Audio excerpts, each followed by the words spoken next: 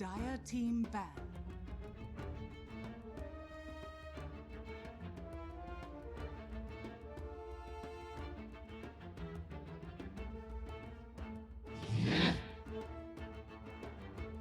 Radiant team ban.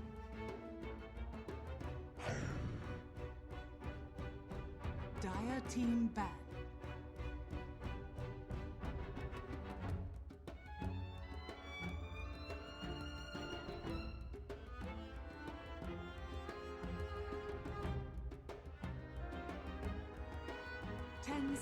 Remaining.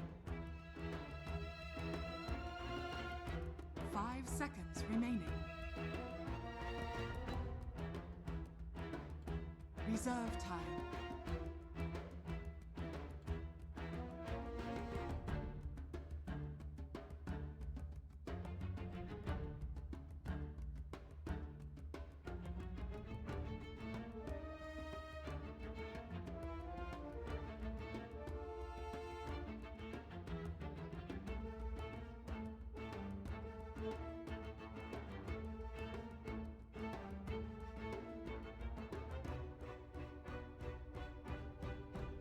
Radiant team ban.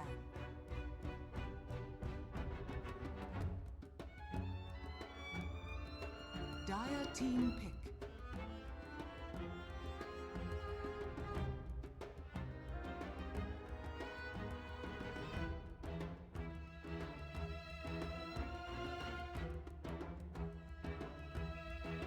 Ten seconds remaining. Monkey King.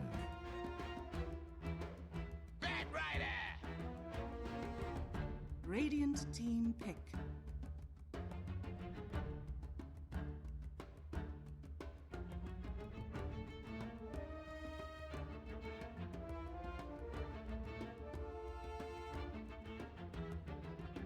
Ten seconds remaining. 5 seconds remaining. Reserve time.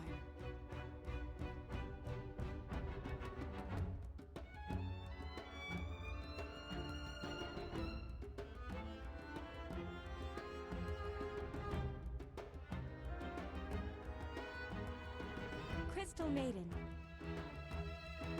Dire team pick.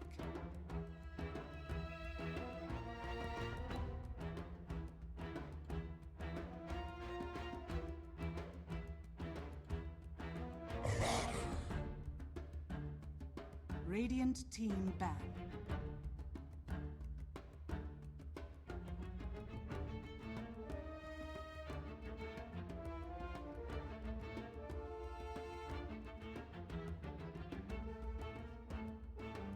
Seconds remaining. 5 seconds remaining. Reserve time.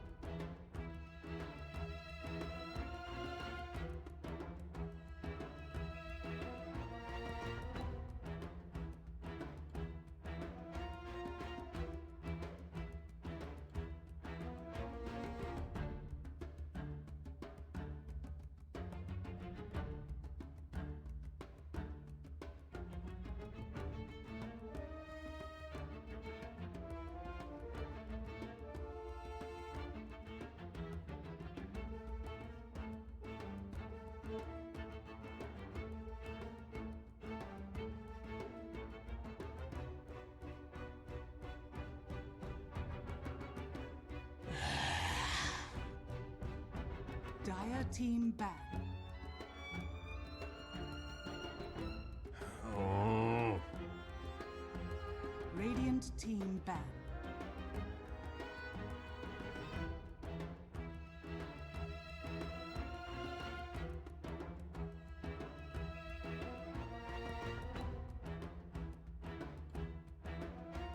Ten seconds remaining. 5 seconds remaining.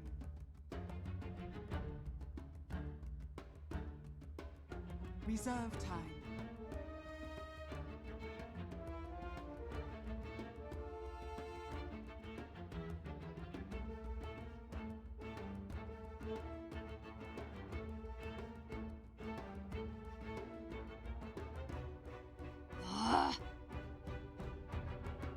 Dire team ban.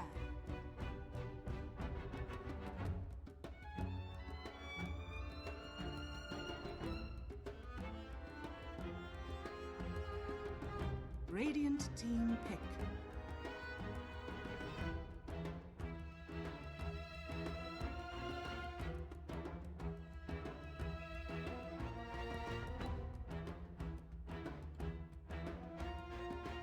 Ten seconds. Weaver. Dire team pick.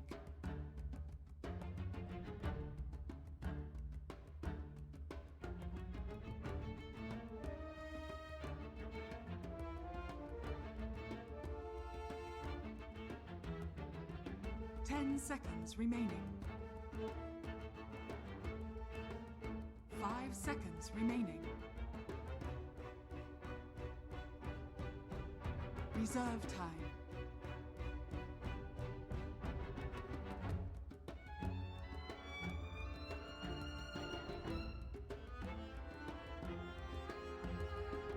Rubik. Radiant team pick.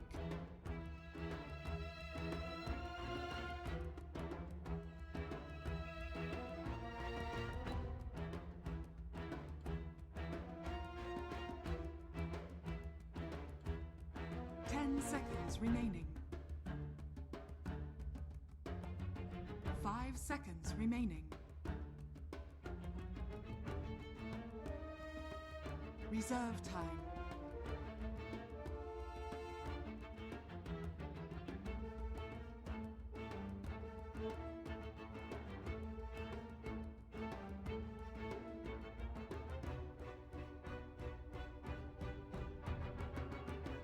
Sand King. Dire team pick.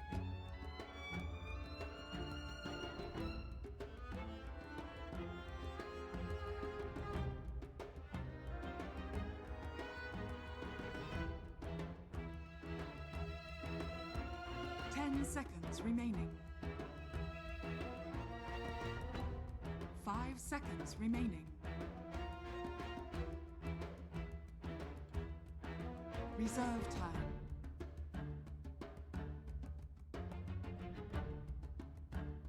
Imber Spirit. Radiant team ban.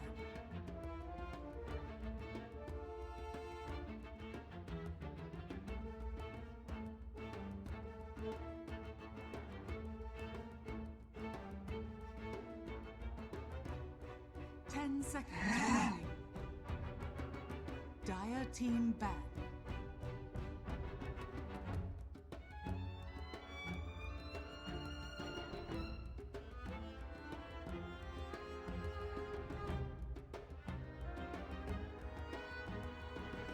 Ten seconds remaining. 5 seconds remaining. Reserve time.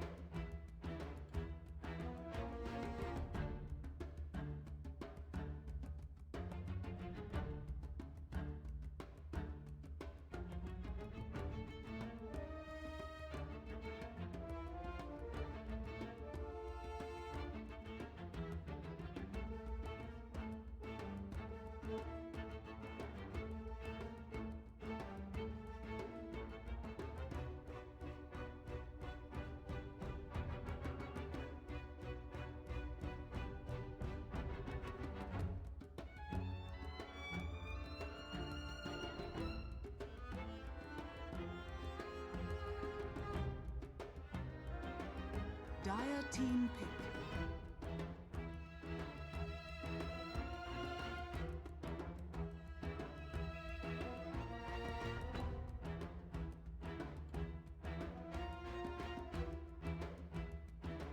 Ten seconds remaining. 5 seconds remaining. reserve time.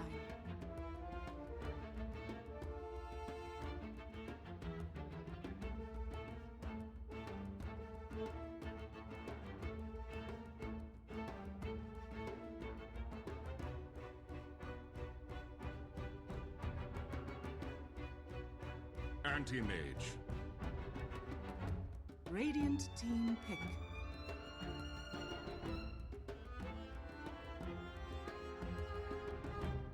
Alchemist.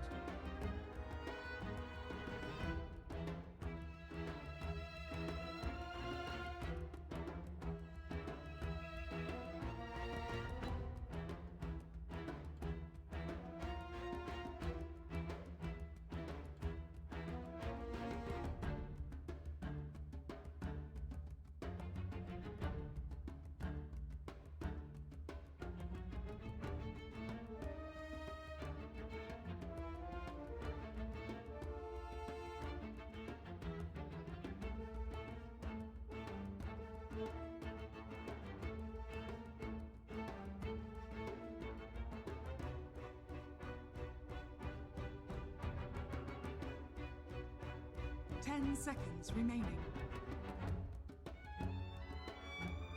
5 seconds remaining.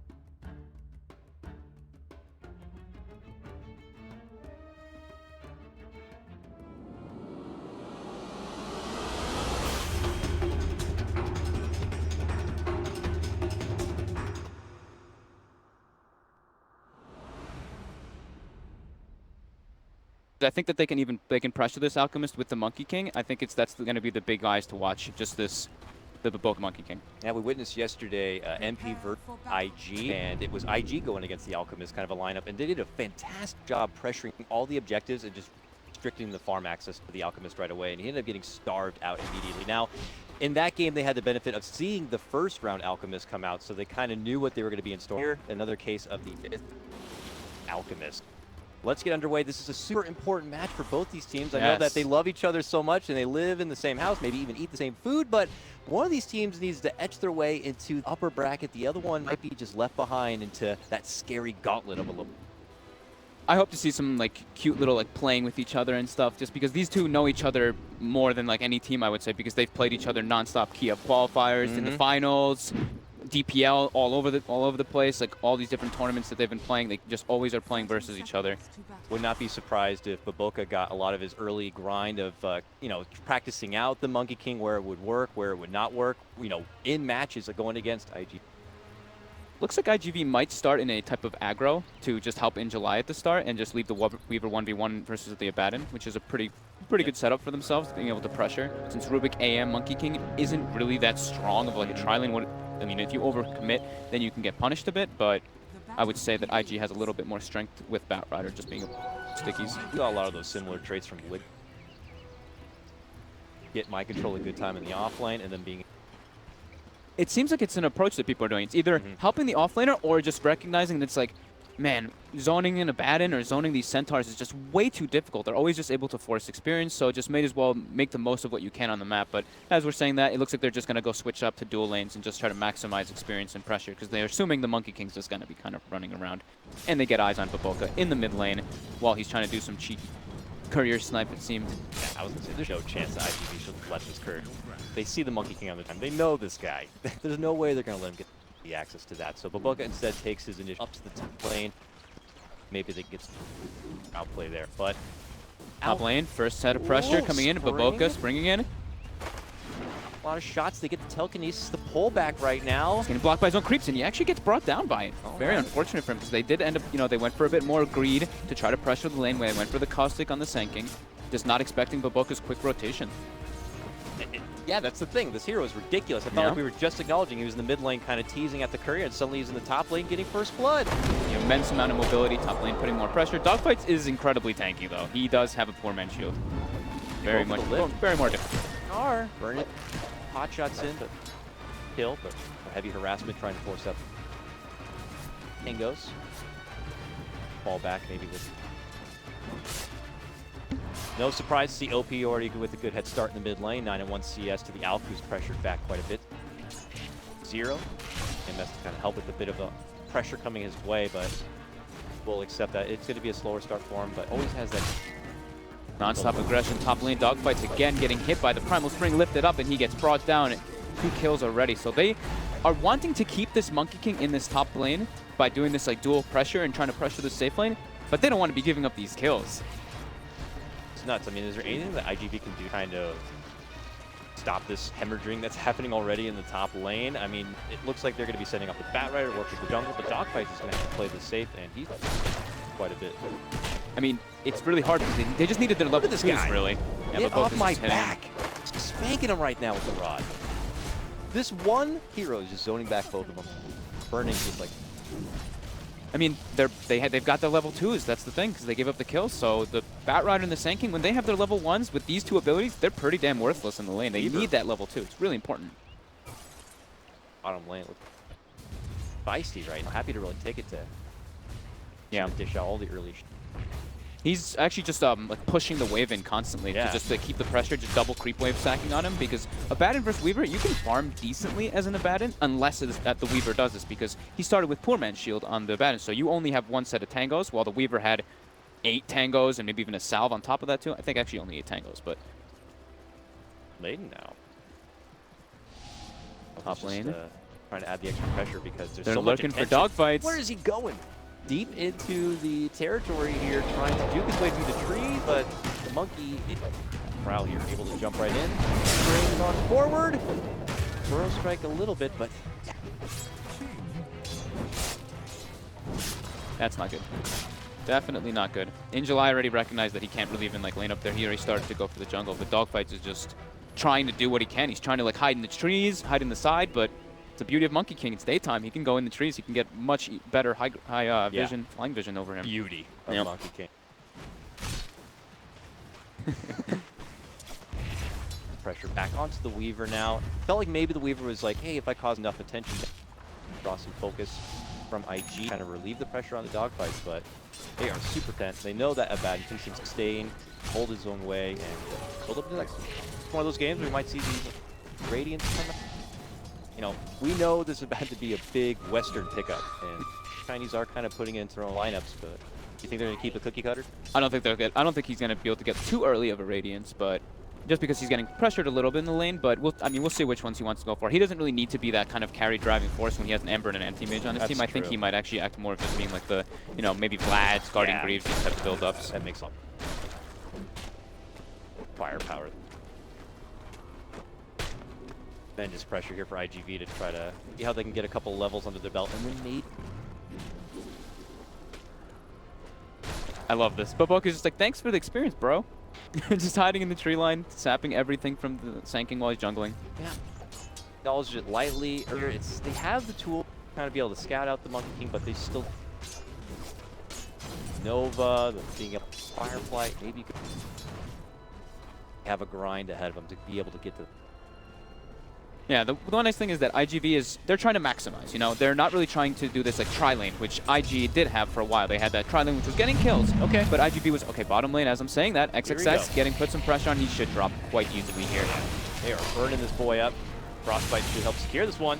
You get a rotation in from Q with a Fade Bolt, and XXS might be good. Walking back behind the tower, this man has just stick charges. They have just avoided the 3-man gank. He feeling pretty unstoppable already. 1 or 2 more hits with the Swarm, because it starting to add up with the minus armor. But Boka trying to go for a courier snipe here, unable to get it. But yeah, IGV is what they've been doing is they're kind of trying to like maximize their experiences at least. So when you look at like the gold and the experience graph, they're actually a bit in the lead, just because Alchemist, of course, for the gold factor, but then the CM has kind of just been jungling, doing his own thing. Bat Rider resorted to the jungle. the same thing. So they're just trying to get as much efficiency as possible on the map. Yeah, not great at being frisky, creating aggression across the map, but you know, eventually you do have to stop all that mobility, kind of focus on yourself and get some levels of XP. I mean, Monkey can look like 2 minutes in, so he made that early game hack, but for levels under his level 4. Maybe a little bit of lag coming in. Was getting some on mine, eh? Yeah, they were getting it as well. Ka. Just Ka. Mentioned though, the Alchemist is able to kind of grind his way forward. It looks like the Armlet is underway here, but we've been that interest trend lately from some of these Alchemists. And Envy, I don't know if we give Envy the credit for pioneering it, but these phase boots pickups have been really coming into play. It doesn't look like he's going to be going phase boots in this particular case, but what do you think about that? Is that going to be a new trendsetter? I'm not too sure. We saw it happen now, I think, in 2 games or 3 games at least. 2 obviously from Envy, and then 1 in the last series from SCCC. I'm not too sure. It's just maybe players are just trying to maximize in the jungle when they feel like they're probably getting pressured too hard in the mid lane. Who knows? Personally, I think it can work fine, but then you're kind of, you know, even Envy, he had the phase boots, and then he bought the boots of travel as like a 3rd item too. So it's like, is it really that value? Who knows? It totally reminds me of back when like AM was really back in the prime, and everyone had their own different takes on the farming. Somebody even building the extra farm. Yeah, CTY would go for the Hyperstone instead of building up for that for it the feels like that a orbs. bit. Like everybody recognizes this hero is certainly in the meta, and they're trying to all optimize his farm as best as possible by trying all these new ideas. All right. As far as itemizing. OP he's level 6 now. This. They've got a Flying Courier, aka the Monkey King, coming in with the first smoke gank of the game. Dogfights looks like he's going to be the culprit. Boom! Jump in, stun set up. Yeah, really no chance at all for the. Now they can pressure into this tier 1. Successful game coming in. July is just gonna have to watch this one. Vitality or not. Kind of throw down. A level 6. Yeah, the only way they really can defend those towers, or the tier 1s, if they bring everybody, like 3 or 4 heroes, and that's what they're starting to do already. Burrow into Burning? No, he makes the blink out. He will also create a bit of space by connecting with telekinesis, but that may have put himself to a bit of trouble. But, you know, that's what you gotta do is... 4. Okay, so Baboka actually, or one of the supports on the side of IG actually warded the hard camp on the side of IG Vitality, so Sakata is missing 1 big camp of farming. And they actually were warding around to check for it and didn't find it, so... Back into his jump. Missing out on one. But aha! He will get 127. Grievous Reed. But Baboka, right on the other side, blocks another one. he blocked another one and denies the bounty rune.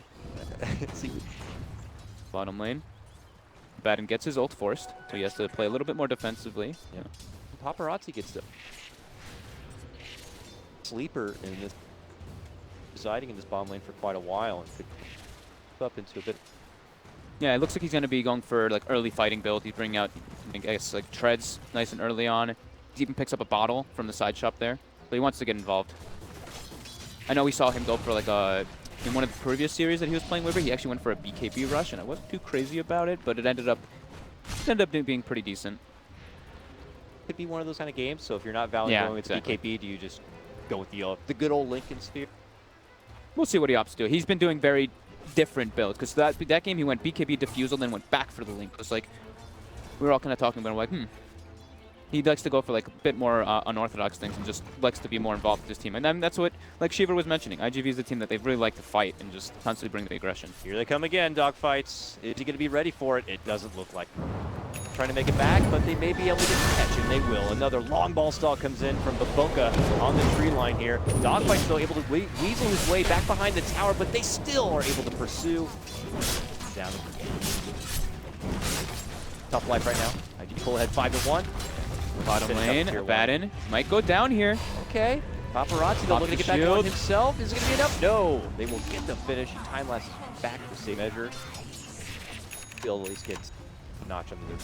Good timing that he picked up the treads there. I'm fairly certain that the Abaddon would have not been able to have been brought down without that bonus attack speed and damage, that TP with the shield. So Paparazzi putting a lot of pressure now on that bottom tower as well. IG claims himself that top tier 1. I think though this like kind of economy game would develop here when you're Alchemist AM is that guy who's just going to be way, but Burning has showed he's having to get his hands a bit dirty, at least if the fight is presented in front of him, but do we imagine he's going to be dedicated up here for a long while and not looking to kind of get involved in the 5-on-5 to try to match up against the Alchemist? Yeah, he doesn't want to get involved. Okay. They have pretty good fighting for other heroes, so he can actually just kind of like chill out and come in and get maybe involved just with like a finisher. But other than that, I mean, they probably just want to get like the Monkey King online, like get him his level 6, which he's picking up the tome now, and then they can fight a lot easier without having to involve their anti-mage. They can bring the Ember, they can bring the Monkey King. Once the Ember has Veil, then they start having a lot more team fight prowess, not needing that anti-mage. Back to the lane, poked, dances around with the Weaved. Talked about the Boca. Level 6, so right now.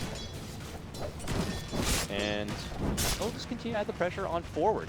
Mentioned, you know, something IG had practiced yesterday, last night even in the matchup against MP. They know they have to pressure these objectives, so this Alchemist have that space. Barazzi, though, he was up the rotation towards this mid lane, scouting sure for the monkey. Go for it, yeah, trying to throw the bugs on the trees, trying to find the Monkey King. They actually do find both D wards as well in their jungle, so the camps that were blocked are unblocked. And IG actually has very minimal vision on the map because of those ops wards being dewarded in the places that they would. So I think the next wards that they're going to be placing will not be camp blocking wards. It's Arcana, man. He has his relic now. Brains is coming together.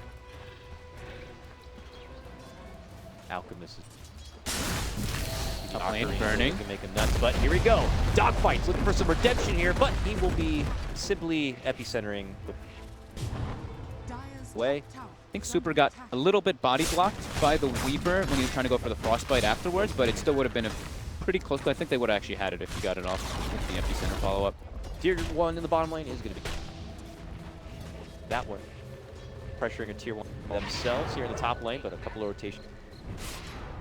So I said he might not go for the Radiance on the Abad in this game, but he is going to be going back. He's going to go for the Phase Midas build, so he is leaving his options open just to be able to scale until the later stage of the game. Since, you know, they are playing versus an Alchemist, this game is going to go late. How frustrating is it going to be for the Alch and the Weave? Been problem? Oh, for IG? Yeah. I was just literally thinking about that as soon as, like, right before you said it. I was like, I just realized they have a Weaver with the Alchemist. The time-lapse Aghanims at later stages is going to be pretty obnoxious. We'll see how it, like, really comes into prowess, like, if IG is actually, like, balanced. Because right now, I'd say they're okay with how farmed the Alchemist is. They probably wanted to get him once or twice with the gank, but they haven't really tried to.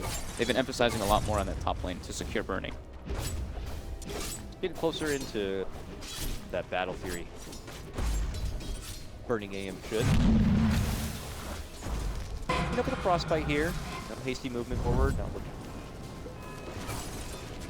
careless encounter here. That Burning is posturing. Does make things a bit suspect that IG could have some forcements behind it. And sure enough, they do. Now they're moving on forward here. Seems like it's in trouble. Pulled back, stunned up, fade bolted, and he is gone. Now comes in Paparazzi looking to get a bit of redemption here. She's up the swarm, sees the weak target in Q, pops the wand to stay alive, but here comes Alch.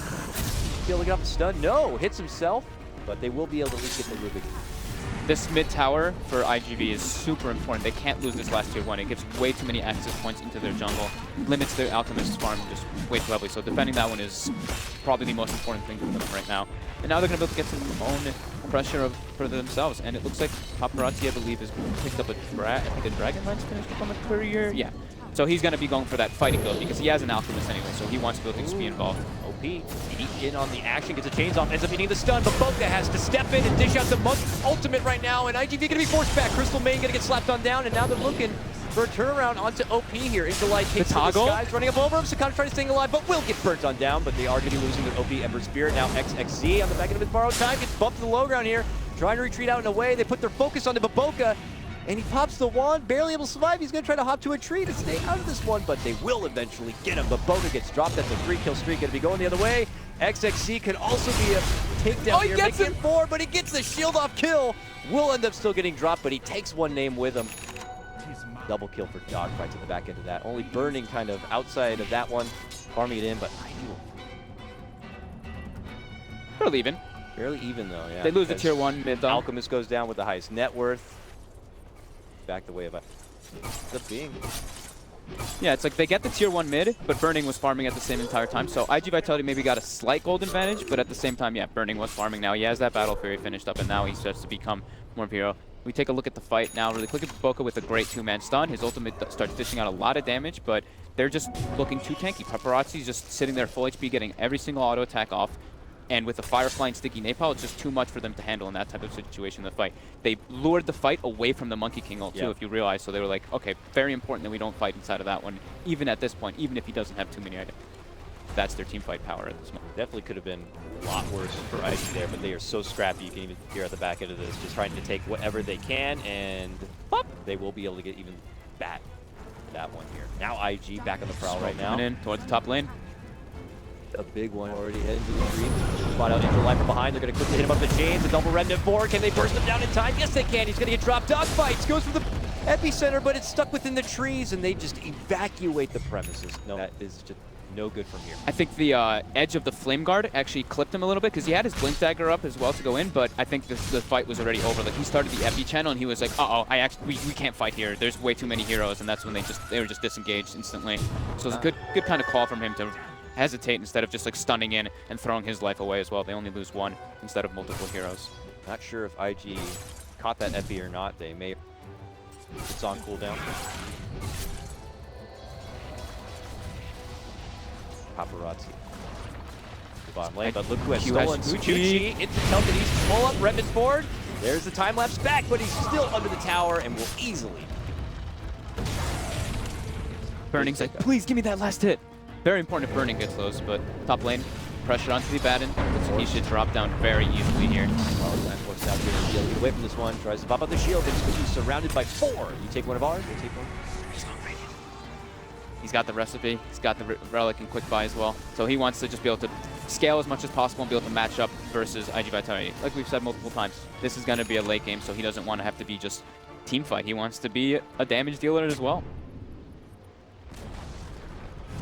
Long and Radiant's middle tower is under attack. satisfied. Pick off, take a tier 1. Now kind of have the IG jungle kind of rummage through in it. Time to plant down a couple of good wards here to farming through that. Maybe a possible pure pick off on a jungle farming Burning. They reset back a bit.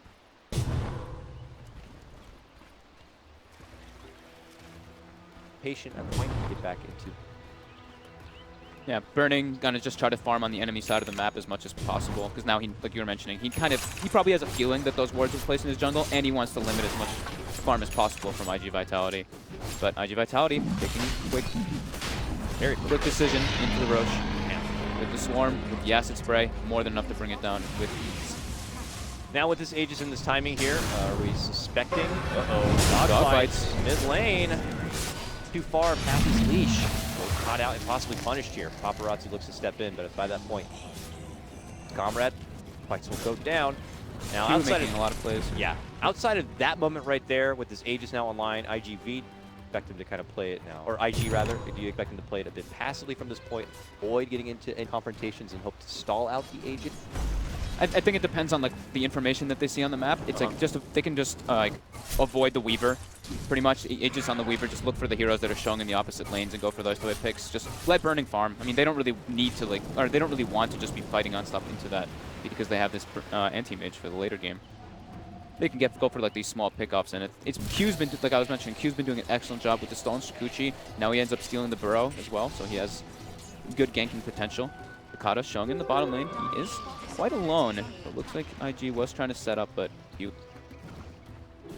treat. Step off from that bottom lane and then look push off that tier 1. Flies out. The Boca will be able to sidestep it. Take it right there. But he'll be watching from above, and it looks like the way he's stepping back, this is going to end over. But now even at tier 2, is it pressured now? Our IG. Radiant's middle tower is under attack. Back to XXS. He's been in his top lane hanging now. Just chop it away at this tier 2 with really no pressure at all. And it doesn't seem like IG Vitality are caring about rotating it. Good way. I've been seeing IG doing a nice job kind of echoing the opposite side of the map. Barely able to blink away from potential trouble, but it looks like he ends up putting himself into a telekinesis. But it looks like they are going to decide to pull off once they Kata in the neighborhood. That was nice little plays by IG there. They were pressuring the top lane, forcing reaction, and Baboka just threw his ult bottom to just completely push them off of the tower. So they had to like just react instead of doing their own pressure. Basher has that nice value Blightstone. Gotta Q. Sees him, hits him with telekinesis. Jump in from burning. XX. After this is out the stun. Dodge fights with the burrow. Is Burning gonna be able to make it away from this one? Yes, with assistance coming out from the Abaddon. The extra life necessary. Away from the trouble. They don't really want to fight without the Ember and the Monkey King. They were just kind of like, again, fighting, forcing pressure, forcing reactions, and they forced the epicenter. OP, the defusal catching him a bit off guard. He looks like he might be okay with this next Remnant. He's got one more. No, but no, the double hit from the Weaver. The solo kill from Paparazzi onto an Ember Spirit. Has got a Dragon Lance defusal. That's not the Lizard that was Baboka expected. getting ran down as well. Yep. Frozen up. The hide. Here comes IGV. Game right back now. Maybe 10 to 12, but Alchemist is quite the beast. Having to rally behind him here, pressuring with. Looks like they have as they approach. Yep. Baboka claims himself that nice mid tower, but he ends up paying with his life. From the point when you were saying that they wanted to hold on to that tier 1, look how much they've been able to get since then. So. It was real, that fight they took in the mid lane was so important for them. Now like we can just like progress into these later stages, access to the Roshan, everything.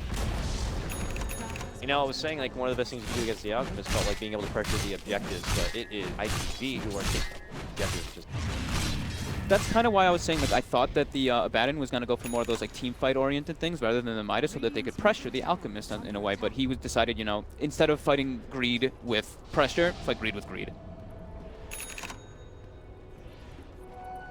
Spirit going down the bottom lane. He has that early blade mill pickup.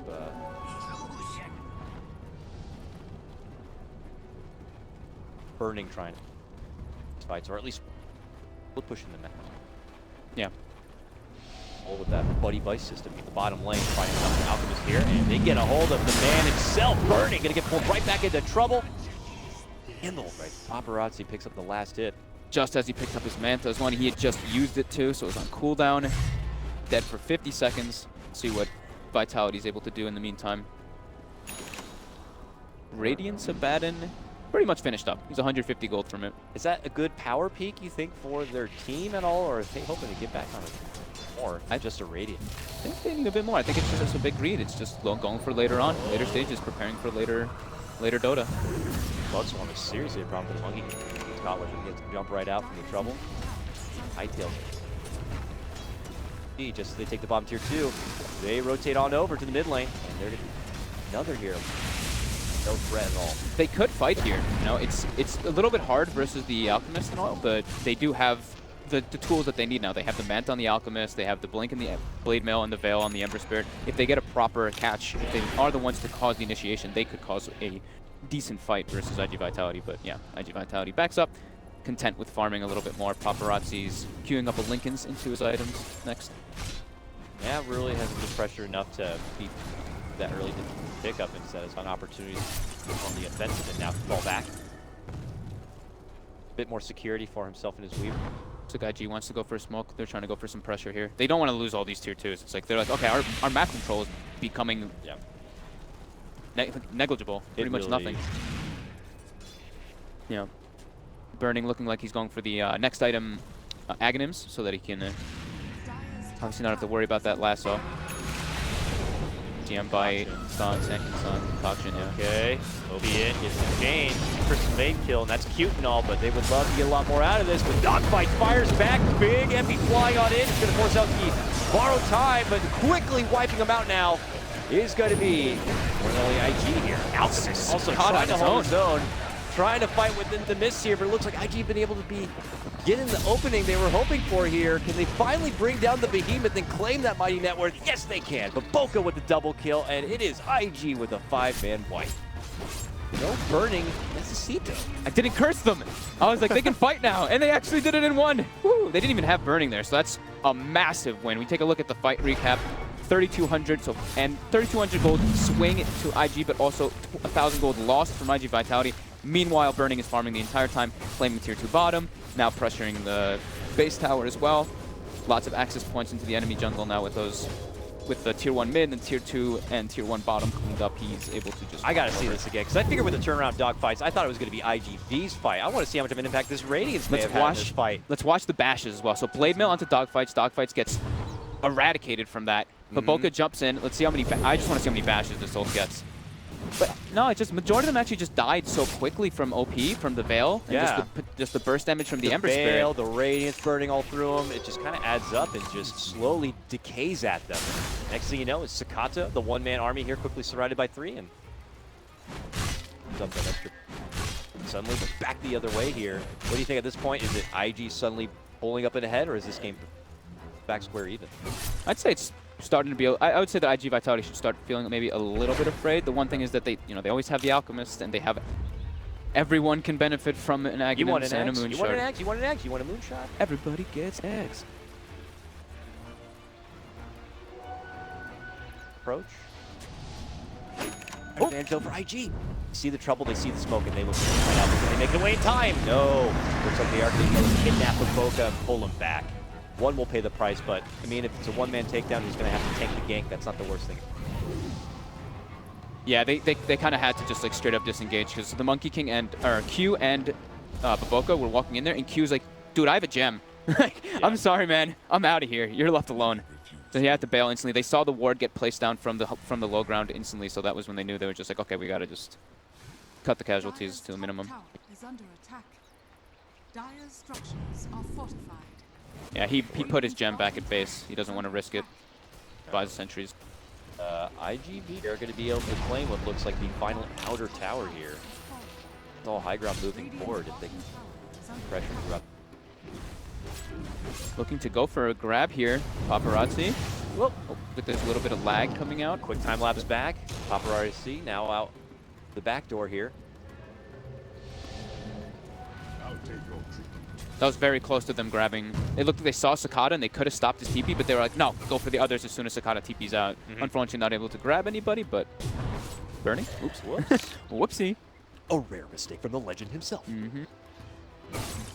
It's okay. -1 blink second cooldown. It's only 4 seconds now. It's fine. Oh.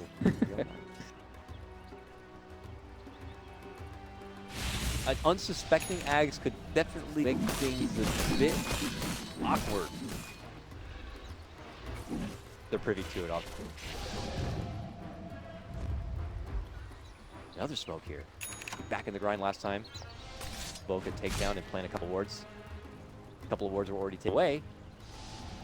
I'd love to get a good team fight. Could also allow them to fall back on a Roche. To watch the positioning still. That last fight showed a lot. If they're clumped, they can just get eradicated from the Ember Spirit combo. And he's not even level 18 yet. Once he gets level 18, that's another big power spike for the Ember Spirit with the Veil. Hanging.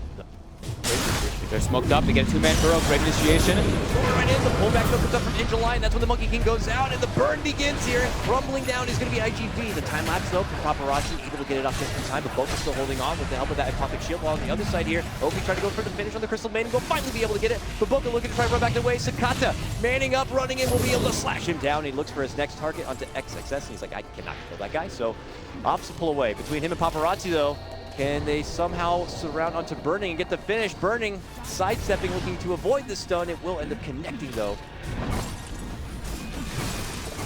Now going back in once again. Sakata looking to step away here. Do this to 3-on-2. Now they managed to isolate Sakata, blast him down with the ulti, but still not enough for the finish. Well, look at this on the other side. Paparazzi creeping in, forces XXS to turn back. And now they put their focus onto the bug, gets another time lapse off. He's able to wiggle himself away. My God, that's 2 time lapses in that one long-winded engagement. They're just dancing around. Yeah. They didn't have any, no form of lockdown was alive, so they weren't able to catch anybody. Unfortunate chains missed by OP, but then Sakata, honestly, dodging his concoction saved him there as well, so he was a bit, not lucky, but great timing from his Manta style there. Yeah. Oh, this road up. By IGV, the time they want to go, they cut themselves. They see the reapproach from the little lady. They smack her down. Now that they have that ward on the high ground here, it looks like IGV are going to sacrifice the Roche. IG. They are maintaining about a 5k advantage when they are going against the Alchemist here, so good one for them. I think they're feeling pretty good. Oh, but here's In July. Early flame break, bump back, but Sakata is creeping himself into action right now. The jump in, and In July managed to stack the agent to take it away from IG. Ooh, but he will end up getting popped right away. Burning looking to make him pay for it, but not going to be able to pop back out. IGB begin to creep. Taking territory now. Dogfight to the good. Burrow strike connection now falls in with the epicenter. Looking to go for the burst. The lasso will help secure it, and OP goes down. Now looking to surround Burning, and it looks like they'll be able to get it. The flame break bumped to the low ground. He blinks out and away, gets the assistance from XXS, and makes a hasty escape. Now focus onto the bad. They may have to settle for Borrow time in 1 second. Oh, man. Kata shreds him apart like nothing. That was their gem as well that they lose there in that fight too. So they do get the last hit onto the Roshan, but a beautiful steal from In July. Yep. And Burning unable to really just like man up and fight afterwards, just needing to be able to survive. Yeah, Q being brought down so early in the fight, they didn't have that great lockdown from the Rubik. That was actually just a beautiful play by In July. Now it's Sakata sieging away at the tier 3. This could open up new options to go back towards the shrines as well, and more money in the pocket, and a buyback now going to be forced out. The rotation comes in. Will IGB quickly take that win and look chase, but now they can money. Very hectic fights. Yeah. Really, it's really indicating how important it is for the team that initiates. Tough. Turn for IG because offers a bit extra lockdown for paparazzi and the line, dogfights and stuff. Fights, you know. Wild goose chase. IG Vitality just always seems to have a smoke in their arsenal. Again, smoked up, looking for that grab onto Burning. Unable to find him, quick TD out. Voided. Back towards the bottom lane, and it looks like another parade for him.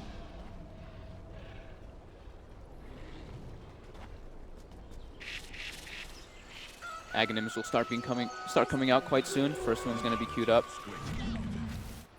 Man, I mean, Aghanim's Weaver with Alchemist is something pretty terrifying. Pretty gross, really. Yeah. Having that extra life. Just I mean, the siege power of it is really like the one I always think about. It's like, okay, Alchemist can literally just walk up non-stop and just pretty much at no fear. Bottom tower is under attack. Massive range potential of the Aghanim's timeline.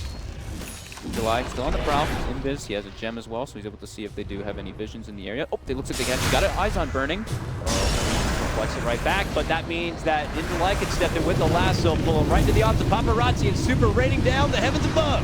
But Burning, as he falls back, is he able to blink away? He is, but they quickly catch on to him, and he is going to be dropped here. IGB on up and up at this point. Time for some pressure. Yep. They might try to just force the buyback from Burning. And they probably will here. Right back down the mid lane go. Abaddon already expended his buyback in the last high ground siege. Tough hold for him. Already has to spray out Sakata. He just beelining it. He's like, I'm going for the objective. Just goes right for the racks. Everything in the power of ID to try to hold. There goes the buyback right now. They commit on him. The Baboka ulti trying to force him back. It looks like they may be able to get dogfight. No, pops the wand. Able to blast himself out. They will get the bigger target in Sakata. Finishing him off will be Burning. And now they'll get the super. Nice hold from him. Cost them the buyback, but they get that juice. Got the target for it. Caught him maybe with a little bit a little bit too ambitious there, That but guy, he was pissed. He was like, I got to get this rack. Screw everything else. Threw himself into the base. I'd like to see as soon as Baboka does jump down, though, I'd like to see one of the supports on the side of IG Vitality saving one of the disables, because the windup on Monkey King ult does actually take quite a bit of time, and that Monkey King ult was quite prevalent in that last team fight. So I'd really like to see when he does Primal Spring down, either a Frostbite come out to just slow it down, or a Sand King Stung, a Yule. They do have these different types of options to just mess with the channel time from that. Yeah, I don't know, even a Hail Mary of a Flame Break to bump him out from his own ulti circle. It's something. Blitz going to be forced out now from IGV. Suddenly back the other way we go. It's IG trying to force a buyback, but Dogfight makes the move. Epicenter landing right in the mid lane, but they're able to shrug off a lot of the damage and turn it right back onto Dogfights. Can they get the finish there? Barely able to hold on, gets a glimmer for assistance, and now they put the focus on the Baboka. Running back out, Apothic Shield will help him Bomb's already dropped. 18 more seconds before the mighty Alchemist shows his ugly mug once again. IG persistent, getting back inside the base with so many bugs within him. Dogfights, recuperates, goes back in once again.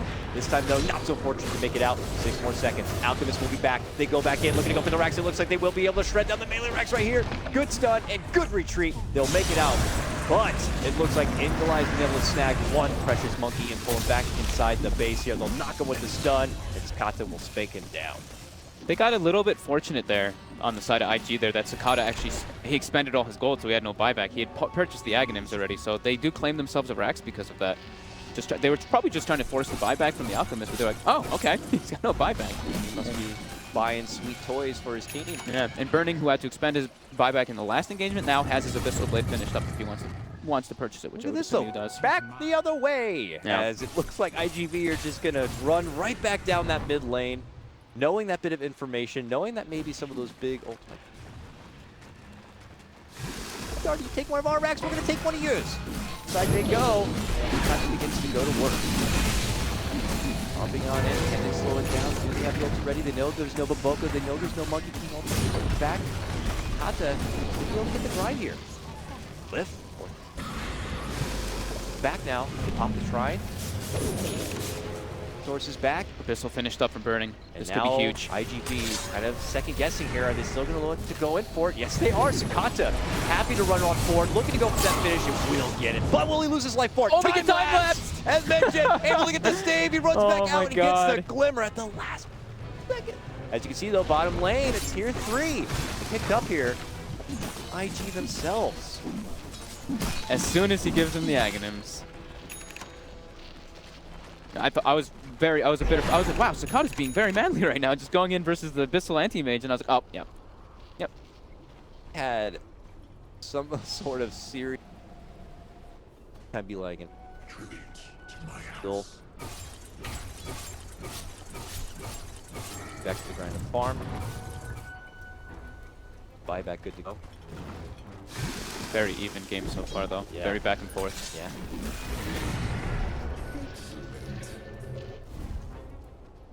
Top lane right now, paparazzi.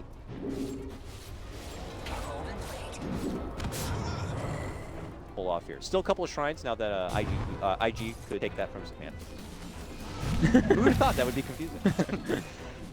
But they now have access to those shrines too, so there's some free money on the map for IG.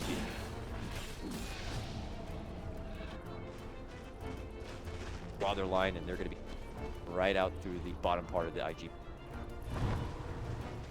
Does IG have any smokes on them? Let's see.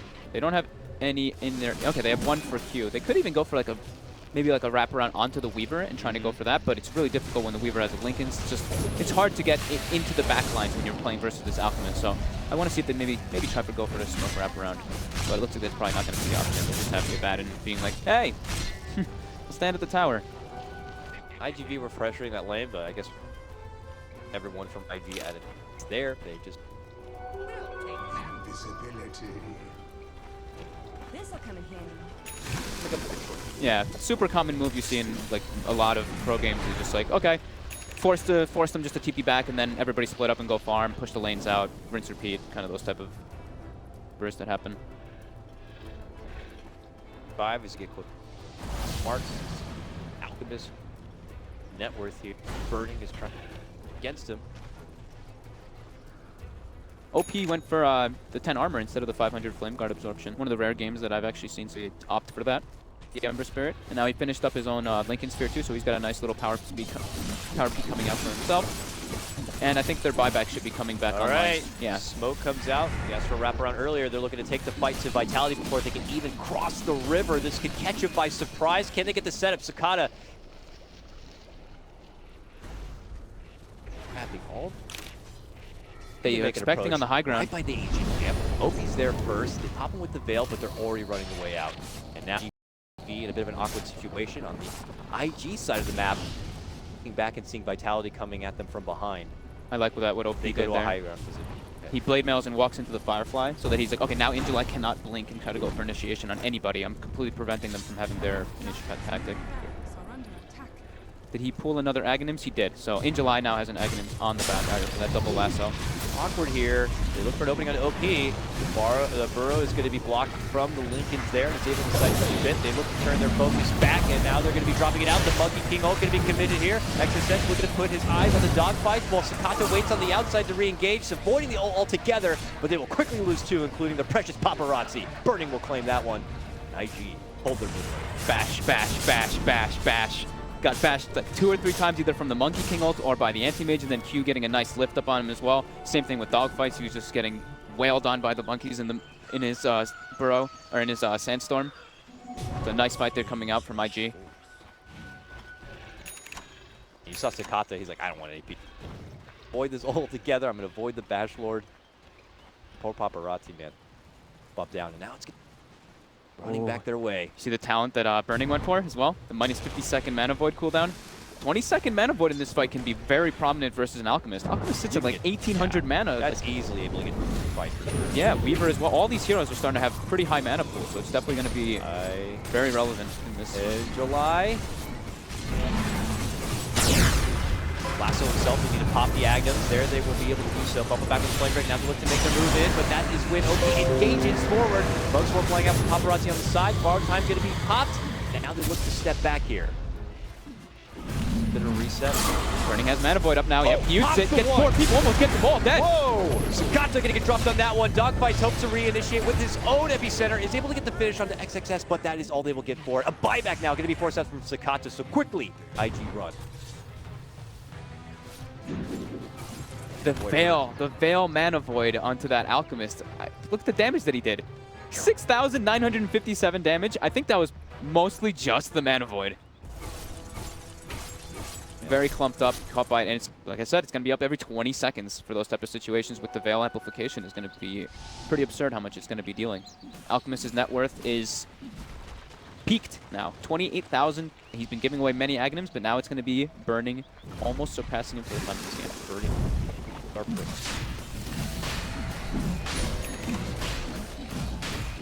Burning's feeling very confident now too. Not saving for buyback, finishes up the full butterfly. IG Vitality takes this time. Go for that Roche. Changes cheese. The extra life. I'm curious to see how much initiative takes to try to go back on that objective push, or if now they're going to further respect IG based on that previous engagement here and not look to take these fights. I mean, they already had to commit a couple of buybacks, so more passive here. And the Aegis will serve. It's hard for them to fight. It's like, July wants to try to get initiation on everybody, but there's a monkey in the trees hiding. The Ember Spirit's extremely hard to catch with this Lincoln's. Rubik's had incredibly good positioning. Q has actually been standing very far in the back lines every single time, not able to get grabbed up. So it's just a really hard game for them to get the jump on, because they don't want to get counter-initiated by this Baboka Monkey King, who now has a BKB. So he will get his ultimate off 100% of the time now, unless he gets somehow grabbed up by the Firefly into the lasso. But he's playing very defensively, very into the back lines. So maybe IG Vitality to kind of pump the brakes before going back on the objective grind here, but here they are seeking away towards the top lane and do what you mentioned before. Yep. They draw the attention from IG and then quickly plop and get back to the farm. Plop a couple of wards, of course, in that jungle on the way out. That gets him back to the grind. Pattern continues. Smoke out and try to catch the Vitality and now still holding Rain inside their own home. They're feeling pretty confident in this game, I would say. They're the only way that we lose if we get caught outside the base with Burning not having buyback right now. So played safe. It's in the base. The only way that they can't really gain anything. Sure, they can accrue themselves some more gold, but we've proved it that we can fight through it. There's small net worth advantage now. Yeah, it's only, I mean, if you look at the graph, it's actually very telltale of the game. Yep. It's literally just up and downs all over the place for the net worth. It's an out game, and then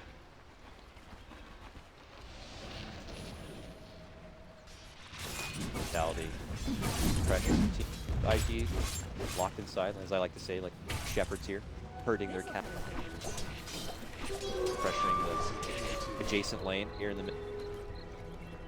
When I'm looking at IG Vitality's lineup now, it's like it's almost feeling like they're starting to come to a force where they're lacking some damage. It's the Alchemist who can run in and do everything, but then the Weaver, if you actually look at his items, he doesn't really do deeps. Yeah.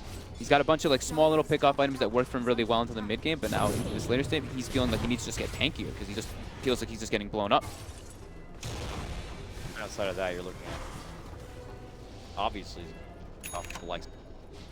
Getting a lot of the level 25s coming out now. The Baden one is, I know we just saw that one pop up. It's a massive one. 500 absorption with such a small cooldown of 5 seconds. It's pretty absurd, actually. 5.1 seconds. Yeah, you can put 3 of them out. If he gets an Octarine later on, you can have 3 guaranteed shields out. 500. That's insane. Great job as the Burning now looks like he's about to have his buyback back online at about 200. Kata still 2 minutes until his buyback is back, but IG just waiting out the Aegis as long as possible, farming the small amounts of waves that are coming in toward their base. Curious to see if Spires, the buyback, if they're going to be the team. Right back to the initial pressure on Vitality or not. Do you see what Baboka's doing? He bought a bunch of branches, he placed them in the base, and he's hiding within his own branches. That's actually awesome. I love that. Which is it, fools? That's some innovation right there.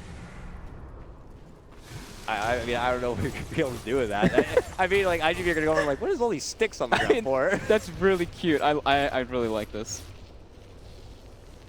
Yeah, IG just still corralled in their base. When I saw that, I was just like, wait, what? Oh, yeah. I lost my entire seen that in the history. Lost my entire train of thought that I was thinking about too when I saw it. Kind of have been residing in that same farm. Finally be.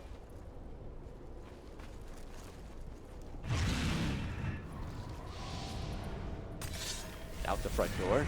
All right, what item changes have we seen now? So now it looks like Sakata swapped out his armlet finally for the Abyssal. We did see that one. That one, apologies. No. Yeah, got the Basher earlier, but now it's... That's a 9.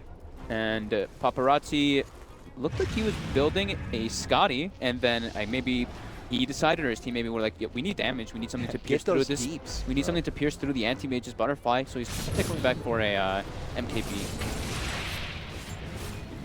IG. Side. This time though, creeping out, passing away, Birdie jumps right in. They look to get the focus on the dogfights here, but he's able to get the Yules off. Follow-up play here is gone in. Repositioning now. IGV looking to double back.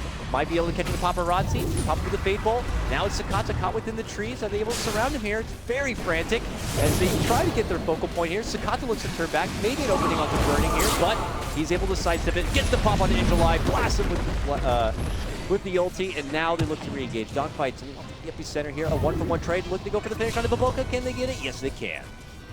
Paparazzi and Sakata. Still dishing out a good chunk of damage when he does have the swarm on people, though. When that starts to add up with the Diffusal Blade, he actually does quite a lot of damage under the Acid Spray, since it's just so much minus armor. Minus 12 plus the swarm just really starts to add up there. And the Abaddon actually does end up dropping after throwing several shields down. Let's see if they're able to force a buyback here, if IG are just content with defending with 3 heroes. Looks like they are, but Vitality, the way that they took that fight was really nice, though. They forced the fight onto the Abaddon, and Baboka maybe preemptively actually threw his Monkey King ult, and then they peeled the fight instantly away from that Monkey King ult. So it's a very good way that they fought it. But remember, that was with the Aegis, and that was with the cheat. Vitality, you're able to kind of manipulate, especially if it's going to be outside the base of IG. Sidestep that. Feels like it's very frantic, but you can see IG kind of swarm away from each other and be able to fight right back. Set a bit. Okay, Paparazzi doubled back and just finished up the Ayascati after that team fight. I guess he felt like he was actually dealing a good chunk of damage when he did have the Acid Spray and the Swarm, so a little bit more survivability, more chase as well from the slow. I mean, do you think you could still trade out like the Dragon Lance for a damaging item? Or I mean, he still has the Aquila, right? So probably switch up the Aquila. Yeah. And no, that's a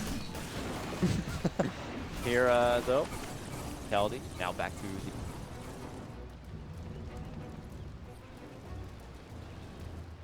the bottom lane. It's back down now. To the wave, and now it's a bit awkward. Now he's going to be able to fly on back, but look what they were waiting for. Right at his red, and they'll catch him with the lasso pullback and finish him off. He is out. Does have a buyback. Do anything then. That was really nice. Camping that Remnant. Wasn't expecting it at all, even though you had the high ground ward. Southern front of IG's base here. Don't know if they can force the buyback, though. They still have a lot of ways to just, like, stand at the front lines. I mean, the Abaddon just stands there with a shield. He throws 1 or 2 shields on people. Again, Baboka dropping a branch, turning into a salve right next to it. Tier 3 Kata getting bursted down. He's got to watch himself, but he does get the time lapse off. Burning, holding that mana void. Able to defend quite easily without having to force that Emperor Spirit buyback. Yep. Strong high ground hold, being able to utilize that choke point. They have a smoke up now for IG. I don't believe that they do. I know they used several, and they even used one to run away at one point, so I want to say that they're waiting for their last smoke to be coming up down. Can't check that. Trapped inside. A lot of credit to Vitality for that. So Sinking now has an Aghanims as well. So 3 Aghanims have been given. Who hasn't gotten? Just the CM and the Alchemist. Goal with that. Frostbites, maybe? Values that. Kind of hard. I feel like it's kind of hard for him to even like get the ults off in this game though, because like it's the fights for IG Vitality for them to win, they have to like kind of like peel and peel and peel and kind of like keep pulling the fight away from where IG wants to take it. That's true. But I mean, he will get one eventually. And yeah, the Frostbite can be pretty relevant versus an A. Back. Roche soon.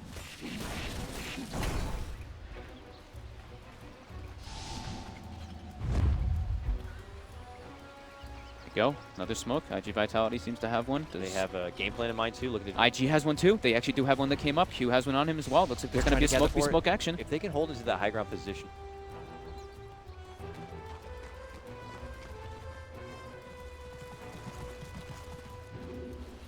I think we've had like 8 fights right here. Yep. We go. Creeping in. They both know they're there. Oh, they're going to get hit. A side hit right there as they jump on in. 2-man lasso. Lasso grab it. They're going to just blast down Baboka right there. They're not going to be able to get off this time. And as they rush on forward, they will also slash on Don Q. The big emphatic burst coming out from Burning is going to do some work, but not nearly enough damage. The Crystal Maiden will fly from above. Get quickly canceled there from Burning as he's going to be able to slash her down. Double kill for him. And now rushes back onto dogfights. They'll be able to get the finish. The quick buyback going to be forced out from the Crystal Maiden because they know maybe Roche could be followed up from this. That was a beautiful initiation too from In July. Yeah. He gets the double lasso, and they're able to bring the Monkey King down before he's able to do anything, but Burning just showing that he is a very dominant force in this game with those aphotic shields as well. He's so freaking tanky. And he's now got 8,000 gold. Abaddon has 6,000 gold as well. He's got the full Octarine finished up.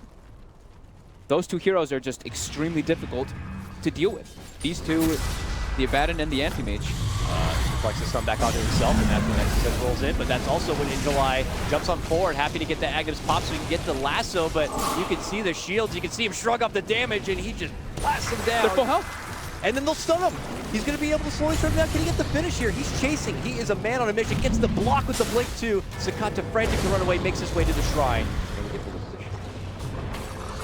But dogfights though. Manta left behind. Another reflected stun. Uh-oh. But the stun gets bashed right back onto Sakata's head here. He mantas and runs back up to the high ground. Burning's trying to get the mana void off. He can't do it. He can't just get the dogfights. Turns the corner. It's the Radiance. Boom! That's like, can't blink away from the Radiance. All right, Burning. Some Moonshard time. Place your boots. Feeling good. He can start feeding some Moonshards to people as well if he wants to. I mean, he's got 10,000 gold. He can do whatever he wants. Paparazzi up in 5, but quick enough to be able to. I mean, the Abaddon Anti-Mage right now at this point seems like they can almost stand in the midst of all 5 heroes and be pretty okay. There's just not enough. I mean, Sakata feels like Paparazzi does some work, but it's just crazy how much it actually does, because it's a 500 shield that heals you, but it's the 500 explosions of damage as well that comes out. And he's got a 25-second cooldown now on borrowed time. These fights have been lasting 30, 45, 50 seconds. We may see 3 borrowed times maybe in some of these fights. Same thing with Mana Void. We could see 3 or 4 Mana Voids coming off in these engagements. Pretty obvious that he's favoring these long-winded or Vitality. They don't have that burst potential to be able to close out the fights before they have that chance. Exactly. That's the problem. It's like IG Vitality's like, we need to make these fights last a long time for us to really be doing anything, but IG wants us to make the fights last a long time. That last gank, they had a beautiful head start set up, a good initiation. Fortunately for them, the person they were able to lock onto was Baboka. It's nice to get the Monkey King out of the fight because his hold's so hectic, but more forces there. CM now has been given the Aghanims. 4x. Seems like it's able to stand up versus the power of IG right now, but we'll see how we'll deal with it. Now, IG on the aggressive.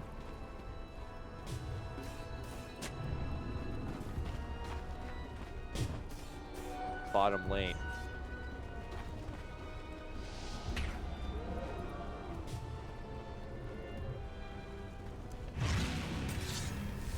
Head of net worth right now. Field in hand, heading up to the high ground. Got to pop his Manta. Done. Start to burn away and followed up with another. Commit the Abyssal. Run on back. Try to box him down with the ult, but now it's going to be into the line. Popping his BKB, trying to get to the mix. Sakata frantic to look for a stun target. Will put off and onto the one. Crosses here from IG. It's a bit methodical. It's pretty scary, like how early Paparazzi kind of has to be sitting like with his time lapse, because the amount of damage that Mana Void does versus an Alchemist is so immense. It's like 2,000 damage if he gets them all the way down. And then if they do have their Veil, which the Veil is actually put inside the backpack for now because he has Aegis, but with the Veil, he has to time lapse him almost like 3/4 HP at sometimes. New wave approaches inside the base. Purdy tries to go do a bit of work here, but now Baboka just out the ulti to try to force him back, but that's when they make the move from Sakata. He tries to hide within the trees. The ulti flies off, but target here. Step back out the base, but that's when they get the grab, the pullback lasso, and that's when they're going to be able to pop the Aegis. So he will go down for the first time. Dogfight steps in, gets him with telekinesis, and they'll be able to finish off the Sand King on the other front. It's going to be the Crystal Maiden dishing out the huge ulti from the Hydron right here, doing a bit of work. He's able to get the finish on the Abaddon.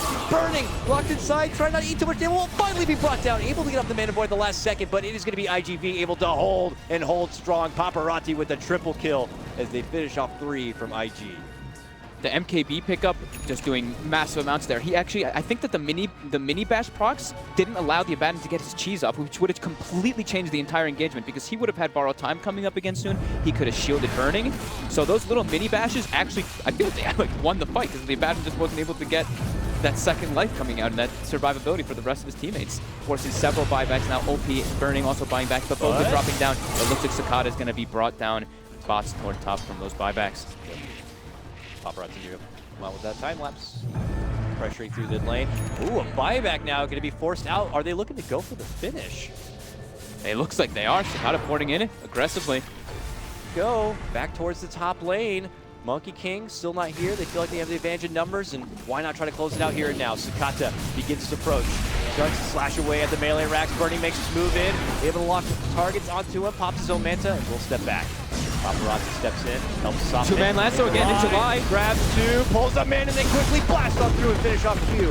And now it's going to be Dogfight stepping in. They're looking to get the first on the burning, but XXS is doing his best to keep him alive and keep him safe. And it looks like he'll be able to do so. He steps in, trying to go for the Rage Burn and finish on 2. He'll get it. Now Sakata forced to run away. This man had just bought back.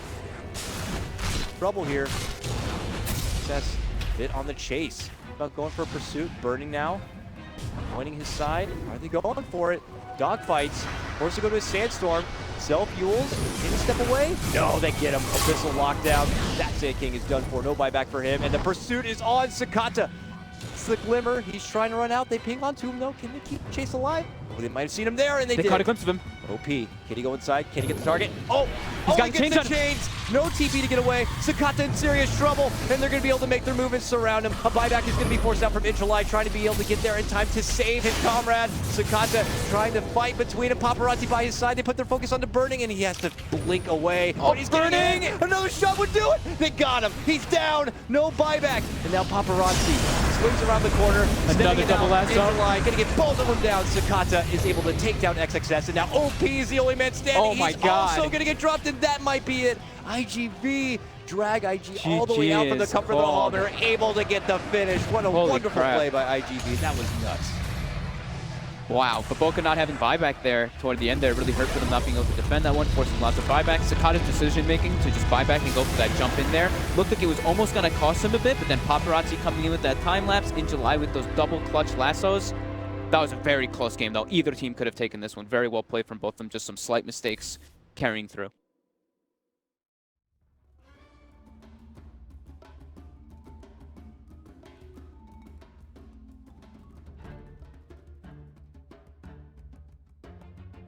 Dire team ban.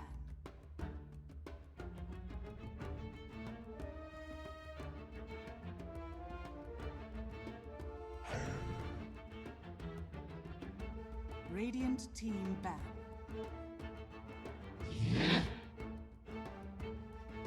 Dire team ban.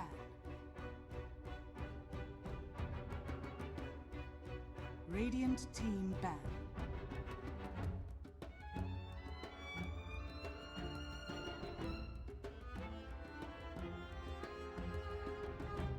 Dire team pick. Radiant team pick.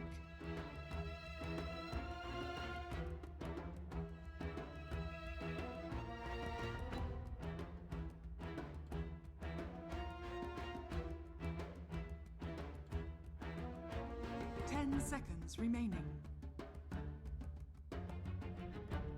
5 seconds remaining. Reserve time.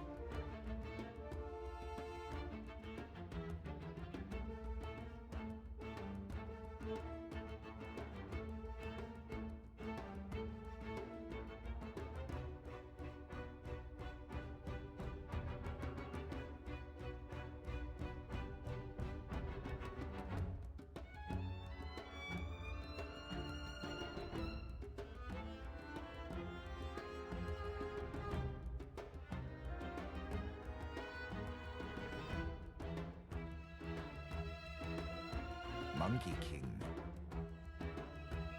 Radiant team pick.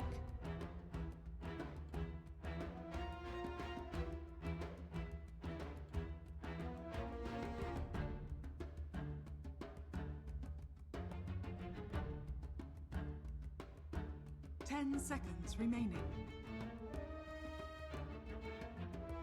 5 seconds remaining.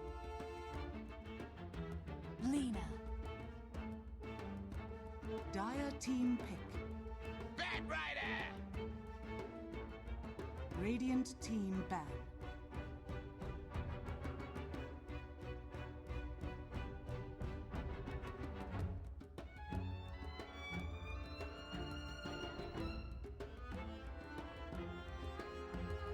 Ten seconds remaining. 5 seconds remaining. Reserve time.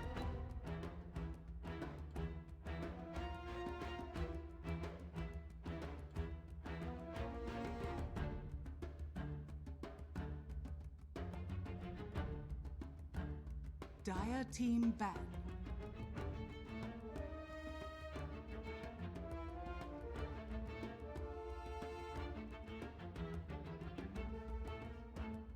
Radiant team ban.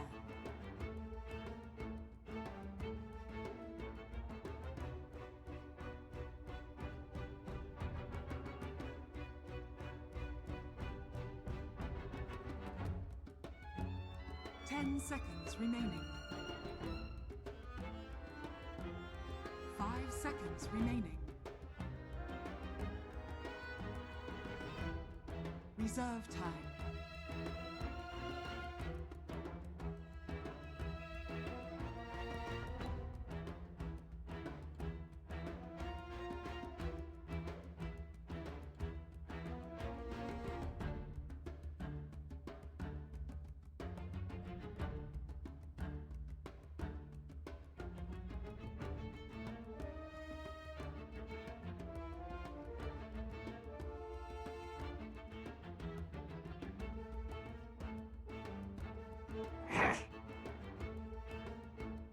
Dire team ban.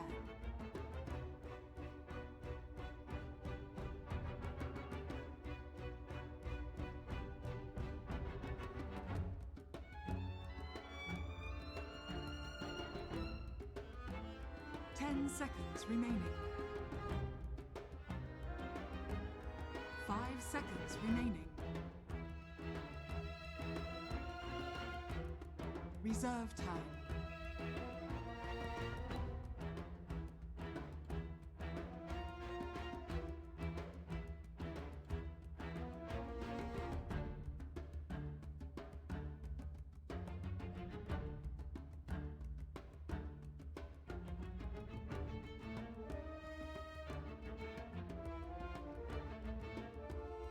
Reserve time.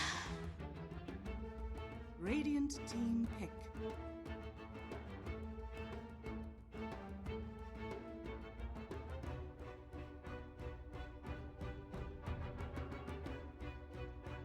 Juggernaut. Dire team pick.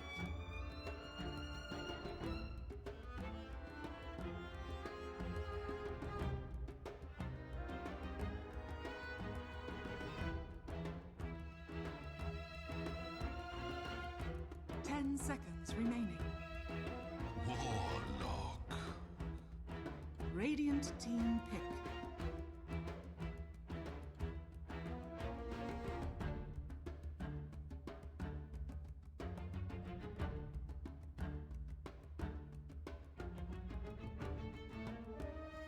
Ten seconds remaining. 5 seconds remaining. Reserve time.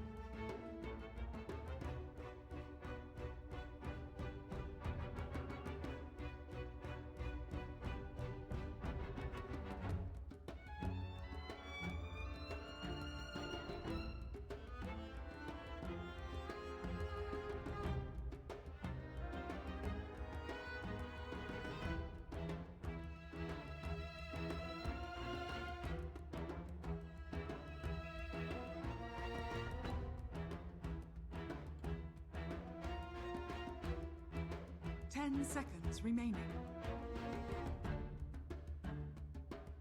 Legion Commander. Dire team pick.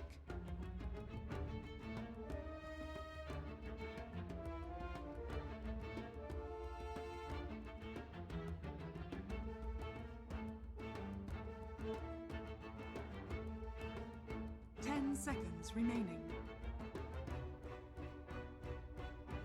5 seconds remaining.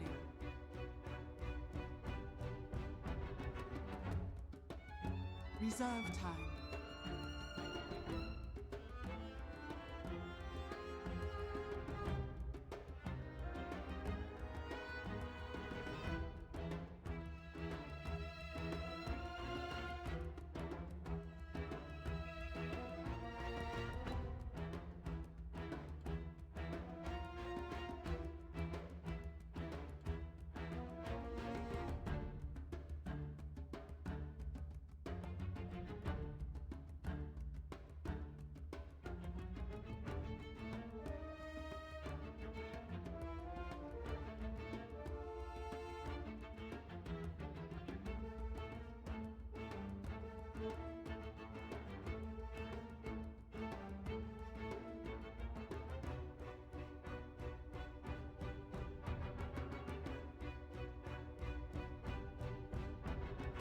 Morphling. Radiant team ban.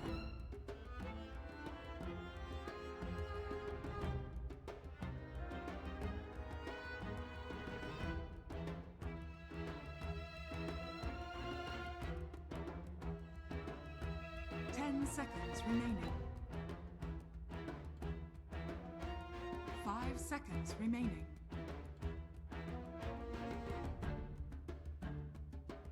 Reserve time. Dire team ban. Dire team pick. Puck! Radiant team pick.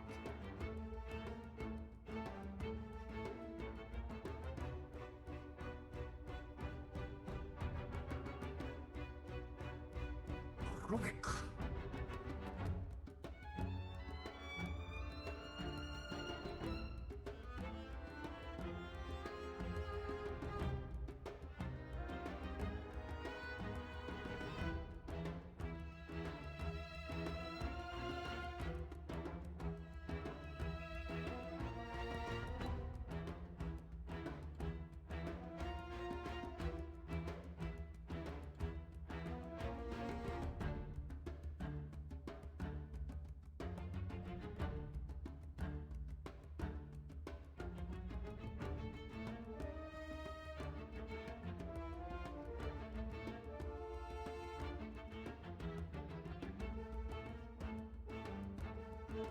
10 seconds remaining. 5 seconds remaining.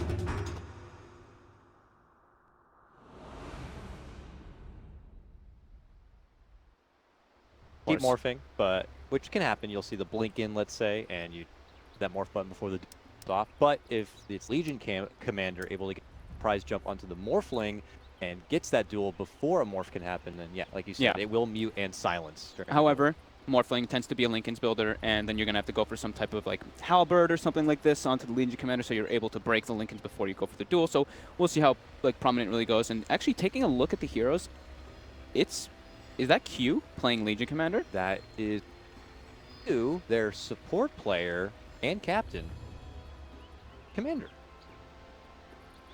The Boca, of course, Monkey King. XXX is on the Rubik. XXX is on the Rubik. Now, I would likely, I don't know, what that says to me is maybe it's Q has more experience on the Legion commander. I mean, I don't know. Is this the kind of game where you favor getting a Rubik? I don't know. I mean, he has the press the attack to remove the lasso and everything for that matter, and then move like the silences if he's in the proper position for it. But when did we last see that? I distinctly remember seeing Lanham jungle Legion commander Lanham, from time to time. That's not to say that they swapped. It's hard to say. Well, they now swapped. I was like, whoa, what? All right, so order is restored, at least on the side of. Well, what about IGV? They ran out those last two picks fast, that Rubik, and then Puck. Puck, we've only seen a little bit here at DAC. I think the most. In that case, the offlane matchup here. What about this warm welcome back to Puck?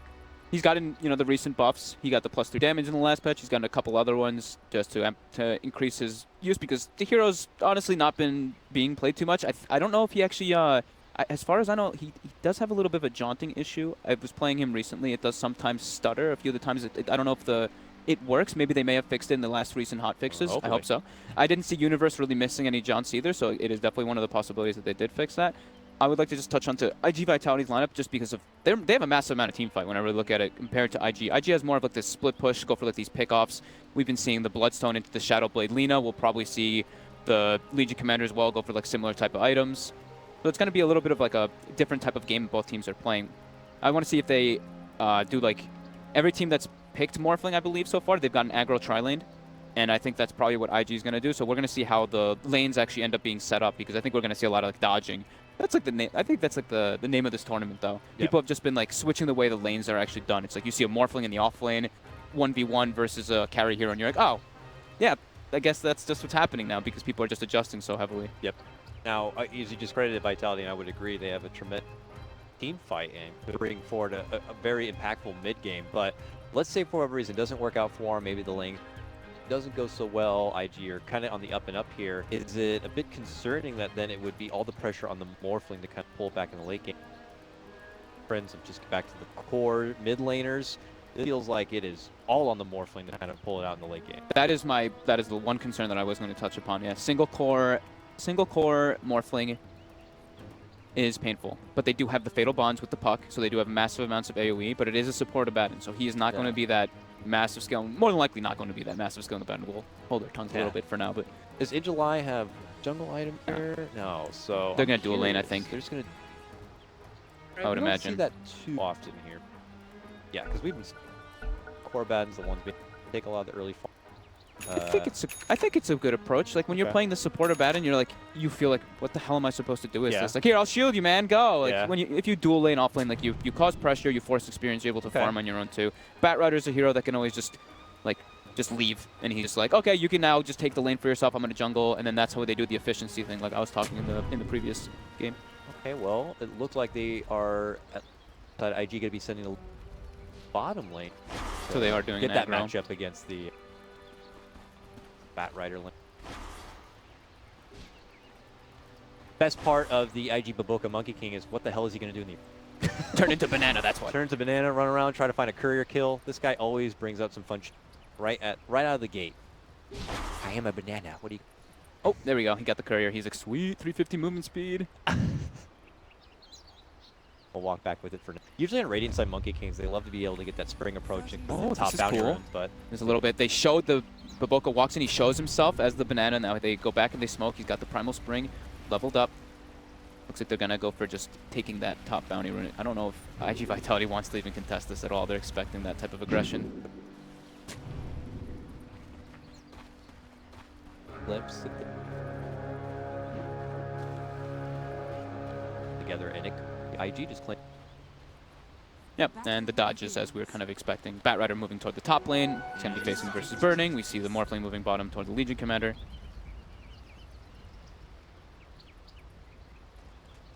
Bat Rider, that's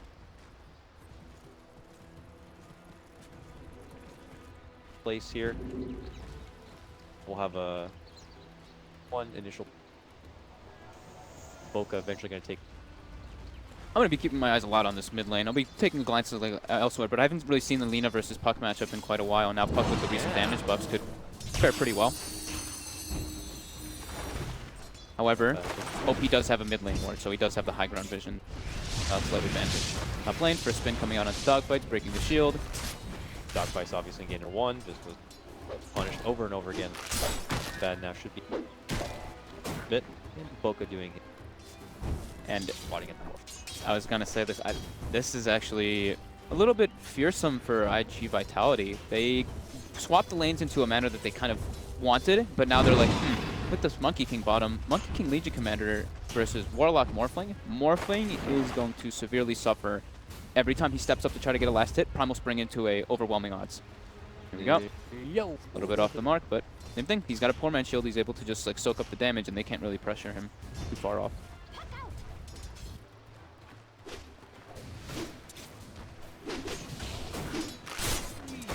Back.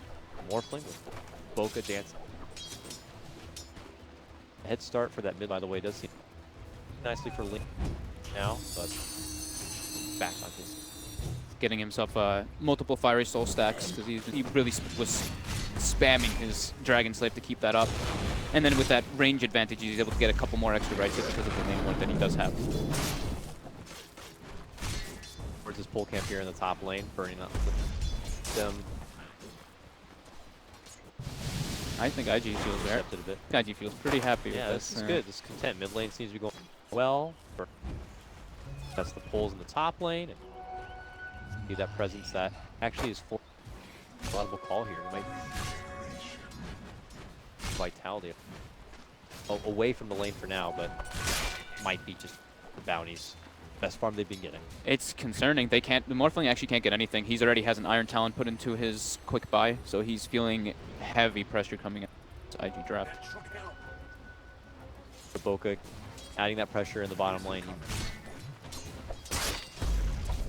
Try to make things even easier. Head start of the. Dire's top tower is under attack. Boca's back. As soon as Paparazzi comes back, Boga was like, hi. But he heard the Primal Spring. He's able to juke it out a little bit. Back. He's got the items now on the Monkey King. He's got his poor man shield. He's got his Over Venom. Paparazzi though. Stuff. And he way through the trees.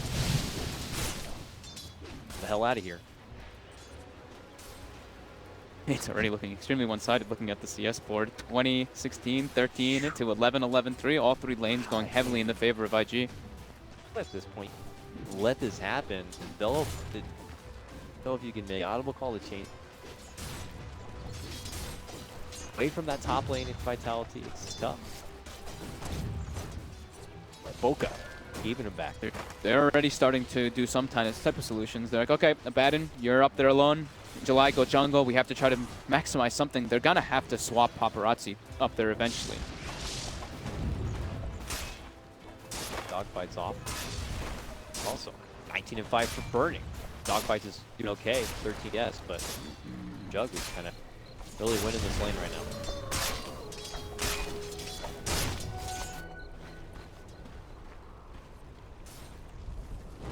Yeah, this is the nice thing that Super's been doing in the jungle, stacking up for in July. Yeah.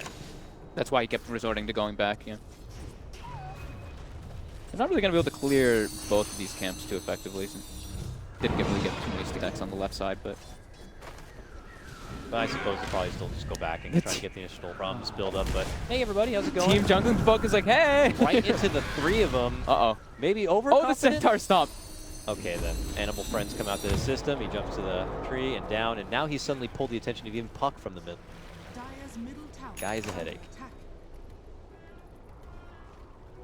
Vitality have done a bit of a rotation. In July is now joining this bottom lane at a fresh level 3. Paparazzi is going to slow his way probably up towards the top. They even left him a bit of this camp residue. If you He can barely even kill those. Uh-oh, careful. Oh, pull back on the dogfights. He goes right for the TP, but the Fable will finish there. First blood going to be going right. Very concerning. Trying to think of the solutions for them, and it's pretty much Sakata just needs to get involved instantly when he hits level 6, but where does he go? They don't really have any other hard lockdown, hard damage, pretty much anything across the board for themselves. It's just going to be Sakata trying to solo make these moves around the map to try to recover for Paparazzi, but whoa. I mean, do you think this is just a victim of the Vitality draft, or is it just the way they tried to, had they had this bit of information start and just put their pieces elsewhere? Could this have been avoided, or is this victim just the picks they had? I think it's a bit of a victim of the way the picks they had, but then also I think they would have been better if they just did the standard lanes. I think this time that they kind of like played themselves in a way. They were like, oh, this is the lanes we want, and then they get there and they're like, this is not the lanes we want. They're like, wait a minute, this is just way too much pressure. We can't really secure our Morphling. Like, look at this, Paparazzi, Yeah. Iron Talon. He doesn't have the Iron Talon yet. He's just jungling as a Morphling. Here goes Boca. Back, but that heads back the other way. They have warded up that southern couple of camps here on the Vitality side, so without seeing Paparazzi in that neighborhood and not in any other, Boca knows that he's probably farming the jungle top and in the north. Try to stalk him, but Paparazzi's already back inside his base here. Back up the top lane. A couple of stacks, but still very unthreatened here. 34 and 11 CS for him. Only being outshined by his fellow Legion commander and his OP Lina. Burning now looking to fit in hard with Blade Fury. Boca also shows up, springs on in.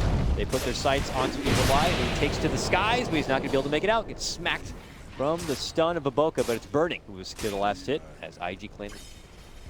Whose TP was canceled? I saw somebody started a TP and instantly canceled it. I'm assuming that was the... Assuming it was the Puck. But I don't see anybody else with any gold, so maybe it could have been Super. I don't want to imagine Paparazzi would want to try to TP up there. So. Puck doesn't have a TP in hand and it had the coil, so I don't know, maybe hoping for round play, but that coil is going to be committed actually here in the mid lane. But nice play by OP. Instant TP out as soon as the coil is expended. Yeah, flame break obviously on the Fat Rider. He might not have been able to be there in time. Had it, but whatever the case may be. Crisis avoided, and now everyone, don't worry, there's no coil to worry about in the side lane, so. XXS still grinding his way here, and it looks like he is slated to go straight for the blink. That says to me that they know they have a strong initiative, and they might just try to accumulate damages off. They have burst potential. Tagging together with an Omni Slash and Laguna. Yeah, they've got...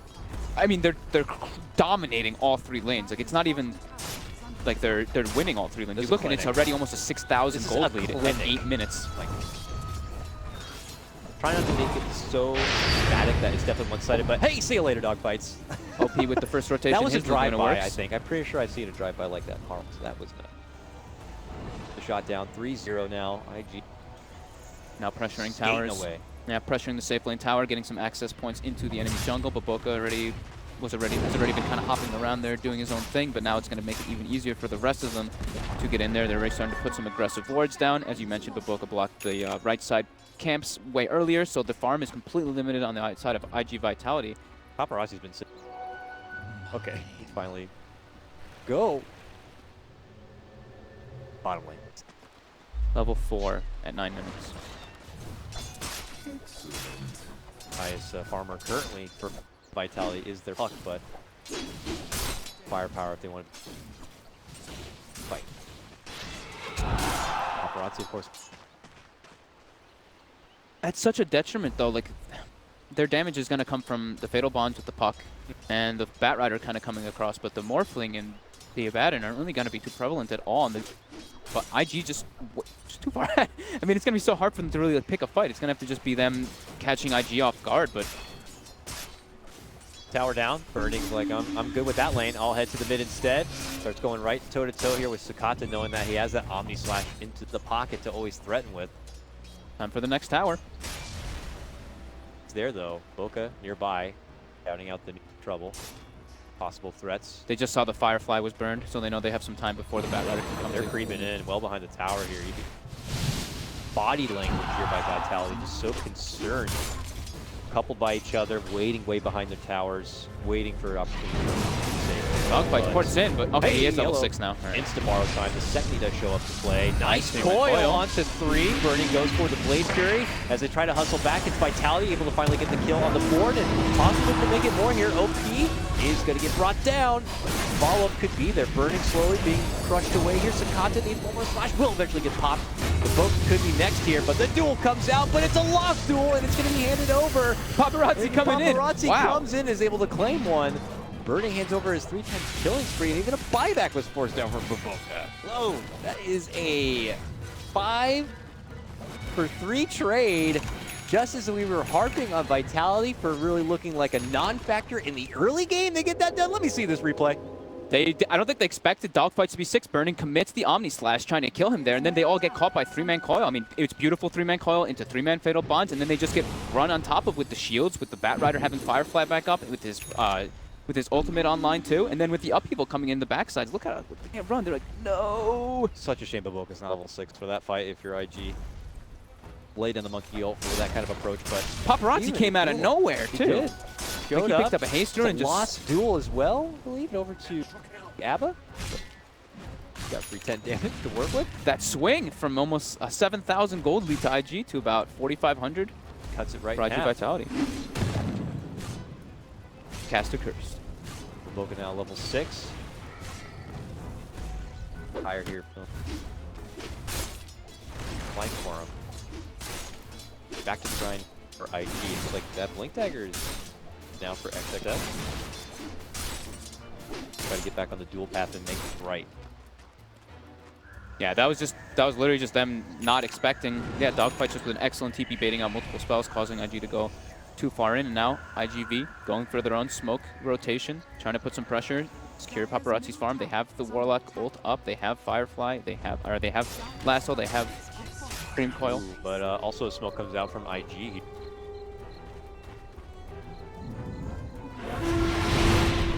Oh, they got the Into the duel. duel in. They need the finish though. Yes, they will. Or did. Now follow player. A Lasso pullback here, looking to go for a little Q, and they get it done. Paparazzi trying to finish that one off. Go on the floor and the kill elsewhere here. Now IG take it to the high ground, going right into the enemy shrine territory. Baboka forcing back, but he flops down his ulti. Dogfights will also be triggered. Borrowed time. Step off a bit. Gold there is a clean golem. Pretty good. Rubik for Puck and a Golem and Firefly. Or and why do I keep saying Firefly? For Len Lasso. Back the other the bottom lane. No Rock was right? Oh no, No, Rock was they committed, did kill the goal. He's killed it. But they definitely have to pump the brakes now. As far as the pressure coming from IG. IG know they can fight Omni Slap. Burning on this one. Good steal. Now he's got the full max level shield up for Q. Probably one of the best. Actually, I would say probably one of the best steals that he can get this game versus a Bat Rider. So he's able to remove Lasso in the right position. Right. He's got like no cast animation. Here possibly without the Blade Fury, and we'll step on possible threat. He has a lot of good spells that he can steal. All the Pucks, Bat Riders, Battens, Warlocks, still even more. Morphlings are great. Yeah, everything across the board is very good for the Rubik this game.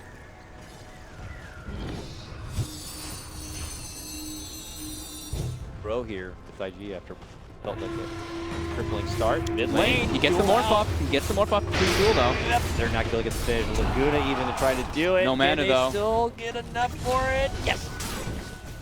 Yeah, he full morphed up and he couldn't wait for him. No mana. Close, but Laguna. See a quick reaction. He gets the morph off, so forces them to spend a little bit more, take a little bit more time. But nonetheless, might be able to just brute force this bottom tower since they know there's no golem up still for a bit more time. Oh, and Injuly actually gets the deny there. Even with the sun coming out, they try to make sure they can slide that one in, but 64 damage from the Batrider just prevails versus 140. A little bit lucky, but nice timing from him and Dogfights to attack in unison. now for what we want to see from IG, every time like, look, block cooldown is to try to take fights. Any chance you can't? I wouldn't say fights because like we said, like IG Vitality, when they have everything online, they go, yeah, pickoffs. Yeah. It's got to keep running around together, these two. Yeah. They might actually, oh, Paparazzi. Oh, he's only got 780 health too. But he's more 600. Hi, how you doing? And He gets the morph off again yeah, though. but will prevent the dual damage being awarded, and it will prevent the gank. Nice. Damn, getting the morph off and having the raindrop to actually end up saving him. That was really well played again by Look at the Paparazzi. turnaround here. Coil onto OP, trying to make a retreat here. XXS from the tree line, able to help him out a bit, but the chase is still on here. Stun a bit off the mark from Baboka, but there's still a two escape and burning. Running around in circles, chasing dogfights, unable to get proper vision of him to get the nice Omni Slash, and also there's a couple creeps there, not allowing him to do so. And Sakata looking to go for the greed, since they feel like maybe they're just at like a bit of a back foot. Ends up going for the Midas. First item on Puck. Not the Veil that we do see sometimes that some people like to go for. Not the Blink. And they're also going for Midas on a Baden as far as I saw before. Oh, just kidding, he switched it. He put it into a Dominator recipe. He is going to be possibly Bottom tower is under attack. bad build up.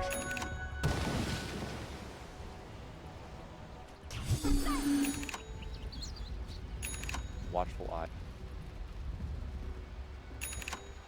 The grind though for IG. Duel up. Pressure the. Knowing that they put a lot onto the shoulder. Watery shoulder. It's going to be really nice when XXS has the Blade Mail, because then that's going to be, like, even if he gets the morph off, he will die. He'll get bursted down Is he through looking it. to go for that? Yeah, he is. Yeah. Okay, he's actually just Shy of here. it. So he's going to go Blade Mail, and then I guess he could go for the Halberd this game. It's like he needs something to be able to break the Morphling's Lincolns, which is going to be coming out, if he wants to go for something like that, or maybe he has somebody else try to, they have to just bring the Rubik maybe for the ganks in a couple of the situations. What would be the other option then? If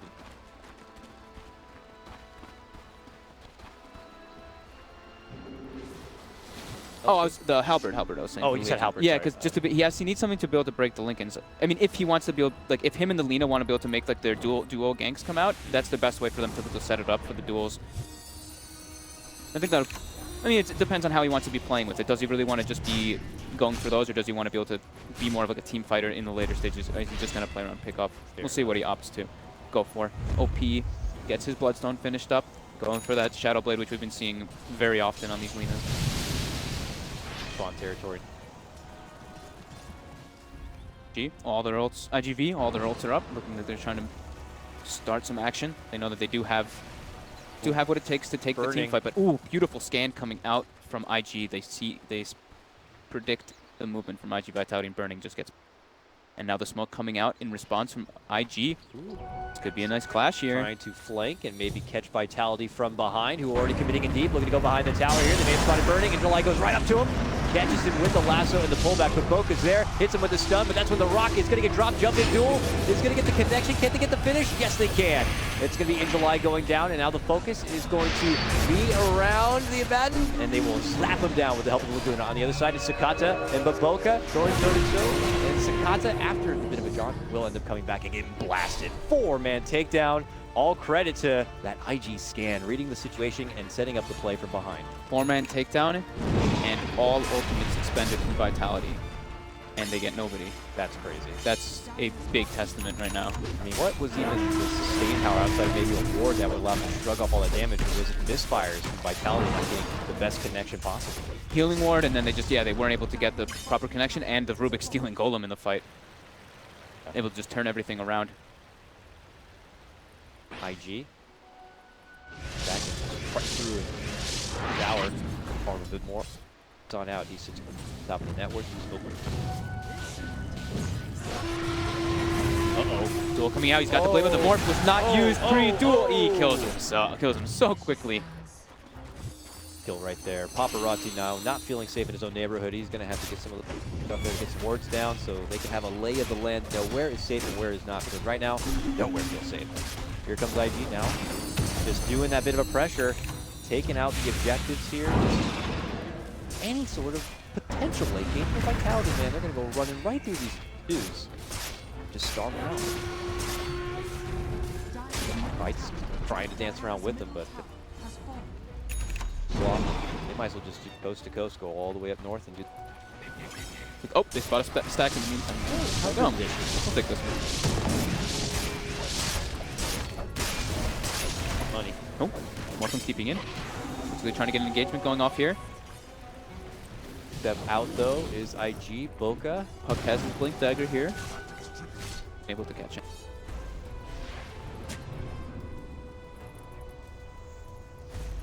Down. Back. Paparazzi will take. And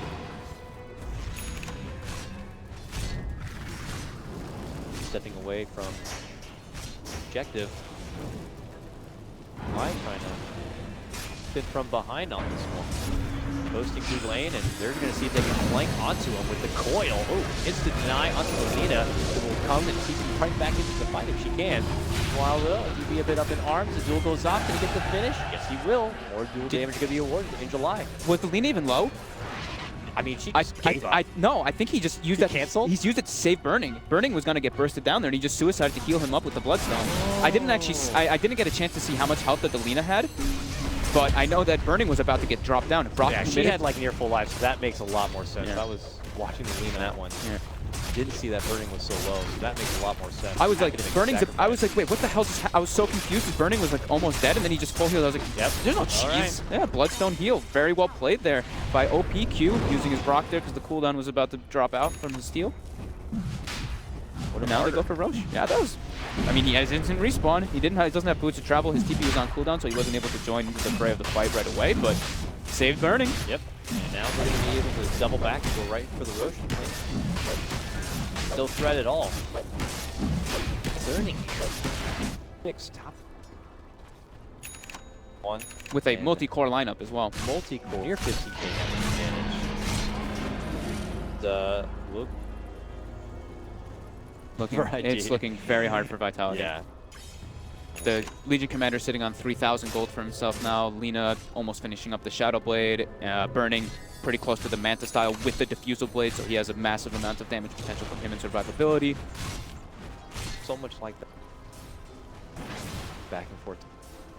Bit short in it. Back emphatically. And take it objectively right to him. Just wipe out all the outer towers immediately. But Boca's got vision of this. He's sitting on the trees. They know he's there now. In July spots him. But Boca's jumping around. Primal springs down. Duel coming out. Doesn't get it on Cicada. I have to settle, but that's when the rock comes out. But he already has the BKB. Luguna's going to be there trying to go for the finish. Three-man stun. But the stun's there. Can they sweep it out? Finish off the rest of IG. Turnaround coil connects on the 3. The orb will help get the finish on the Legion Commander, but that's when the Fable comes out. And they clear through the next couple of Vitality members as 3 will drop for the exchange of 1. Top lane Burning. Slashing at Paparazzi, who's going to be forced to TP away in the back of the orb. Luca gets run down. And here come the big hits. This 1, is slow, 2, painful death. 3. Yep. Bastion finished up on Boca before that team fight as well. IG just feeling it. Monster power peak right now. So commanding, yeah. For IG. 15,000 gold lead. Take a looking at the experience, just about the same. You get a chance to that doesn't the fight cap recap. Only show the Warlock dying there. I think I missed the initial one for myself. Man, here IG can't stop, won't stop. The mid lane. Just everyone trickling back into life now from Vitality's side, but I imagine they have a lot of cooldown, so No threat here for IG. Paparazzi sliming in from behind. Can he make it back inside safely? I don't think so. Gets caught with the stun and blasted down from the Laguna. He is out of this one. No buyback for 45 seconds. This one could be over sooner than later. People from the high ground here. July is stuck in the tree. His Firefly went down as he was in the tree. He's just stuck there. He has to wait for the Firefly to come back up. This man doesn't have a blink. 6 more seconds before he can weasel out from that little trap. Burning's like, I'm content. I'll move in. Heals on up with his ward and dishes her right onto the tier 3. July's going to be back to the skies now, free from his prison.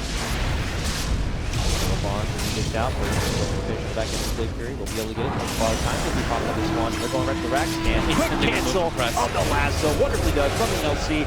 Monkey King Ult's going to fly out, and they're looking to go for the nail and coffin on this one. They quickly take out both Sakata as well as the Warlock. The racks are going to be going down. Game number 1 was a close one, but this one seems to be all IG.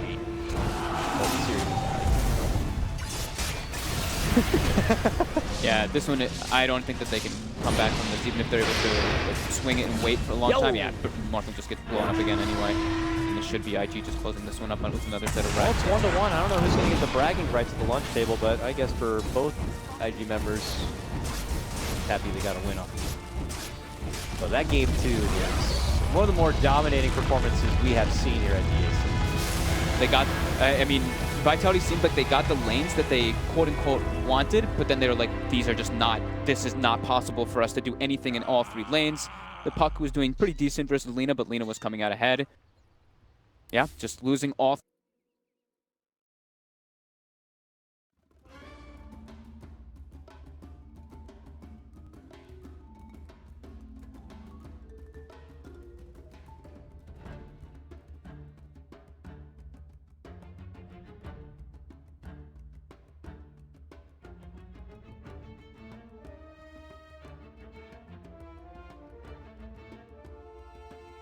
EG's turn to ban.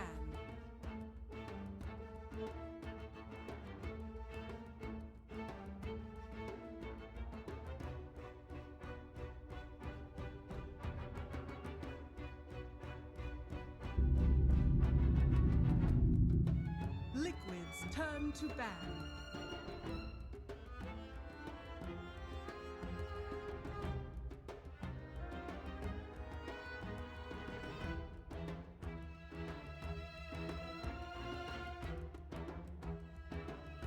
EG's turn to ban.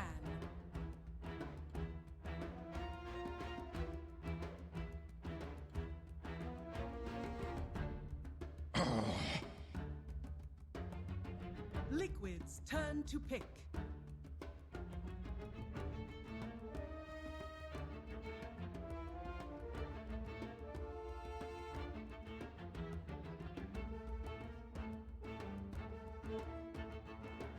Seconds remaining.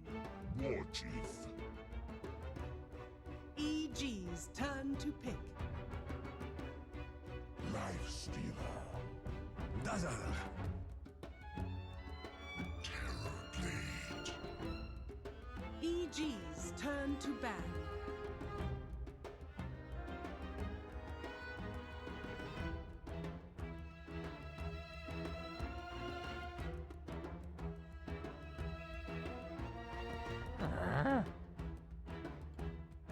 Liquid's turn to ban.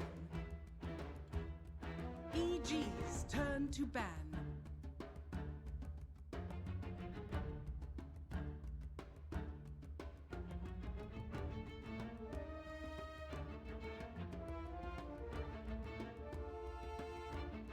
Ten seconds remaining. 5 seconds remaining. Liquid's turn to ban. EG's turn to pick.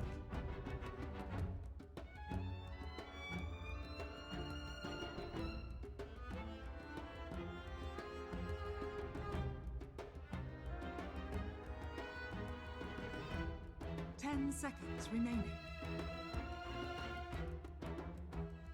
5 seconds remaining.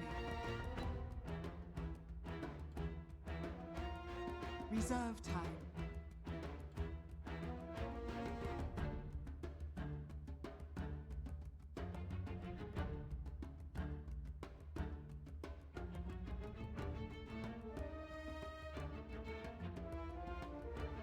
Slada. Liquid's turn to pick.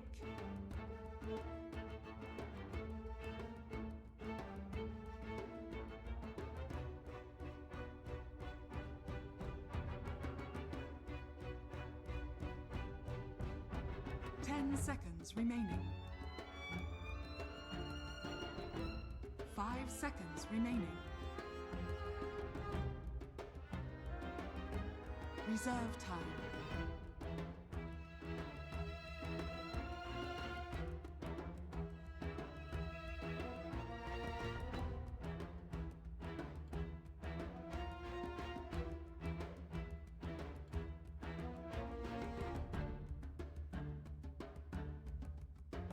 Crystal Maiden. EG's turn to pick.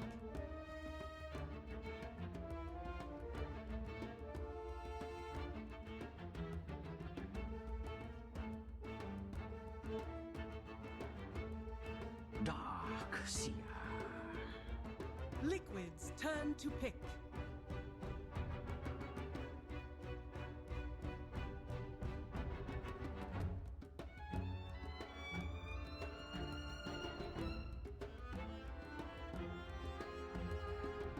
Seconds remaining. 5 seconds remaining.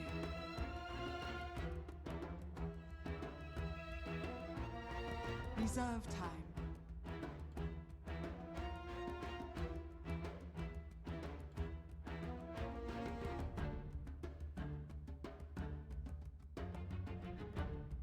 Necrophos. EG's turn to ban.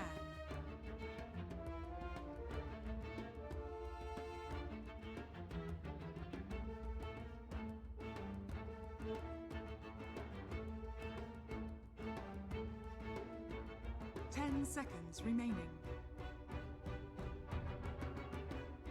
5 seconds remaining. Reserve time.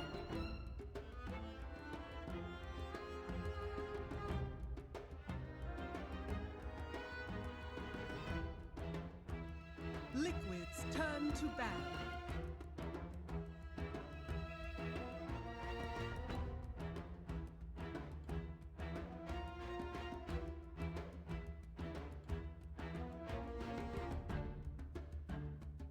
Seconds remaining. 5 seconds remaining. Reserve time.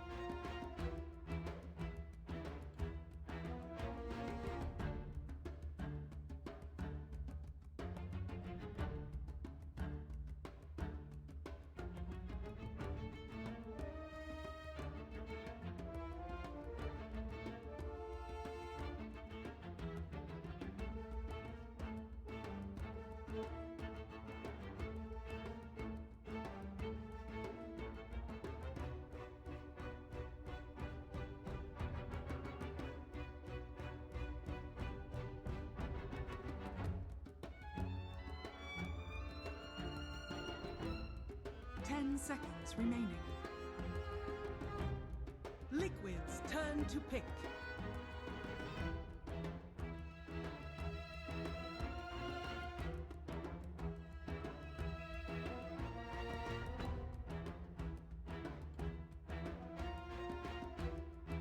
Seconds remaining. 5 seconds remaining. Lich.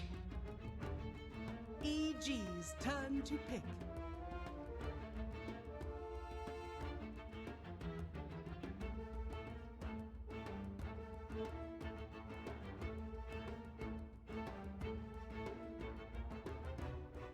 10 seconds remaining. 5 seconds remaining. Reserve time. Lina.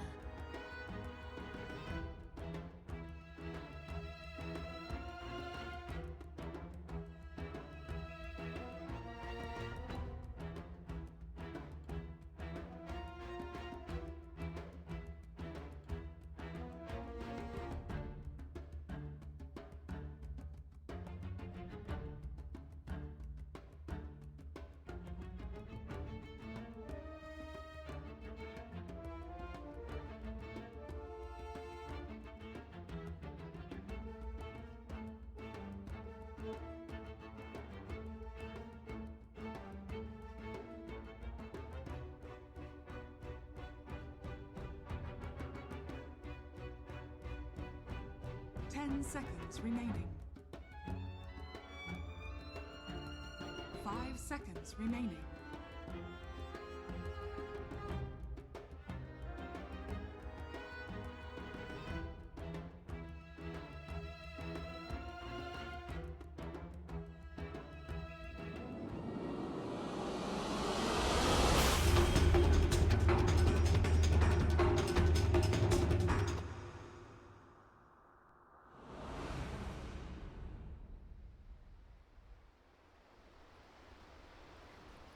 Ice Armor versus everything. Lifestealer and Starter. They thought they That's were, it?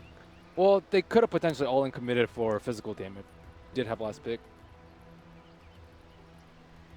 Shadow Fiend.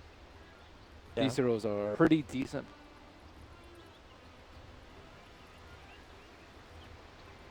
Shadow Fiend probably would have been. Yeah, when you see that much armor, Ghost Shroud too, you don't really want to physical. It's because their lineup aside from that is just Ion Shell pretty. That was pretty much the only match. Yeah, the Lina kind of fills up a little bit more of that. But you're right, like I'm thinking more and more about it as Team Liquid get tankier and tankier with Necro plus even the Centaur.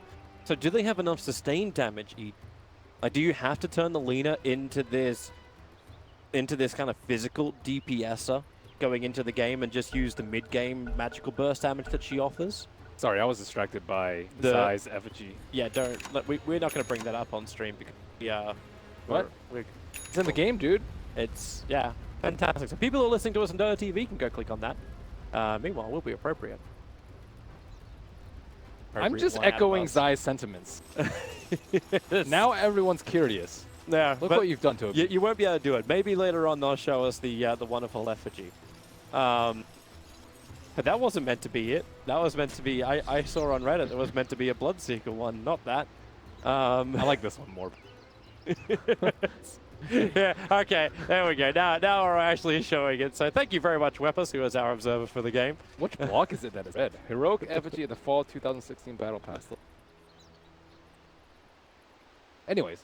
Yeah, back to the game. So no surprise really coming out from Evil Geniuses. They are going to be pretty standard with their lanes. The only thing they're changing up a little bit is the fact they're putting Dark Tier up on the top lane and letting Arteezy and Crit run that duel off. Potentially even Pry lane off, but I doubt Zai's going to hang around there for too long. He's probably just there to contest the rune. Yeah, and they can also pressure. You know, one of the better ones, just tons of damage, tons of harass the The battle begins. bottom lane. Will like the top right click war went to Mike. Victory. Yeah. See how terribly color? Yes. Dude. Yeah, we had the white Arcana in it. Then White is not the. what was the correct term? I It think was, it was like it was a 50 crystalline something. A $50 gem is what it was. Sounds so disdainful of cosmetic buyers. It's just like I'm gonna spend so much money so I can glow a different color. Rub yourself. Some of them look way cooler though. Some of them have like unusual. It's not just color. Particle effects too, Toby. Uh-huh. Let's add more of those. When I can change the color of my Enigma, I will spend more money. There is already one. The black hole. Yeah, but the black color is just the same color. I want to have It's golden. How's it gold? One's black, one's golden. It's called black hole, Toby. Gold is different. That's not enough. And technically, the original one was blue. Oh my god. Yeah, I'm a traditionalist. And Maybe you play on like super. yeah, because you know I only play on a potato machine. I don't get to have nice things. Anyway, back in the game. So the lane's still going pretty much as expected. Kuro, okay, he's forced a little bit out of position now, having to run down the river, but he's got the movement speed on Zai and Samel, just couldn't connect with the Light Strike array. So Kuro will get hit once by Zai, and then be away to safety. So Kuro just trying to make life very difficult for Samel in the early game. Actually, is GH. They don't really have enough damage here to kill off Zai, and Zai does know that. He's already going to go for the regeneration. But just more harassment to push him out of their jungle. I think it's important that the Lich does deny the mid lane. Top lane is a one-on-one. You don't really need to upset. Probably find that. Pretty much deny the one Kree, not change state of. I think in the mid lane, Lina is already slightly favored. Still trying to get some bait. Oh, what a wonderful counter to a lifestealer. Having that Ghost Bomb, but maybe not enough life. Matolman back out of the tower, very far committed. And the last bit of damage, he drops to 9 HP, but will still survive. Wow. Salve intact too, so he's going to still be able to stay in the lane. Cancel that right click. Lifestealer. That would have been a kill. Obviously not as far in the bag as Arteezy thought it was. No Blightstone. For the dead. Like the whole stacking slows, poison touch, and quite nice. Blightstone. Correct me if I'm Blightstone wrong, is but you great. can't even buy that from the You side shop can't anymore. Sometimes I get. He did start off with a win lace, so lace for Blightstone, maybe. It's debatable. Depends. Yeah. Mind Control's getting some decent levels up on the top lane. 4 levels in 3 minutes, not shabby. Even the CS, like 11 for 2. Zai has no home. He's meant to be synergizing with the Darkseer. That was the purpose of it. But normally that synergy works when you're on the off lane, not on the safe lane. Can't kill a centaur. Yeah. What else can you really do? Like stand next to him and just try and Ice Shell burn him down? That's only going to work once the Darkseer level like 2 or 3. Yeah, he just needs to get some.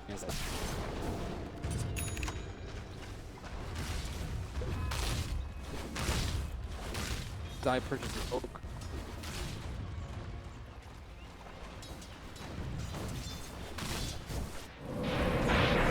The top was being initiated again, but GH is in the neighborhood. They're very happy to turn around if he can. Arteezy, he's not going to be able to bait that rage up, but Arteezy's now sitting at a point too where 185 mana to get his combination off, both rage as well as the open wounds. He doesn't have enough anymore. He might need a stick early in the. Because when you're up against a Crystal Maiden team, more value, especially because every time you use open. It's good positioning from Crit. Now, that Dire Observer Ward saw this smoke coming. So Crit moves up. He actually tanks the initial Frost Blast. There's 3 Kuros, and GH also there to help out. But Tubman staying in close, and it will be First Blood. So EG, they saw this coming. They willingly kept Crit there, and now it's up to Miracle to survive up against Zai. Even with the mirror, it won't be enough. Zai will barely survive as he slithers away from the mid lane, and he found a home. That was a good smoke. Didn't exactly see his positioning, but it was very important that he had. Yeah, he can stack and pull on top, but he had already exhausted the 3 that much for him.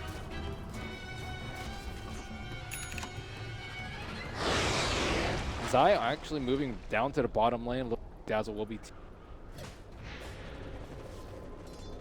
I like how he TP's in case they need backup. It's. And when you bring Universe down here, so what is gank into lane switch?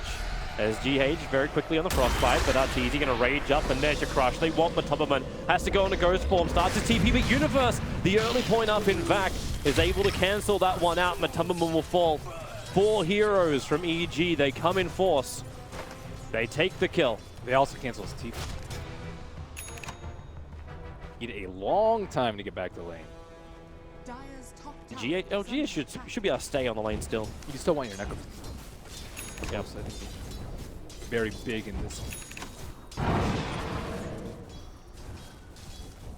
That TP finally comes in. Like all that time I was thinking like, oh, Necrophos not farming up in the bottom lane, but not for me. G went straight to top lane. Now Lifestealer will move up there. So Arteezy will have that safe lane farm to build into Armlet and whatever else his heart desires. We've seen a lot of the Lifestealer versus Terrorblade commit for against. I like the Maelstrom build. It steals a little bit. Mjolnir's walking with Radiant. That's a level 2 Frost Blast. They're going to commit the Stampede to try and catch up to Zai, looking for that extra bit of damage as well. But Zai back up into the lane. No support was coming to help him out. But they do burn Stampede Team Liquid in a hunt for just that 4th position slaughter.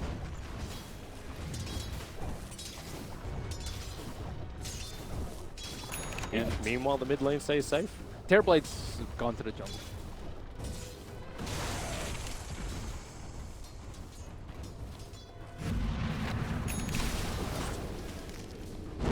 Raz, and I. No, this is just like, it's the jealous sister who brings a friend to actually help win the mid fight. Fire versus ice.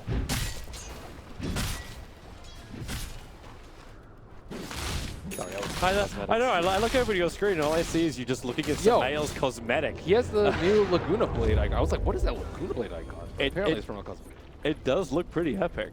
It's like this, it's almost like an Iron Man, like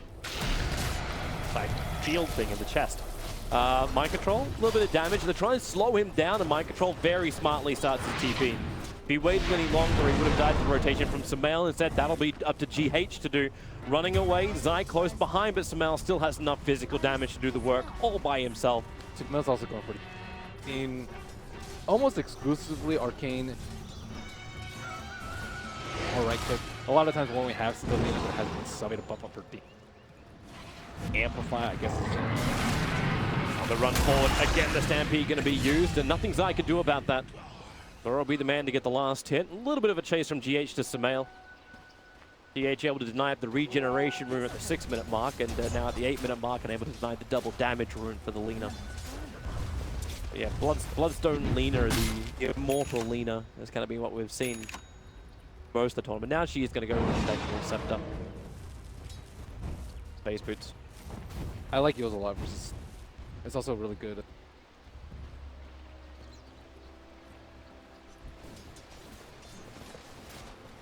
Minor stuff too.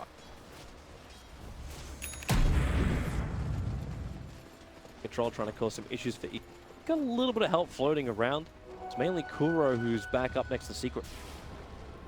Mind Control's going in very deep.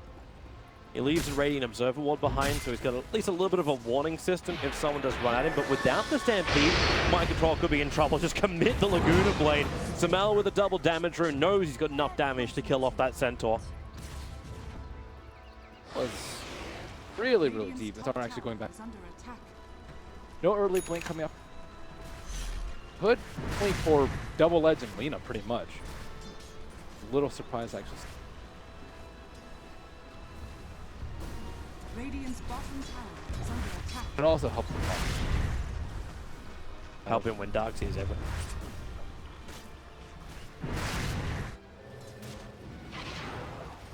And it has been a standard build anyway. He can convert it into a pipe later on if they desire.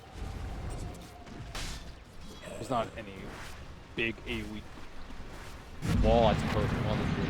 He doesn't have his ulti yet, so it's not a guaranteed kill, but they got a hell of a lot. Actually, they do have Matamas, but he doesn't have mana. He's short by 10 points of mana. Even with a custom maiden on the field, Universe will start off his TP. Oh, they lost the sight of him! Walked into the corner. Not certain if Frostbite was up, but it's a pretty good chance it was. That's what happens when you click a little bit past him. I think he clicked like a little bit. Tried to pass him there, and then he ran outside. Click small.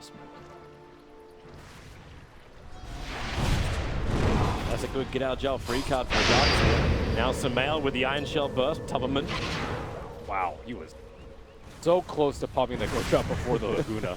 Dire's middle tower is Nice try though to He get waited that it. ion shell. Zai's also ready to dive in here.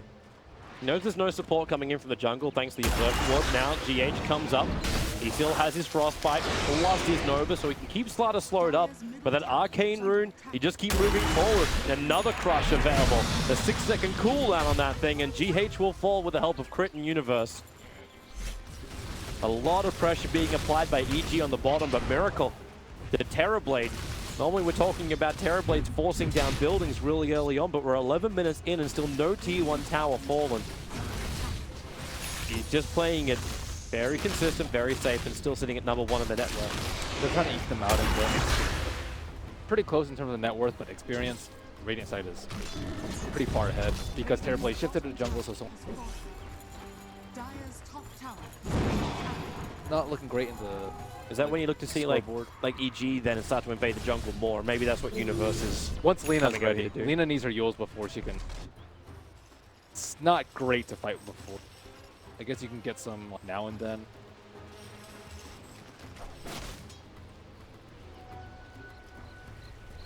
But the pressure is actually on Lina to do the attacking, because we're looking at Arteezy farming top lane, building into Echo Saber next. Well, the other He's getting a lot of space there, but when does that money become utilized into kills? once Slaughter gets clean, but Slaughter's support, he's got to run around a lot, die for his team. He has a haste rate. Stampede being triggered. More of a defensive thing as Kuro is being approached by Zai. But you notice Zai doesn't even have a Quelling Blade. Definitely not an Iron Tower. They were wanting to get gold through kills and not farm up. And he can even Ion Shell the Slaughter if they... I don't think that's your game at all. Want to try and take it. That's a good observer ward. It scouted out the fact that Sumail is rotated down to the bottom lane. So again, the Tubberman is forced into the tree lines. The Centaur TPing in, and they've got the control. It's in the form of the Crystal Maiden. She needs to get the Frostbite off. As Sumail gets a double stun, Lacuna Blades out. Able to bring down the Crystal Maiden, but now Sumail is on the run. The Chain Frost, it only really gets the slow out of it. Another TP being used, but Tubberman committing the ultimate. They need another stun, however, and they actually have the damage instead from Mind Control with a double edge to kill off Sumail, ending that dominating spree of his. Another good thing about Lina this game is that her talent can innately counter the... She's a core, so she's actually quite likely to get... Grave can save you. Radiant structures are Say Grave doesn't. Radiant's top tower is under attack. Fortunately for Lina, it was not level 10. Level like 9 and like 90%. The hand of minuses begin. We had our first one, if I saw correctly, over on Necro. Yep, the Tubberman's already got his, and I think Kuro was also having one in his quick buy at the moment. So Team Liquid are ready to batten down the hatches and just win this game on experience and gold still. And they're going to get a big injection of money as the towers start dropping, aka when Terrorblade really starts pressing the issue. I don't really... Oh, crit. Gets away from the hoof stomp, hides under the cover of the Invis rune, Radiant's top tower. and just for safety he even ran into the pit. I think it's the right approach from... All they need to worry about is the Terrorblade getting... Once he gets like Manta plus Butterfly... You're unstoppable. Alright, so GH now has found the perfect way to counter push on his creepway on the lane. Okay, maybe not perfect, but it works. Yeah, it works. They were looking at this setup. They also have good... A little bit worried. That's a lot of pressure on the top, and you see the line actually being drawn out. The main just draws out and says, you know what, guys, like anything north of this line is really not safe for me at the moment.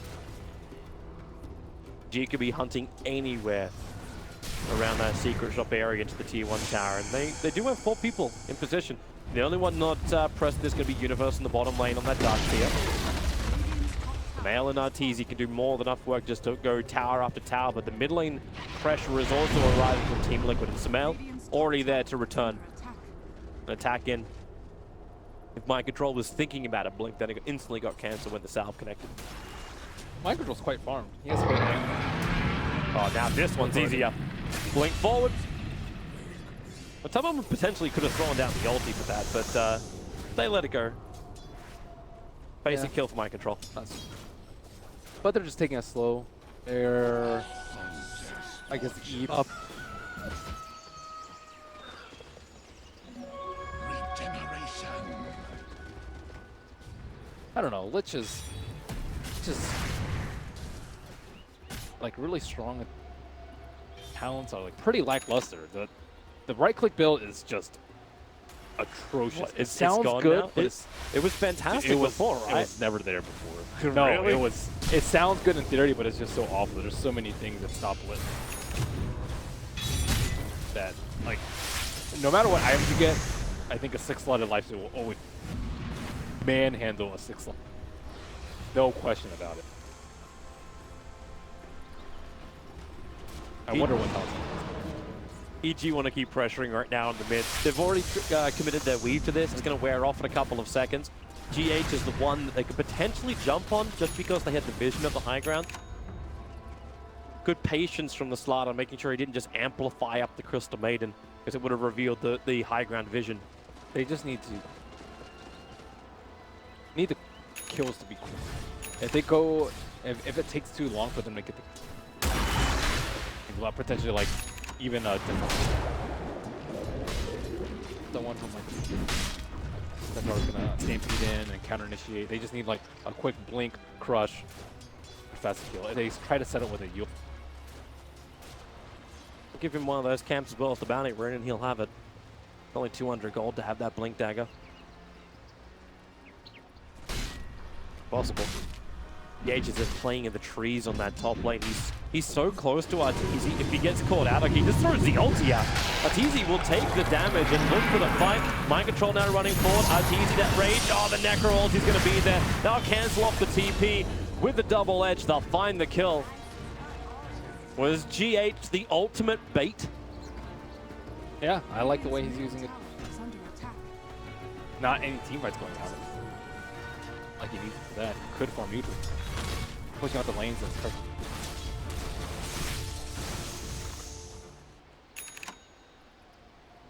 Two ways to stop.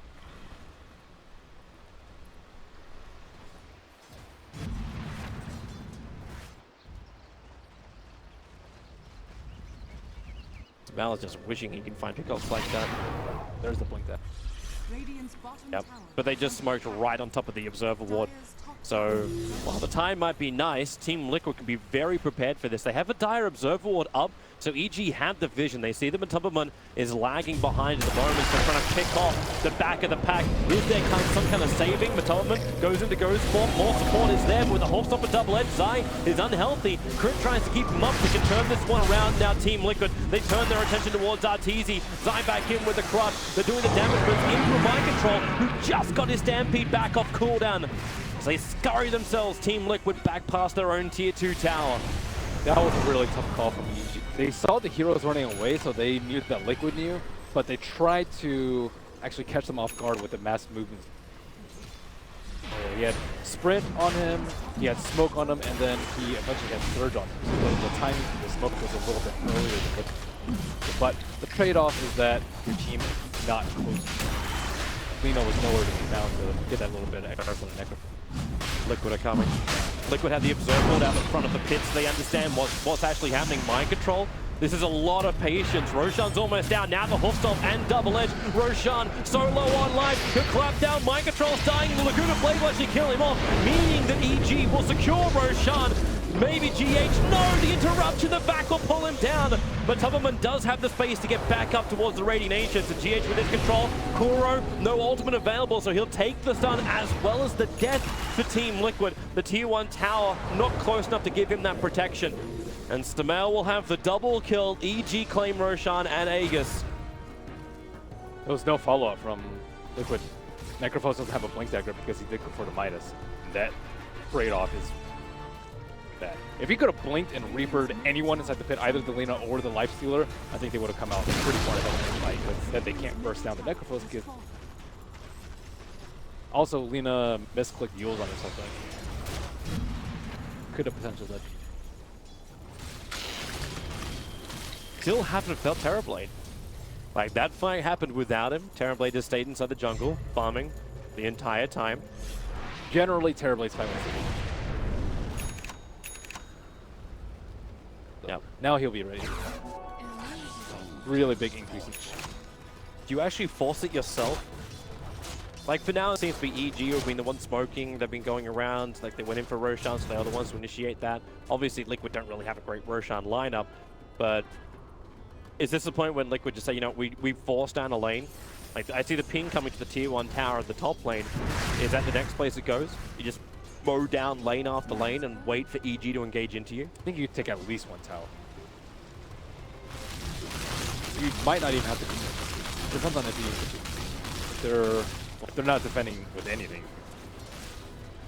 But it's very risky because Lina did not go for the respawn timer. Yeah. It's different to most of the Linas we've seen, but most of those Linas have also been coming out from the Chinese teams. I'm not gonna die. Still building Bloodstone though, but he does have the Grave to help him out a lot. yeah. I think that's.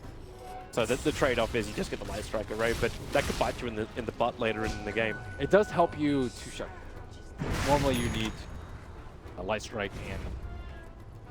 So that push is coming on the top, and Metamorphosis still has not been committed by Miracle.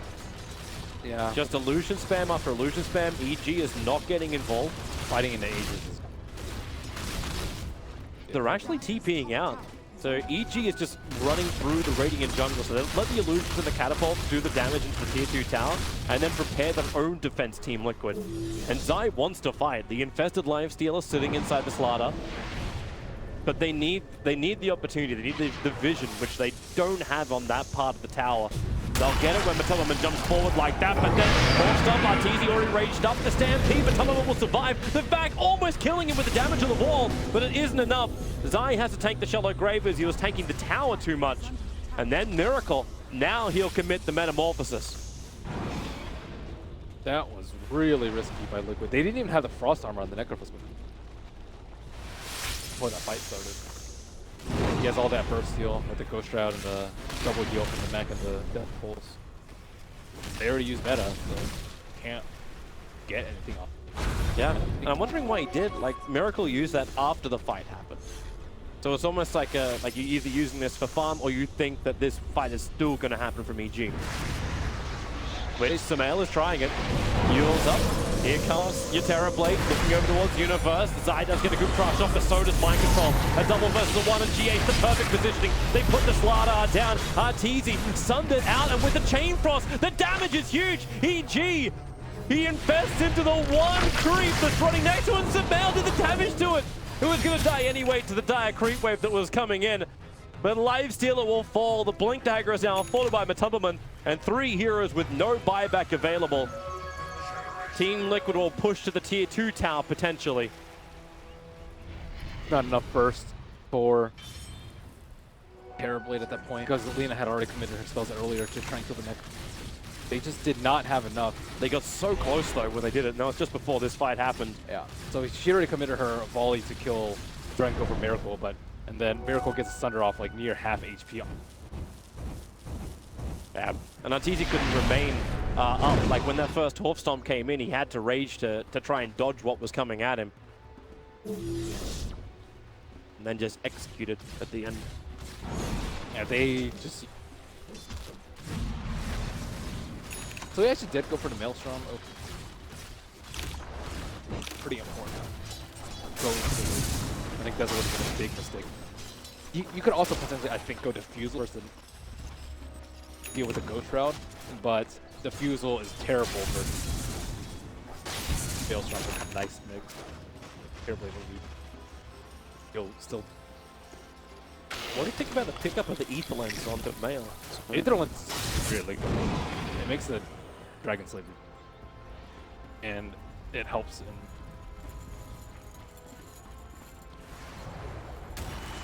I like it. The Dragon, even the cast range of the Light Strike away is really, really good. You don't really want to be that close to the fight because he's going to get Reapered a lot of the time. Yeah.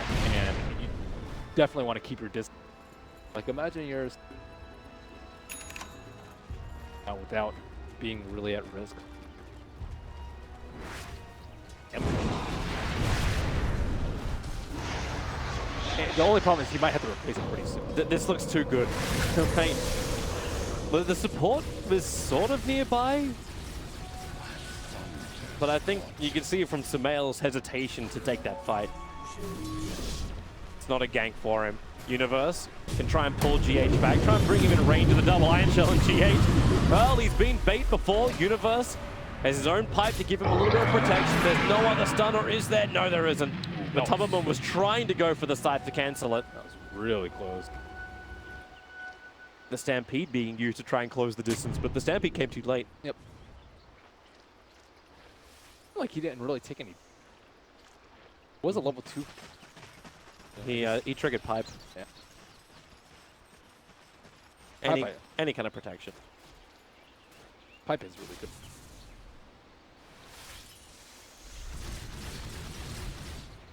To avoid me. Actually seeing Universe too, like I'm always a big fan of Universe having the big playmakers out here. That's why it's always great to see him play Clockwork. Good manage.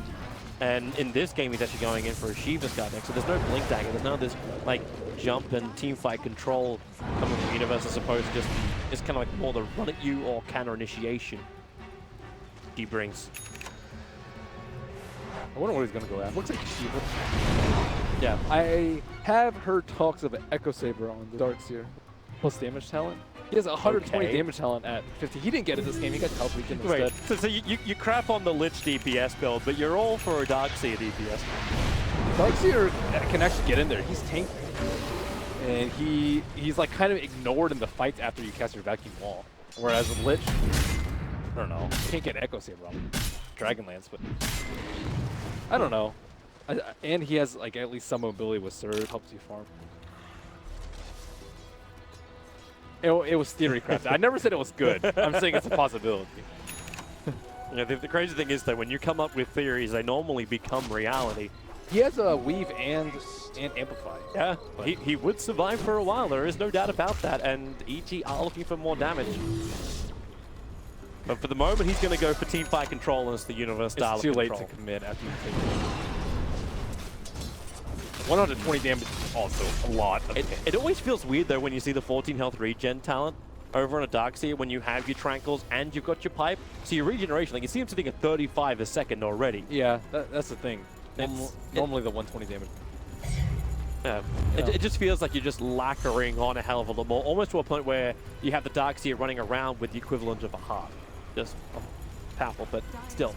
It's also just a good item to get after after you have your teamfight items and your Blink, and then what? Normally you'll see like Shivas or Scythes or something like that, but I think Dire's bottom tower is under attack. It's just sitting. It's the Radiant Courier sitting up at the side shop on the top lane. Dire's bottom tower. Yeah. What can you buy from the side shop unless you're keeping it there instead of having the team shop? Anyway, we'll jump back into the fight. Hook stop straight forward. You already lost Zai. Arteezy will pop out, but with that fresh Scardy over a miracle. Arteezy has no chance to run away. The Shallow Grave will protect him from that Reaper's side, but it will not protect him from the Underworld. He'll be put down 1 minute without the lifestealer, and Roshan is just about 35 seconds short of maximum spawn time. Liquid and not catching a break on the back of that fight win. Meta's gonna be down by the time Lifestealer respawns. So yeah, Terrorblade's gotten to that point. He's uninterrupted free top of net worth, and he's pretty much harder to get destroyed. It didn't help that when his initiation came in, he was counter-initiated on first. So there was nothing that was really going to save him there. Yeah, Roshan definitely going to be say that because the Amplify it built Stallion, they're going to be dying. I'm actually so happy to see Darkseer change this one. And I'm wondering if Universe has done that just because of this timing of Roshan. He's picked up the Blink Dagger on the Darkseer. So he's going to have that positional advantage now. At the same time, fresh out him up for Team Liquid. That Aghanim Scepter is now on the Necro. And in goes EG. Once again, the Observer Ward sees everything. But the Weave triggered nice and early, so Liquid want to fight this one. They're going up against ever-increasing armor. Scatting out with the illusions. Roshan is just being punched one by one. They don't want to commit, but Thomas going to jump in. Who's going to get it? Zai will take it, and Arteezy gets the Aegis, but the double stop, and then back into a three-man ball is perfect. Mind control, barely alive. It's only the Necro to drop. Okay, he'll actually die almost to the fall. It'll be Arteezy's poor swipe, cleaving the flesh from Mind Control's hide. Yeah, Miracle didn't have meta. He's really reluctant to go in without meta. A lot of these fights. And it really cost them. Arteezy pre-raid, so they couldn't really stop him unless they wanted to Reaper him during the Roshan kill. I actually think that might have been worth it if they were able to sneak the Aegis onto the pretty much any of those heroes, Centaur or Necropose, or ideally the Necropose, and then Life Stealers without his raid with no one to. That's really unfortunate for Liquid with the Roshan. Yeah. Liquid have to try and now defend as EG have the advantage. So 20 seconds before Liquid are back at full strength with 5 players. And the damage from that almost sniper-like Lina brings the tier 3 tower down to 50%, and EG will back up. They're happy with this. They haven't brought down the tower yet, so they can't start taking out shrines. Not really in fighting shape. Blink Reaper could catch him off guard. He does have the Aegis.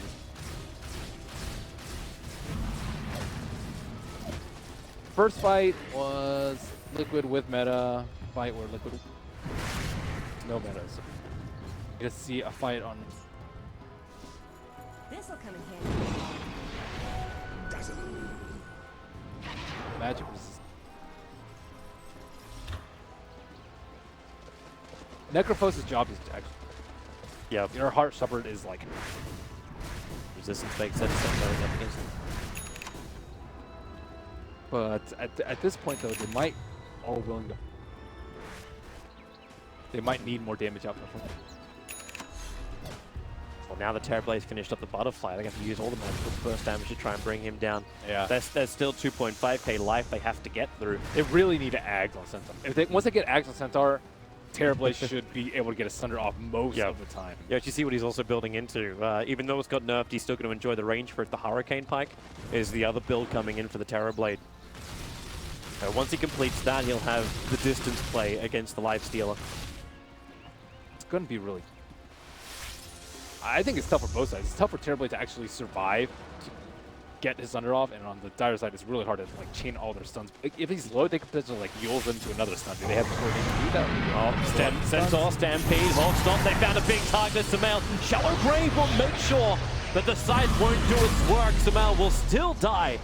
30 seconds on the sideline. But no buyback available, and it looks like Liquid is saying, you know what, let's actually get a tower we should have taken maybe 20 minutes ago. That bottom tier 1 tower. They'd have to backdoor it, though, isn't it? Luckily no backdoor tier 1, so you're good there, bro. But mid lane push. Lina's up in 15. Yeah. They'll get like... I think I'm going to Morphosis as well. Another quick crush. Yeah, meta on it. Yeah. They didn't have to commit anything really for it, so now you just push in, look for the tier 3 tower. Glyph, not really available. They actually do bring it down. This will open up the outside shrines. This is where you ask whether or not the 80 strike rate.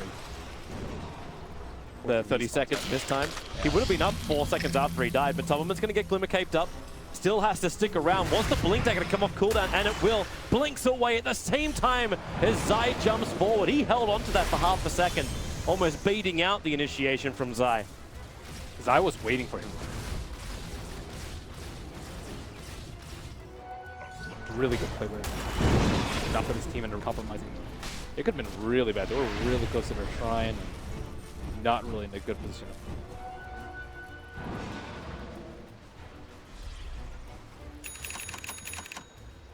Right. Someone's been stocking tomes. I think I just saw 3 purchased up by the Lich. See if anyone's close to him. Use them all. Is Kuro now just going to like skyrocket himself up? So he goes just shy of 16. And he's 17 in the corner with the Laguna Blade, but Tomlin's still going to tank through the initiation of EG. And Miracle, he wants to fight this. Metamorphosis again, that damage from range. Zai's got no way to run away from this. They even trigger off the Stampede, and they get the scythe down too. 80 seconds without Zai. You'll remove the Dazzle. Both supports lost for EG, and both do not have buyback. This should be mid-racks. Meta's committed. Let's see how long is half the duration. They bring in, how far away is that creep wave? There actually is a... It's still a long way away.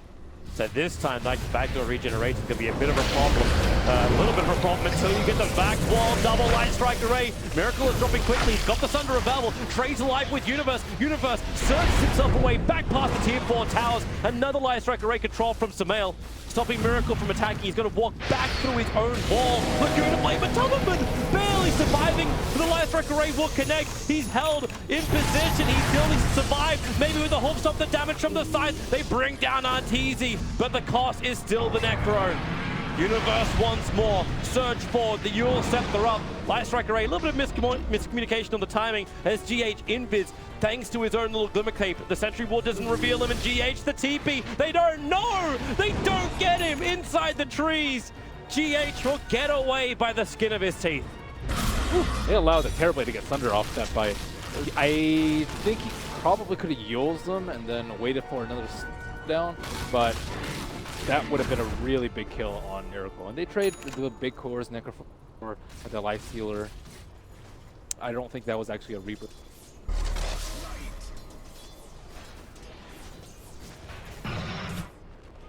I don't even think they had to fight there. I think they could have waited a little bit because there was still backdoor regen.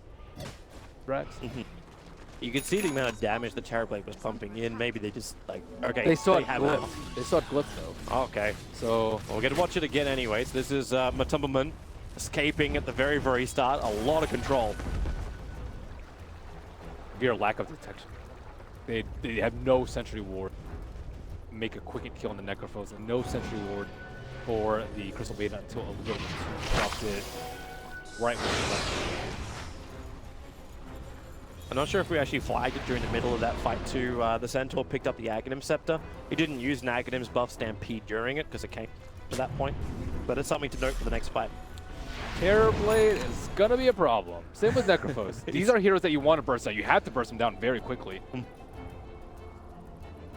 Terrorblade's just gonna rip into you. He actually moved away from the Hurricane Pack. He had it in his quick buy before, but he gets a monkey. He gets an MKB instead. Solar Press. Source of a bait. Dark Siri. There.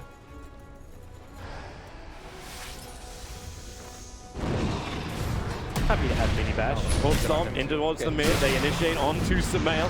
Frostbite's out as well. A quick little Yule Scepter up. More defensive, and Miracle. He commits the Metamorphosis. So this has to be a push down the mid now. That blink was so close to cancel by that right click. That was Mel was playing with fire there. Yo, we're in the same position again. This time though, Team Liquid do have the aggressive Observe Ward and Sentry sitting inside the base of EG. The Sentries are placed, but of course, one committal of, okay, yep, now he'll bring that one down. They lose the Observe Ward, a good Light Strike array, plus the wall. They can hold Miracle in position and then make it Miracle on Miracle action. And then with Laguna Blade, Miracle still down low, but Hold Stop, they're trying to catch one of them out. Miracle still doesn't have that target. He wants to stun someone that he already has. He doesn't have any more life. They have to push him away and use the side to hold Arteezy in position, but it's too late. Miracle will fall. Support is there with Zyge, the double crush. Mind Control will fall down too, and Kura will join him. 3 heroes lost, no buybacks available again. This is going to happen. Where EG have a window to push. What a sick Lincoln's pickup by Sumail. He blinked in, Laguna to him. What is CM doing? Oh my god. CM is still back at the base trying to creep skip this out. So Zai gets a first slide into Bash on GH. He's just trying to stall up time. He has buyback available. At least got Zai to move away, but really, 2-on-5, this could be difficult. The item decisions were really good this game too. Like, Miracle tried to turn around and right-click Arteezy, but he got hit by a Mjolnir lightning proc and killed him. And then the Lincoln put Miracle in that position in the first place. And that's going to be an easy rack, likely to this. Miracle's still in the grave for 30 seconds. They got so much damage on the Miracle in that first wave. He was at like 50% before, and I'm not sure when the Stampede came out, but it was not when he was like at half HP. Yeah, it felt very non-existent actually by its Yeah. Oh. So they get game-winning Lincoln Sphere right there. They'll still end at 2 lanes of ranks. So EG will back up. You cannot underestimate Team Liquid at this point. It's still a Terrorblade. Maybe next time he can push with a creep wave so backdoor regen doesn't stop it. But we might be getting to a point soon where Team Liquid are forced to do something a little bit more rash. As you can see, that swing just dives the way of the EG side. They have to do something very soon. Roshan is, it just respawned. It's been 10.5 minutes since the last respawn, so. The Illusion's scouting it out now. Illusion's got it. Dire also kind of knows that it's a very high probability. Well, Team Liquid can't really bring it down yet. Oh, what did he team back? Wait, yeah, did he go all the way? Dazzle Yeah. TP'd all the way back, and I think he did underneath the Illusion. He TP'd back to get the Observer. Liquid, they are going to smoke up.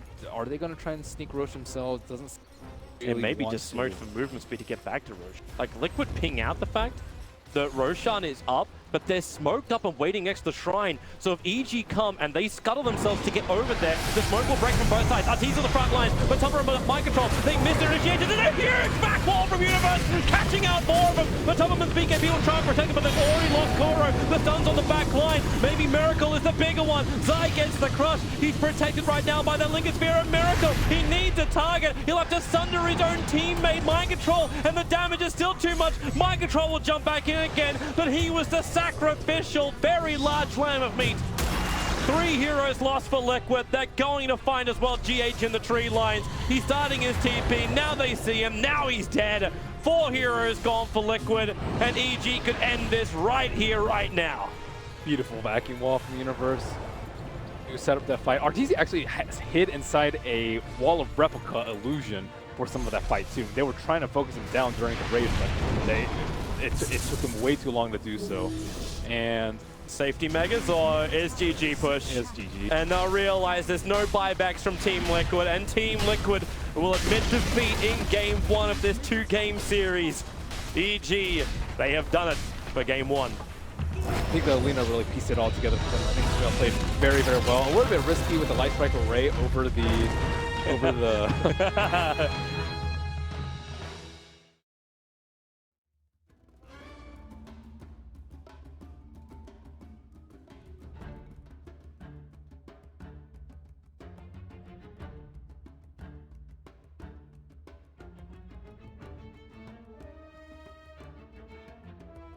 Liquid's turn to ban. EG's turn to ban.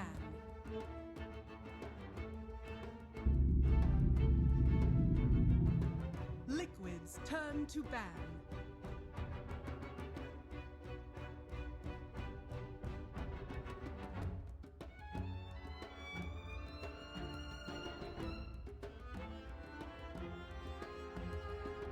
Ten seconds remaining. 5 seconds remaining.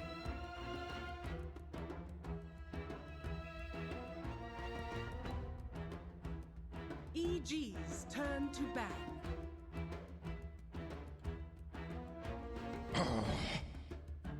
Behold the horn of madness. EG's turn to pick.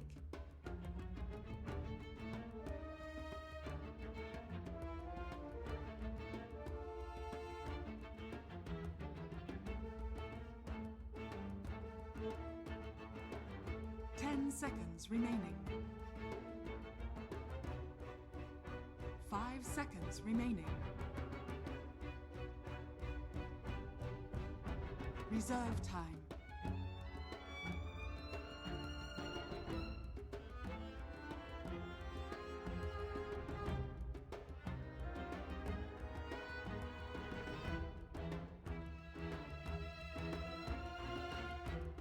Axe.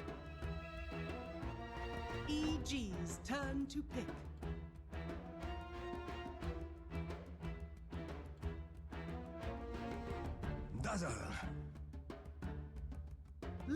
Liquid's turn to pick.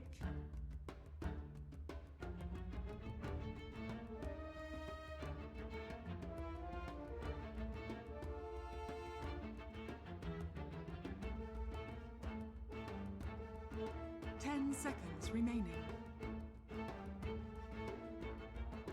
5 seconds remaining. Life stealer. EG's turn to ban.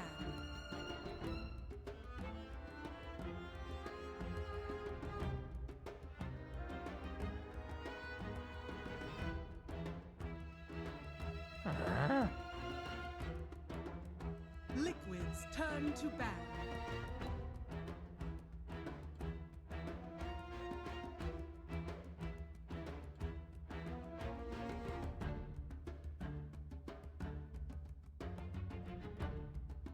EG's turn to ban.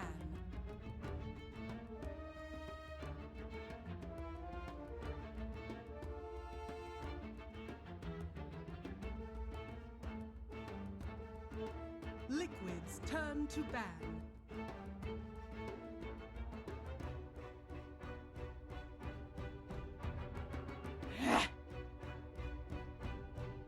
EG's turn to pick.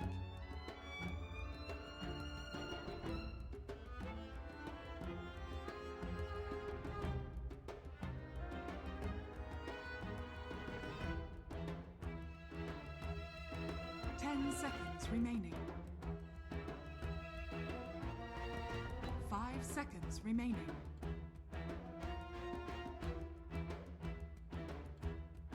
Reserve time.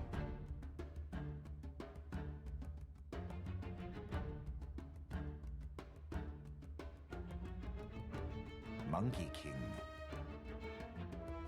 Liquid's turn to pick.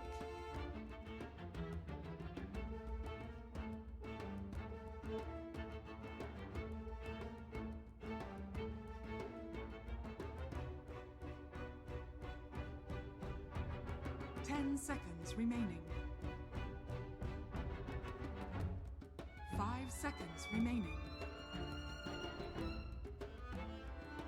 Crystal Maiden. EG's turn to pick. Weaver.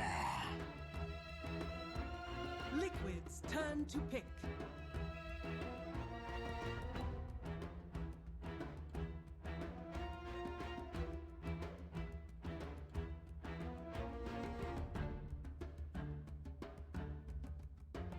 Ten seconds remaining. 5 seconds remaining. Reserve time.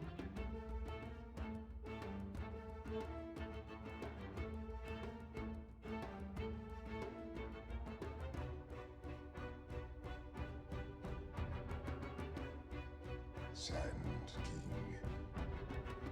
EG's turn to ban.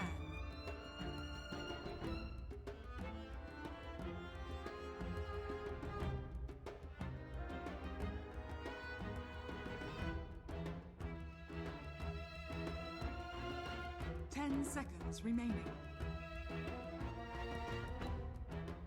5 seconds remaining. Reserve time.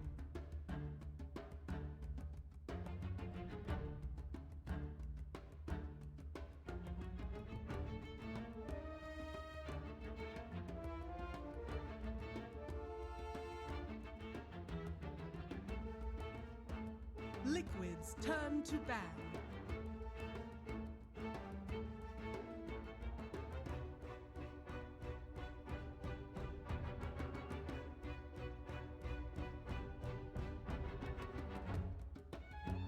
Ten seconds remaining. 5 seconds remaining.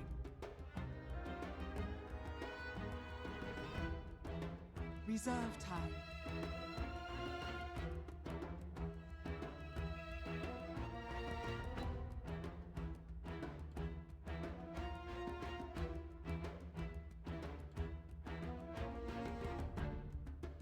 Naga Siren. EG's turn to pick.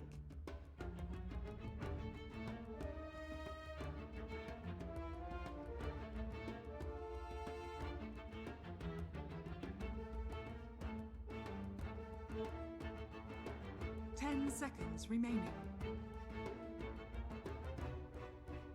5 seconds remaining.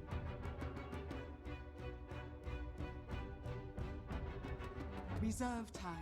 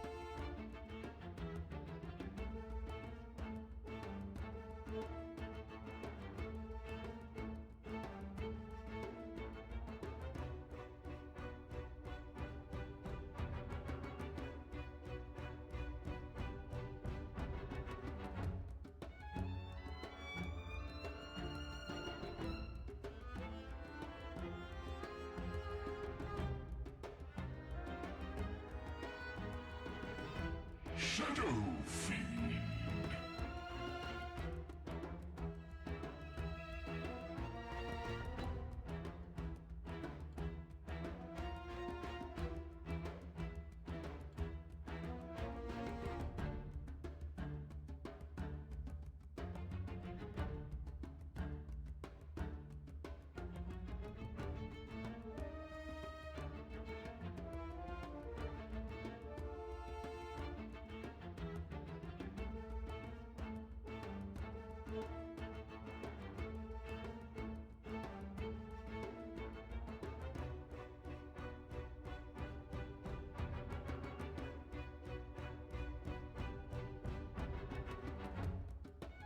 10 seconds remaining. 5 seconds remaining.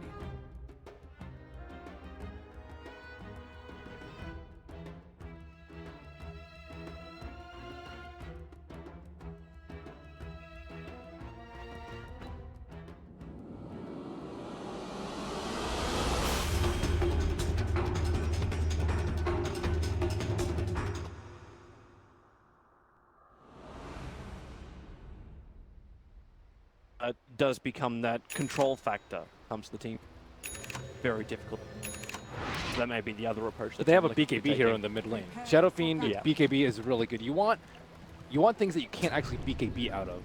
You have Naga Sleep, Arrow, Black Hole. These are things you I can't. suppose it's the other ult side out too. of. The fact you're already running a Magnus as well as a Life Stealer, right? Like you've Yeah, already it's a got waste like, the of better power. team fight. It's a waste of power. Or is Naga. it the setup? So Mind Control can then get the greatest RP of all time. It is. They have Dazzle in case Mail does get RP'd. They have the Axe for counter initiating that goes through BKB. Very important versus the Life Stealer.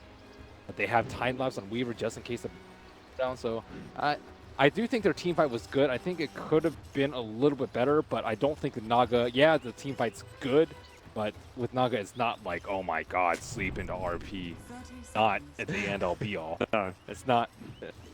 Nothing to write home. I'm sure we'll probably see at least one or two good ones. We'll have one. Like you still got Epicenter, you've got Freezing Field, you've got RP, you've got all the cleave damage which can come out, you got potential heavy Riptides, mass Burrow Strikes, like all these things Team Liquid will have Did to you work just with. really say Riptide for a team fight, Toby? That's like the most underwhelming team fight ability in this game. Hey, you know what? I'm just listing every single thing. Eventually, I'm going to hit solid gold. But Monkey King, he can turn into a tree during the team fight. Wow! You know, if that actually says it, I'm going to laugh my ass off and then refer to this moment. That's not going to win them a team fight. It can be awesome, but not win them a team fight. Escape. Oh, man. Critical influence, man. Critical influence. Zai Monkey King. The GH block in the mid, so he's starting on the mid. Wait, what's happening? Yeah, he's mid. Miracle is on the SK. Yeah, Miracle is not the not a Naga player though. Yeah, but is GH the Naga player? Like we've seen Why him. not, dude? We've seen him have some really great positioning when it comes to the custom maiden, and maybe this becomes one of those hybrids where you give the early farm to the Naga Siren and then just switch her into the jungle and let the SK take the lane against Samael. I do think it's strange that he's playing Naga Siren, just because, as we saw last game, Miracle loves the AFK. Yeah. It seems on some heroes. Maybe just not, especially because Matama Man plays it way more than Miracle, not all the time. But they need to have a life steal. I'm sure Miracle can play like any mid slash. Yeah, just save them. Like, you're actually turning SK down to a harassment. Like, he's trying to push the Dazzle out of bottom lane. And in fact, it looks like they're doing some damage to the Dazzle at the moment, who will just be able to TP out of the bottom lane. Come on, that tree's more exciting to watch. It kind of is if he can snipe the courier. The Venaling, oh, he cuts through. He'll see it. He'll see it. It's just a little bit lower. One more attack around the tree lines. Run, Venaling, run! Instead will be there from GH and maybe even the first blood. It will be going the way of Team Liquid. Wow, they were denied on bottom lane with the TPing out Dazzle. But GH is this courier bait game. At one level of ensnare, he was trying to jump into the trees. Wasn't able to get it off because of tower damage. Save your points for the right time. Zai's going to jump down to the bottom lane now.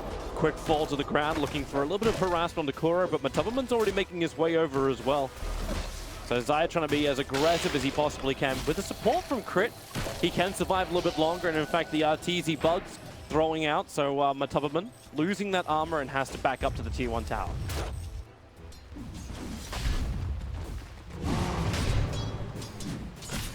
There on the bottom lane.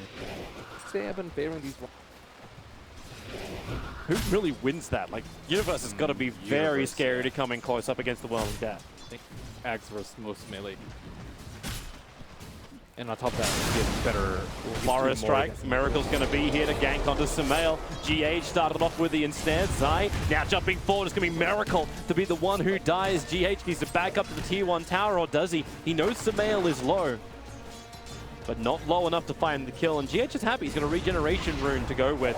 So he'd be very happy to take the damage. Riptide doesn't have the mana to use it. And Miracle doesn't get there in time to get the Burrow Strike off.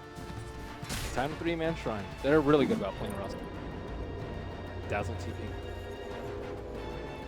I do like the 1 point in the snare. I've seen so many Naga Snipers just go 4-0-4. Not even taking the ultimate at 6 or 7 or 8 and not taking any point in the snare. But look at how much is done for GH already. You got the first blood because of it. They're able to set up on Veil, not normally a lane that the Naga would be able to specialize.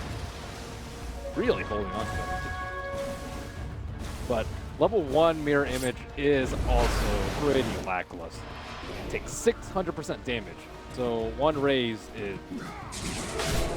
Looking to fight top. You're already going to have that jump in from Zai. A quick skewer from Mind Control. Actually picks up Zai and Universe, but there's more support. It's Miracle. He comes from behind with a Burrow Strike. The damage on the Act is minimal. His armor is just so damn high, and Miracle doesn't really do anything against Mind Control, who's dying at the moment. But Zai, he needs to jump away. He can't do it. Universe will come back in again. Miracle just using the Sandstorm as protection, so Universe will miss the call, and Kuro will arrive to also assist on the top lane. Another Burrow Strike is available, but they need to wait a little bit longer so they actually have the Frostbite too, but that's too late. Zai jumps right over the top of Kuro, starts the beating in with a rod, needs the fourth attack, won't get it with that Burrow Strike from Miracle, creating more space. But a lot of commitment from Team Liquid to the top lane. And now it's also Samael. He can easily kill off the Courier, and GH will understand the peril he's in. Raise 1, raise 2. Enough damage with the extra attack. Crit can't reach him. GH gets back in range of the tower. Wow, that was a really hard triple raise to hit there too. Pretty impressive. By Arteezy? Kuro doesn't want to reveal his position. He needs Arteezy to be in range of the tower so he can do that. Okay, Frostbite and get the kill. I thought he was gonna like eat a tree right so he could not be in range of the tower detection, but That was patience from Kuro. Because if he threw out the field, maybe he would have actually had that, like, eat the tree and then run to the right. But Arteezy being a little bit more frivolous on the bottom lane, and now they can look. Let's try and force Matamba away from the wave.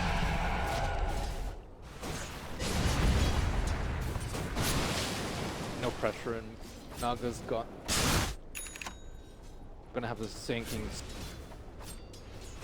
Try and pressure him a little bit, but. Oh my God. He dropped to 8 HP at that point. Has to bottle and then send it back. He needs that 6-minute rune. Maybe almost worth using the rages just to take the lane and then go for the rune. It's crazy. Yeah, he has 70. It's when you're not... Wait, does Miracle actually... Nope, it's going to be the bottom rune and Dazzle scats it out and it's a haste rune. And so are you liking the GH Naga so far? Yeah, I think he's like a little bit more active, but at this point, he's farming for weight. Efficiency game. Kura will die at the same time. A little bit further side is going to be Matumbaman to fall as well. Support is nearby with Miracle here, and it's Sameo with a haste rune. You know what he wants. He wants the kill onto that Naga. Siren didn't actually get it. The RP from Mind Control is available. GH so low, Zai can't reach him. To leap himself up into the tree line. A quick Nova to the north. Now realize the crits in the neighborhood. Frostbite will hold him there. Barrow Strike is back off cooldown. So Shallow Grave will just delay the inevitable. A lot more kills in this game so far than we had in game number 1, but it's a lot more scrappy. Protecting Naga. It's a little bit easier because everyone has full mana from Crystal Maiden. They've been picking it a lot, but a lot of one of these trees is not like the other. And Zai is right on. Oh, he leaps over the courier.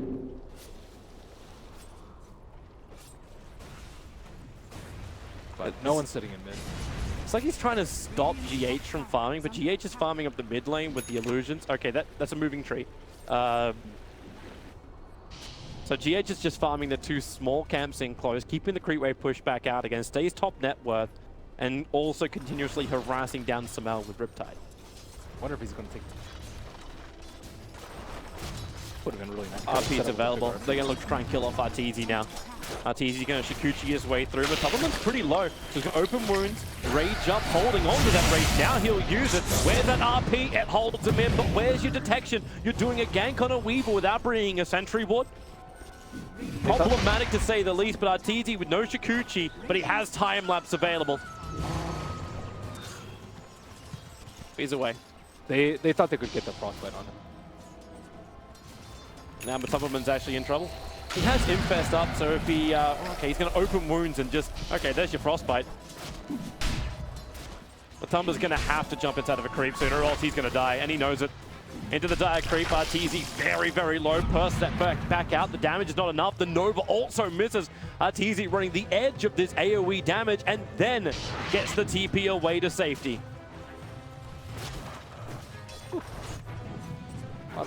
Near death. Miracle only one level caustic. Die very quick on the bounce away. Radiant has you scanned. Long gone. That would have been nice to come out actually during that chase, because then you can hit a shockwave that's only half blind. These illusions are starting to become farm for Sumet. I think they'll... 500% damage. Universe for the Vanguard first. It's allowed him to farm these Ancients and now actually puts him at the top net worth on the field. First one to hit 4K. Yeah, Vanguard's quite nice. Gonna be tanking. But it's not terribly great versus big hits. Especially when Magnus has got a lot of space up on the top lane, so it's a lot of levels which are coming in for the Magnus, so it should be very early point up into the 4 points up in power, while still having everything he needs for the team fight. Light Stealer doesn't build like incredible amounts. It gets the armlet in.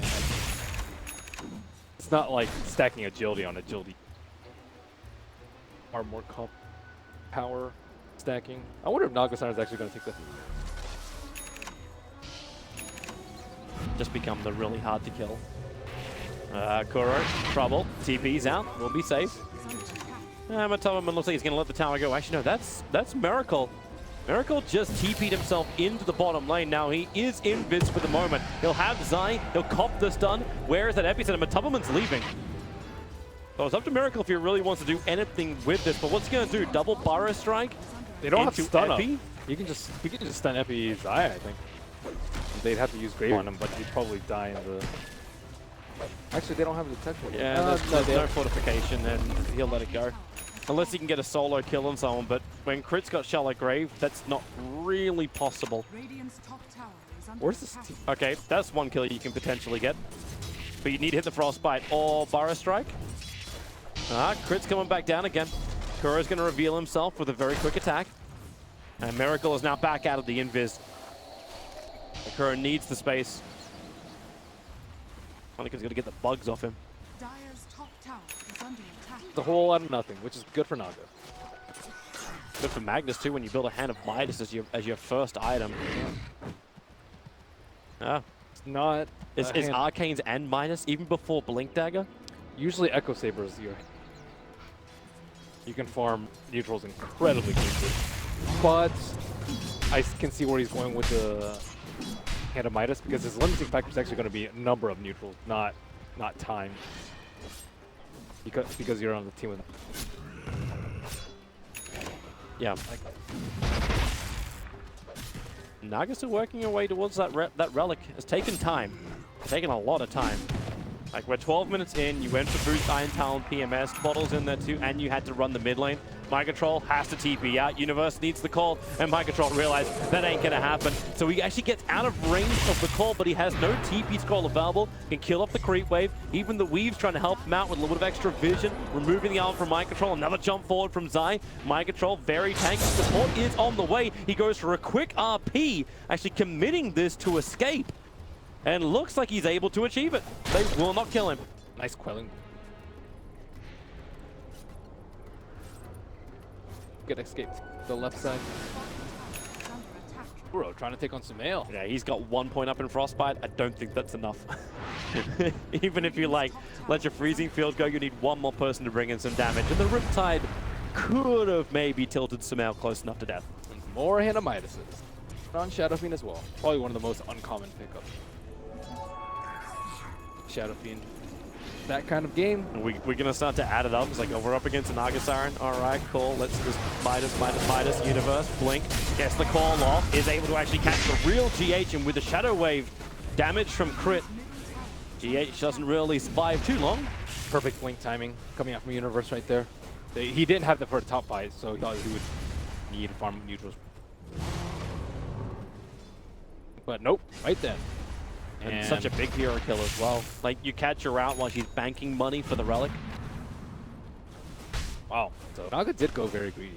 Yeah. So no sleep at 6, no sleep at 7, 8, 9, 10, and he went for the mana talent over the health. Health might have saved him right there. The 125 was at full HP, so might not have been in calling. But Naga's got to get their farm. They do. Meanwhile, Liquid needs to also find that farm. They're looking for their double Blink Daggers on both Miracle as well as Mind Control. So Miracle's at least getting the space on bottom lane to get his up now. They're going to have to give that over to Mind Control. Can you use Naga? There's some heroes that you can play. Bottom lane, Miracle's going to go down. I am not a master of syntax. Well, isn't that like every business you have your company? Name is a verb? Yeah, like rocks. One that's cool. Yeah. You're good enough with a hero. The heroes can become Is under attack. Naga. You're with. I don't know. I want to go RT. Go Solar Crest and Halberd on Bloodseeker. Something like that. He's had success today. But this game does look...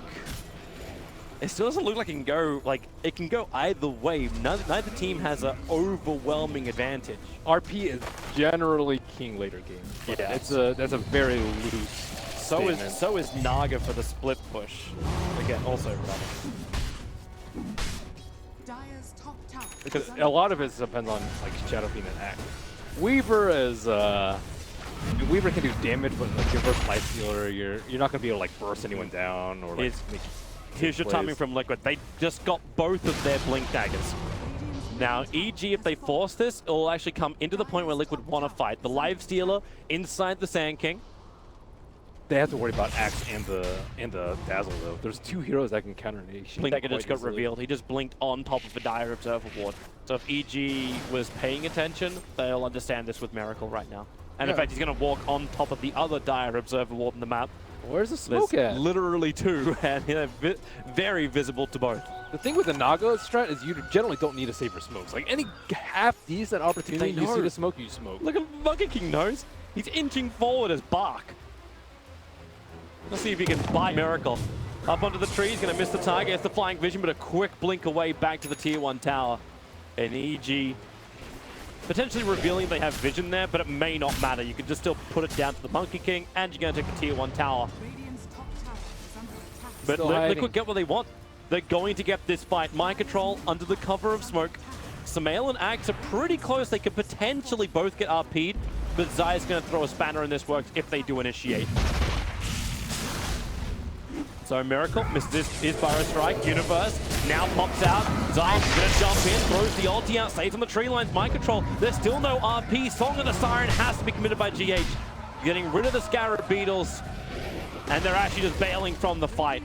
I think Miracle even survived half a second after he jumped in then. And in fact, as Zai wanted to go in deeper. Radiant's top tower is under attack. That's Dire's yeah, but that was a disaster. What they were waiting so long. Why didn't they smoke the Sand King to begin with? That was the strangest thing. I saw this. They definitely had smoke. CM had one. They smoked the Magnus too when he had his blink dagger, but they just waited so long they couldn't find the right jump. And Universe was the one who got a 2-man call.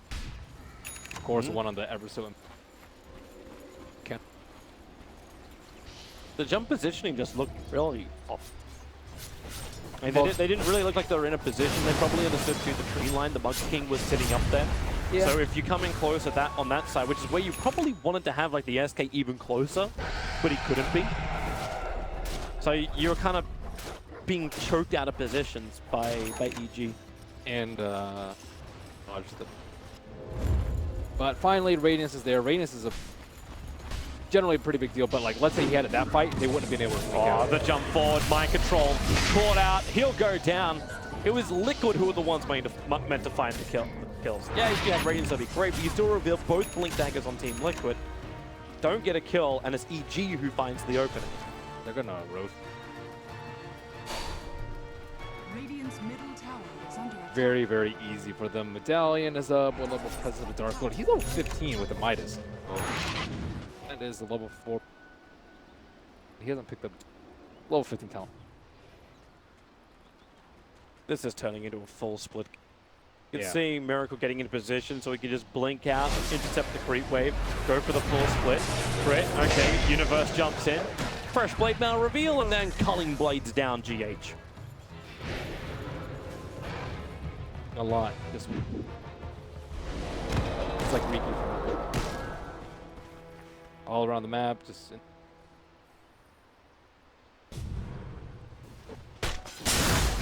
Miracle actually missed half the wave.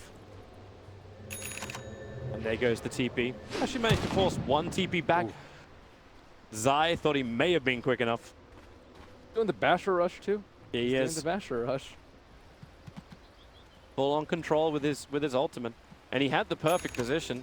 It's like, you don't even want to jump in. You just want to go down so you can throw out your ultimate. Sit in the tree line. We saw the same thing being exploited earlier today with LFY and a couple of other teams so far here at DAC. And I believe it's a BKB already. BKB is the best item here versus the Naga. Especially with Blink BKB. Like, his positioning's going to be perfect for the fights, and what are you going to do? You have to ensnare him to stop him.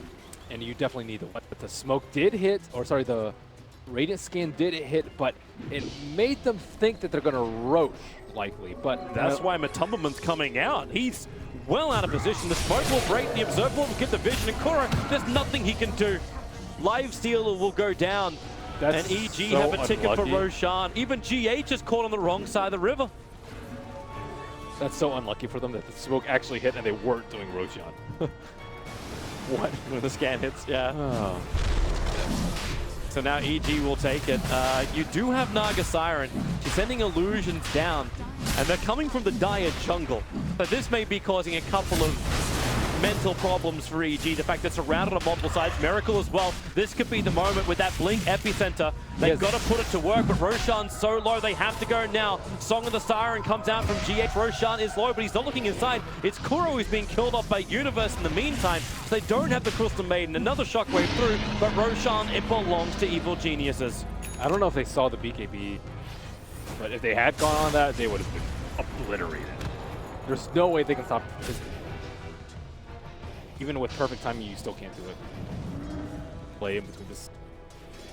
They're actually going to get a courier snipe with the Naga Siren. She was pretty close, but she was busy microing her own illusions to get out of there. Miracle, Fire Strike and TP. Zai, where's your stun? Doesn't exist. Not gonna be an easy. And the minus next will lead not in their favor. I don't actually see it swing back in Naga's favor because generally after you get the Radiance, like, oh yeah, we have Radiance, we can form a push. But this game, they're not really scared of it at all, just because they're so far ahead and Axe is just dunking on everyone. But you do have like still great split push that comes out from heroes like the Sand King. Like, he's really quick at pushing lanes. Lifesteal can be a little bit more frivolous as well because he's gonna have the rage potential TP out. That doesn't when you can push out the lanes, but yeah, you got to fight sometime. The only thing that's going to win you the game is probably when EG push up and you hope for the most glorious RP of all RPs, lacquered with Epicenter and everything else. They're going to have BKBs, so you can't rely on this. TPs are coming over. They're almost trying to bait this fight out. You can still jump in with the Magnus who's sitting behind them. A quick blink away will dodge the call of Universe. Okay, they're not wanting to bait Jack. They are leaving.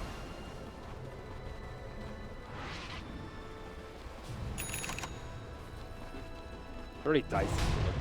I am trying to foresee a point in the game where they're like, okay, let's take a fight now. It doesn't really exist. Maybe you look at it from another timing. So, okay, yes, SF has BKB. It looks like Arteezy is not going to build into the same one. Can you actually get the timing where you isolate the SF and then just focus him? Do they have the damage output in order to do that? Okay, Crystal Maiden die is going to happen. No, you don't. Because they'll usually pre-weep. You got to try and catch him out of position, but that... Well, he's not going to BKB until... You just need a really good RP. You need them to slip up. That's kind of the only... I mean, the Observer Ward is right there. RP catching Universe. He's actually going to go for quick spins as well. The damage is too much. Mind Control, he's brought down. Then you let the Requiem go. You can say goodbye to Miracle. Yeah, you wait for the lapse in positioning. Oh, wait, Universe is right there to... Yeah. It looks like Universe actually jumped in at the very, very start and didn't actually get the call off, but came a fraction of a second later. Knows that they had to get pick off the backwards. Nothing happening on the Radiant side. It's just a bunch of people trying to stall the game by killing creeps behind. If we can just wait till 2018, this game will be winnable. Good luck with that. They used 2 ultimates, so even if they were to sleep right. The weave is pretty important here too. You're not going to be able to cleave people with that power like you normally would. Like, their positioning is going to be so far spread out. Shadow Fiend's going to be in the front. Weaver's going to be far away from the SF so that they can't both get RP'd, and then all the supports are 90 gold per minute is the talent from the Magnus. They are looking for anything that will buy them a get out of jail free card. The double RP refresher orb may be the only option they have. Yeah, once the BKBs get down to 5 seconds, but you have to survive until I. Not confident in their ability. Just play the OB1 strat, man. Hold the high ground. You have a lot of big ultimates though. Mess up the high ground position. Or if they have Aegis counters the big ultimates. Miracle. Just like trying to clean up the wave. Nice skewer. Actually going to pull Universe in rather deep, almost to the tier 3 tower and on top of the creep wave. But there's a lot of EG reinforcements here. And Liquid are not seriously looking at this kill. Yep. It's all a lot of slow damage. Lifesteal with Empower would be... But He's going Midas as well? He's going Midas. Yeah, we can... We are turning this in. Okay, this is actually almost a 2013 Alliance game. Radiant's After TI. There were a lot of teams in. I remember LGD International. Yeah. I just remember where Alliance had 5 Midas. That was one of the most entertaining games I ever cast. None of their talents are extremely. None of them are like super. There's See, I was wondering about the Naga. Like, she bypassed her ensnare option. Like, I think it's what, a lower cooldown or duration. 30 attack speed. Helps you farm a lot. Dire's You're a middle tower farmer is as under Naga now. attack. Well, right now, it almost feels like they need to have that extra control, but you are right. It has to come out from the SK. Oh, Song of the Siren. They knew it. Axe came just in range of the sentry wards. Now they get really good vision, but Weave is down. It is very early, though, but Universe with both Paul and Weave is very difficult to kill. They don't have sleep to No. Maybe they're just trying to bait out, like, actions from EG that then force them to go back to fighting, because Miracle keeps doing this blink into aggressive Burrow Strike back. That almost sounds like a contradiction, but it's just so far forward. But they're going for picks on Shadow Blade on the axes purely to get kills on. It is definitely one of the better items. I definitely do not see Shadow Blade fix it because you need to be able to bypass the Naga illusion. A good Naga player will always have an illusion popular. Her and The blink if you're the full-on initiator, and the Shadow Blade if you're the scatter to initiator. well, you get both. No, yeah. Seeing My Control attempting to do the same kind of thing. Force up, Blink Dagger, Shadow Blade. And I think we can put him in a good position. Avoid, avoid, avoid. Yeah. Is it really going to become fire and evade? Naga push as much as you can. Miracle's probably even going to look towards BTs at some point. Once he's able to get something more defensive like a Yule Scepter or something along those lines. How's Dire supposed to play? Yeah, that is the challenge, but doesn't that just come with the heavy farm on the Weaver and the SF when they just rip apart the towers? Still haven't seen like a powered lifesteal. I think No. it's gonna a lot of damage coming out. Yeah, an empowered lifesteal to kill the creeps. Oh yeah. Show me more of this. Okay, give me that farm. Give me that farm. Oh yeah, pick an anti-mage. Oh, there's a small opening. Like, EG's vision is still pretty damn good. That Radiant Observer Ward sees the SF moving. It doesn't see the axe. Miracle. He's going on top lane. Gets the Burrow Strike onto Arteezy. Mind Control. No! He jumped up, went for the RP, but Arteezy time-lapses just in time. And Zai will chase him into the tree line. They pick up the retreating Miracle with the other rotations up. Both will be lost. Again, they're trying to create space. But now they may lose another one. Matupperman is overstaying his welcome on the bottom lane. He has Rage TP. But everyone else from EG up, they fought up on top, came bottom. And okay, now they're in range of the Observer Ward. He's out. That was pretty lucky that they had to buy something for this.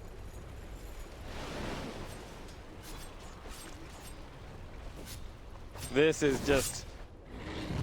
It's funny though, because you get the commitment from EG, they then go for their rotations. We can have a quick look at this again. So Miracle, the Burrow Strike is perfect. He doesn't know he's got him, and Mind Control just has to go for it, but the split second between the RP and time-lapse. I don't think they had enough damage. If he had RP and then right-click, he doesn't have an Echo Saber for that little bit of echo. It's all they can do though. Like, they have to go for things like, just hope they find enough. Yeah, well, it would have been way better with like the same Bethesda. I think they would actually been able, or let's say have detection versus Weaver. You know, there's a better way, better things that they can do. They can't afford detection against the Weaver. They need to keep spending money to get the Observer Wards down that Daiki is planting everywhere. That's the one thing they can potentially control. Now Samael inside the pit, crit in the neighborhood, has a full Solar Crest completed, so this Roshan is going down very, very quickly for EG. And yep, Team Liquid can do nothing to stop it. It's very rare a team with a Naga Siren is unable to hold the Roche Pit, or even a team with such huge AoE control and teamfight abilities like Team Liquid can't control the Roche Pit. It's the way they see one hero. I guess they had the universe. Hi, Miracle. He doesn't know. Universe goes with a blind blink call, Under attack. but they won't find that opportunity. You need a gem.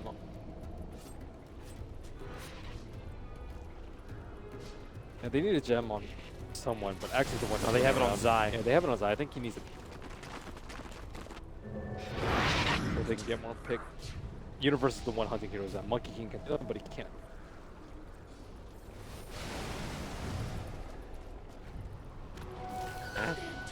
Slow the game up has been working for Team Liquid so far. They still hold their racks. Naga is still sitting up there very high up in the net worth. She's gradually getting higher. And once that Octarine is up, the split push becomes even stronger from the Naga Siren. No one's scared of a. No. Well, what they're scared of is just the incredible amount of delay, and then you're like, well, maybe that's what Team Liquid's still looking at this game. It's like, okay, the Naga's going to be pushing out the side. The SK is going to do the same. The Lives is going to do the same. Team Liquid feel like they're on a time clock to get into the base before they end up in a bad trade-off position. These type of kills are definitely going to help. A quick call. Miracle will die, but he's only dead for 23 seconds. I will say one thing about Liquid strategy is that they're committed. They're committed to out-farming and delaying the game. Yep. It is. It's not too late for CM Midas, right? She doesn't have any items. Not too late to put the kettle on and start brewing a cup of cocoa. Like, Liquid are in for the long haul. And My Control's on the hunt. This time they're coming with the Infest. They're pinging out Arteezy, but they walk past Zai. Remember, this is the Shadow Blade they're using. Zai will see him. The Gem of Crusade did the work. No! The RP misses again! My Control, run away! Kuro will die in the mid lane as another expected pick off. The Crystal Main doesn't really have a lot of safe places here. RP's down too. Yep. That's the chance to push up. Personally, that was a good bait though. Has fallen. They knew that they knew what was going to happen. You got a creep waves. Yeah. Look, you look at the position of Naga Siren. Like, I know this is GH and Miracle is on the team, but it almost is a testament to Miracle. What? Heard the difference in pronunciation. Naga Siren, greatest of Southeast Asia. Eric. That's a stretch. This is what he does. Oh, My Control. He jumps out. He was looking for that skewer back over on Samel. Now it's up to Miracle to actually create a little bit more space, and they Song of the Siren, allowing My Control to survive. They need what? Yes, maybe. They needed something, but that was just a disengage ultimate. That was all. Jump back in, keep the chip damage going, buy the time for the RP to arrive, and just keep chipping away at their life and make it so that Aegis carrier can't just sit there and hit the tower. Continue on. They have the ages. And they know it. They're Could backing go out. disastrously. They're already leaving. They need a Satanic. Now they're jumping out. That Observer Ward sees Arteezy, but they need the control. Arteezy Shikuchi's up. The Sentry Ward's too late. Runs through mid. And Monkey King is dead. Okay, goodbye Zai, but also troublesome for GH. He doesn't have Song of the Siren just to TP out this one. Samel's coming into the Octarine. He needs to do a little bit more damage to stay alive, and Samel, he triggers the BKB. Song of the Siren is now up, but the call is there. The Culling Blade too early, but the kill will still complete. But they're having to repair the creep wave. The top lane, Team Liquid's creep wave actually reached the tier 3 tower and did damage. Small victory for them, and of course getting the gem is also pretty big for them. Nagasarn is still a little bit behind in terms of what stuff. I'm surprised he didn't just sleep there. Just sleep like X. The SF has to kill you, but he doesn't have MKBs. He has to deal with that miss, and you can try and fog. There wouldn't have been the stun, so yeah, he potentially could have just TP'd out. That was a really good BD. It took 35 minutes, but Samel just got the 150 attack range, hit level 25 on that SF. Sand King, run to the trees, inside the Sandstorm, trying to keep clear of Universe. Universe doesn't actually have mana, so it's a Burrow Strike into the TP back, out again, a Miracle. Will survive. They have no... with a Shadow Blade Magnus and sinking. Just have vision.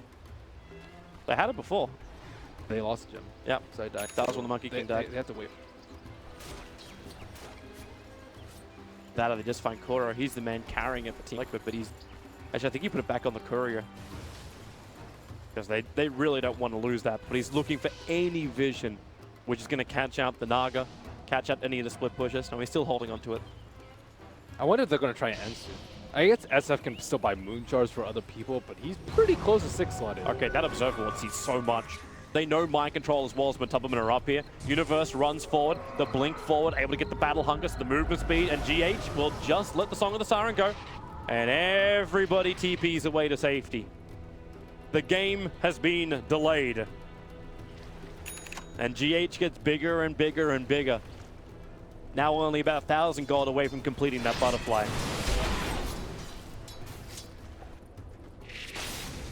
Way to keep the Monkey King away. Just have Magnus keep skewering trees. I actually have some. That's easy. RP, it's gonna hit him. He won't be out of time lapse. 76 seconds without a Weaver. These Observer Wards, that Observer Ward on the south side was... Yeah, Liquid playing their strat very, very well. They have not given up too many deaths. They've gave up every Roche, but they're so far behind it. They haven't lost any threes. They've split push out the lanes quite nicely, and they're keeping up this spike going. Yep. It's getting better and better for them. The fact they haven't lost the tier 3 towers as well, I mean, those shrines, they're always able to push out nice and quickly. Oh, Lifestealer didn't actually. He didn't? He backed up to the Echo Saber and AC. I'm actually surprised. In this sort of game, reached like 25 minutes. Dire's middle tower is under attack. Well, they're on the hunt again. There's no RP. It's on cooldown for another minute. Main point of control they have from mind control is going to be the skewer, but maybe at the same time, like every target is a little bit more killable because you're not looking for the Weaver. Wait, what? Move speed? Wow, we got movement speed over tower damage. That's pretty rare. When you're playing this type of game, power damage actually does not matter that much when you're and a lot of the time. Yeah, Lifesteal is the only one who really benefits from power. Not even the Magnus can be killed. Oh, the jump up, Ghost Scepter, raises from Samel. He's still got the close range raise. Akura with the life, he needs to stay alive. The gem, the attack will connect. The gem of True Sight's on the hillside, and EG, maybe they didn't realize this. Samel's looking for more kills. Won't find them. But the gem hasn't been taken, and still the courier is on the way up to pick up the gem. Miracle, a quick Yule Scepter cancelling off Zai, so he doesn't actually reach the tree. He's actually caught on the ground on the other side of the tree. Courier has managed to recover the gem. They're probably thinking, why in the world would he be? Are they going back in again? Crit's TPing out. That's a lot of damage to the tower. They find the bottom lane, Fire Strike forward, RP committed as well, and they bring the epicenter plus the Lifestealer. Another core of EG gets sniped on the side lanes. 700 gold and a level 25 hero. That's a ton of XP. Grab should slow back towards Liquid's favor. Looks like it's only 5,000 gold ahead for EG, and SF's not really getting any stronger. Like right now, like, I'm not quite certain exactly who is meant to be bleeding more, but it looks like EG's on the slow drip. Oh, they definitely are. Getting to that point where they can't keep it. 3 tower up top's at like 25% HP. Yep. And they're actually not even, like, they can't contest Roshan. Roshan's being done right now by Team Liquid. And EG can't get there. Miracle's creating a lot of space on bottom lane by just pushing it and being just a general pain in the ass. Making it so Liquid has all the space in the world to do this. I'm pretty sure it's been 10 minutes since the last. Aegis and Cheese down now. And a refresher orb on Magnus. What you need. RP, get any sort of solo kill on a core. Again, force buybacks, and then pressure's up. Yep. No one's drive an RP. Oh, nice ball. finally ever remove a small thorn in the side? Maybe not. Miracle even steals the bounty rune. There's another little target up next to the secret shop. It looks like a bit of a duel. Yeah, it's going to be Zai battling against Mind Control. A quick push away. Zai starts his own TP, and they have the stun available. Monkey King rooted to the ground by Kuro and actually killed off by Kuro.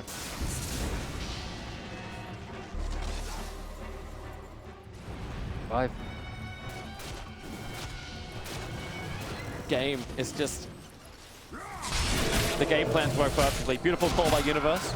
Hold the Life Stealer in position. Bring in the damage, because right now, all these fights are happening on Liquid turf. EG maybe can finally think they're trying. The RP goes out. They keep the control up. But with the Shallow Graven Song of the Siren, Universe keeps the spins happening. So much damage from the axe. The Agency model will trigger. Samel's BKB will protect him. And now they go over to Matumbaman, the Life Stealer. No real way home out of this one, apart from standing his ground and being as manly as he can. But don't worry, the side lanes are pushing in. EG have trouble at home. E3 count on top, almost dead. That's not good. They can't really afford to lose their prize right now. They're just struggling to move outside the race. RTC, oh my god. Liquid Sphere protects. They're TPing forward. Zai wants to try and catch up to Miracle. It's going to be difficult. Jump forward, gets the stun off perfectly, but GH, Song of the Siren for protection, and then TP's away to safety. Ori has that, I think that's actually the level 2 diffuser blade as well, over on the Naga Siren. He's 6-slotted too. Yep. Yeah, he is. Very much. Miracle finds another target. So Mal just wandering around. Mal, however, has friend as well as a shrine. And they have vision. You'll set her up. Crit comes in and, well, they haven't got him yet. They still don't have him yet. And they don't have him at all. Universe was waiting with the stun. Meanwhile, top lane, T3 tower's gone. The illusions as well as the catapult should take care of it. The shrines are now open for destruction. And Liquid are wasting no time. Yeah, the pressure's up. They can... I don't know if they have enough damage to kill them if they only... In an actual big team. They can definitely do it if it's like 3-on-1 versus some of the heroes, but imagine if they actually do RPs, aren't able to. Shadowfang actually doesn't have a way to heal back up. Like, if he gets great, he's still gonna die. He needs the Satanic. Yeah, Ags maybe? He can heal up from the Ag.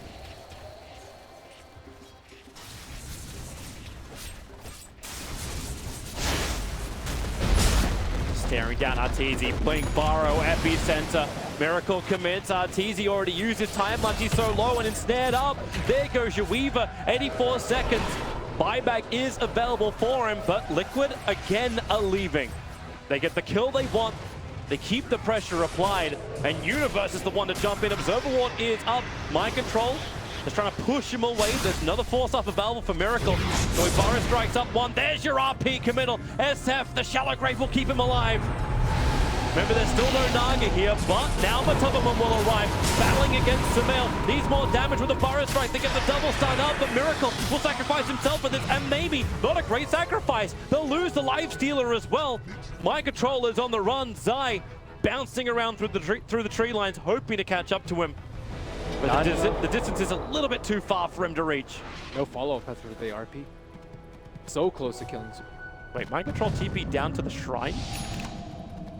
Monkey King was jumping down there. That could have actually ended really, really badly. Don't worry, he has plenty of buyback. Or Scythe of Vice. Slice? The Hex? Pressure? That would make some good sense. What does GH buy? Apart from like gems for his team, all the wards, all the tomes. Moon Sharp for Life. Yep, that'd be nice. He's got 8.5k, so he has to spend some of this. POT2s. Okay. Should have money for both and then still have buyback. Yeah. Almost killing off Zai. If Zai wants to stand his ground against illusions, like the Naga illusions, he is going to die. even Samael is having issues. And you can see him, he's got the money for the Titanic, but doesn't have money for buyback as well just yet. I just don't know what he trades out for this. He's trading out his Ags. Ags gives you really good damage because and it's another way to force.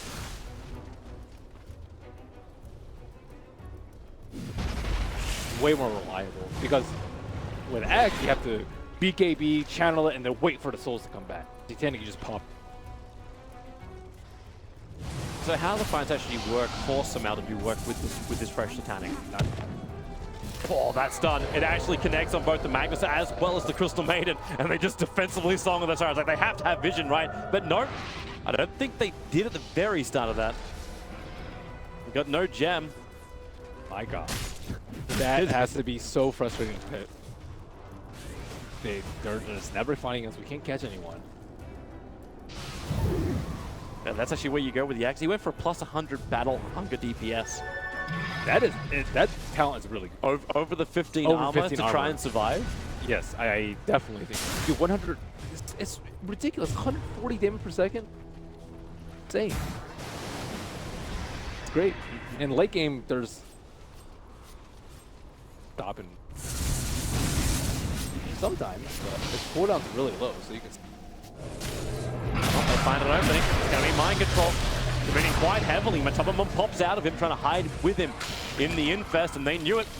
So that live seal a quick open wounds, but Universe just backs up, makes sure he doesn't get attacked, so he can blink forward, get the call off. Matubamon still wants to keep this run going.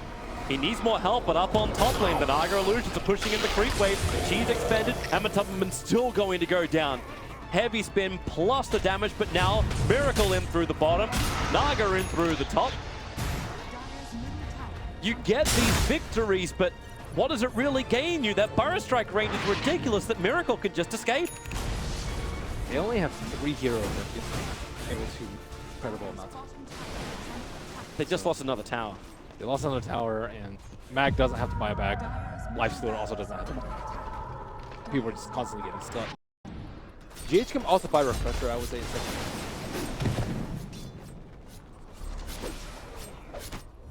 He's holding it at 7.4, so he bought the BTs.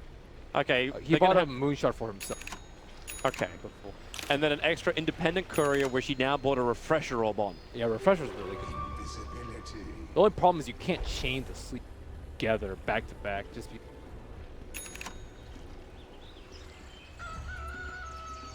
you have time to like pop BKB.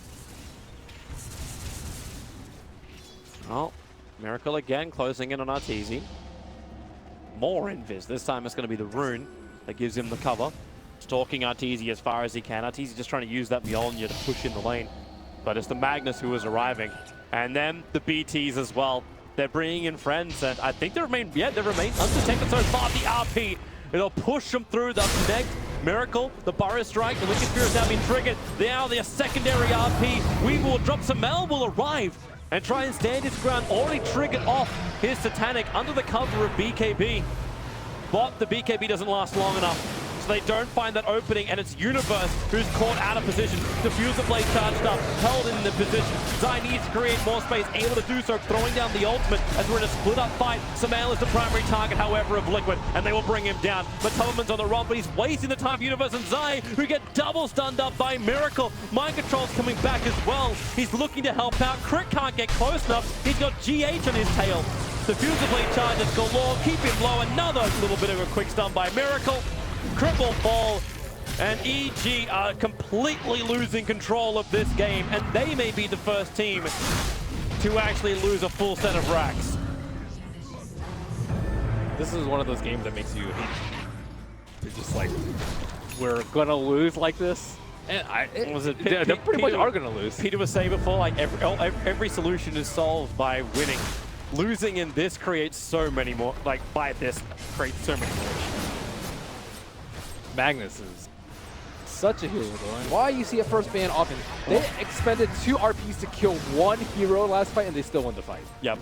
And what is RT supposed to do about getting double RP'd? And how do you even defend this? Like, you're losing too many lanes of racks. GH will stand his ground. He doesn't care what Samael's gonna throw at him. Samael, okay, yeah, BKB, but he just bloodthorned an illusion. GH can just ensnare him up, hold him there, while the top lane is actually going to attack. Keep them slumbered while the axe gets initiated on. Is that what's... Actually, no, it's Crystal Maiden physically damaging the melee racks. Mind Control will arrive using that Hex. The Crystal Maiden just gets destroyed by Arteezy. And maybe now Arteezy feels he's got the damage, looking towards Matubberman, finding inside the tree lines with that BT from Samel. The Bloodborne is on the right target. 4 heroes down from Team Liquid. No buyback over on the Life Stealer because he managed to pick up the Monkey King bar. I think they also pinged out because they scouted the Refresher Orb sitting in the trees. But Naga is still up. They have to get Roshan. There has to be some kind of glorious push from EG to win this. I think they have to all in pretty soon. All their teammates are dead, but I don't even know if they can cook it at all. Song of the Siren. They're looking to come a little bit closer. Can Miracle actually keep Zai controlled, or can Zai keep Miracle controlled? Universe jumps in. That's a very, very poor Dazzle having to run away from just Naga illusions, but when you get the kill over on the SK, that makes life a hell of a lot better. Minus respawn timers. Minus respawn on the Magnus. Sand King. Can never keep a good hero down. No, no buybacks. Really tough. The Diet did lose their courier. I'm not certain if anything was actually on it at the time. No, it wasn't, so it was just lost. I could do it with the robot. Anyone else judge yet? I feel it still doesn't have one. Pretty worthwhile giving him that. Even Magnus, I think. Magnus is coming over. He's right in front of the pit. The bottom lane might be pushing in, but now it's Arteezy looking for the kill. There's a heavy amount of damage to Mind Control. He RPs the Ancient. And Kuro will now probably die to Universe. GH can use the Song of the Siren to TP back out again, or does he? He can hang around. He keeps the Song of the Siren on the SF, so there's no BTing anywhere. In fact, he just keeps him slept. While Kuro and Mind Control, they make their play over towards Roshan, catching Zai out.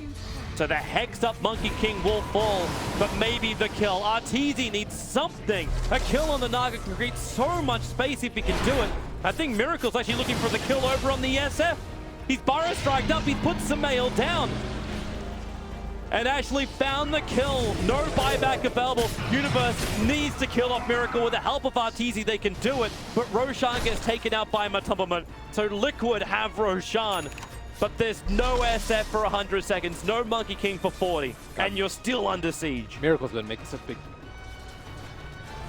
wasting the majority of the mid game. Like, they constantly keep throwing bodies at him and escapes, and he almost got the kill on Arteezy in the mid lane after the Naga illusions whittled them down to critical HP, and that was a really big kill. Now they can push with Aegis and Cheese. Sand King's up at 30, he can BOT back in, and SF is in the grave. And at minimum, Liquid are looking to force SF back right now, but... Nope. Hello, Mind Control. Attacking the melee racks on the bottom, Matubberman. And to get that very quick Hex off. So the top lane's being attacked down by GH. He'll take care of that. Matubberman's making very quick work with the bottom racks. And the mid just fell. Megas are up. The RP will connect. So maybe Zai can create a little bit more space. Throwing out the Monkey King ulti. They'll burn the Aegis of the Immortal. But you're still up against Megas. They need to find this kill. Still no SF. Support is nearby, but Lifesteal and Matubberman standing his ground. But Infest, he'll pop back out of the creep. Bashed up as well. Universe will Culling Blade him down. The epicenter. Miracle's gone back in again into the middle of 4. Trying to get himself back out of this one. The stun will not connect from Monkey King. Dazzle brought back, but it's because they're losing tier 4 towers back at home. But 16 seconds until you have Samael up. Slowly but surely, the entire EG base is falling, and Liquid no ultimate to show for it, but we'll just, they can just wait for it. They have all the time in the world. The EG, they are the ones that need to find some hallelujah play. Samael Rapier, something that gives them the damage requirement.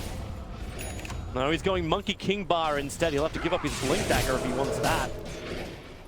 Or bots. You're not going to be moving around. I think you bots in for like a throne kill, but if you're just sitting in base, I think selling or trading out the bots for it. Yeah, they need MKB. Butterfly plus Radiance. Naga Siren does have an Arcane rune. That is going to be even more images.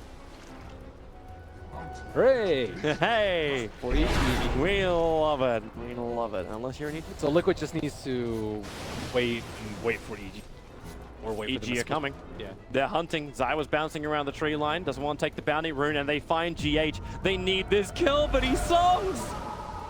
The Dazzle will just have to sit there. TP support's coming onto the shrine. You don't want this. You don't want this, EG. The Burrow Strike is there, catching Samael. He couldn't even BKB in time. That could be the game right there. Crystalmate let the ulti go, but RP, stay exactly where you are, Universe. He won't fall, and GG, well played. Team Liquid, patience is a virtue they have displayed in droves in this second game of the series. I think GH played really well on the top. He was really good about using it, like before anything happened. You want to make it very clear to your team what's going to happen to the team, right? And if you sleep at the wrong time when the Necro Center's channeling or when someone gets RP'd, it could just be disastrous for the...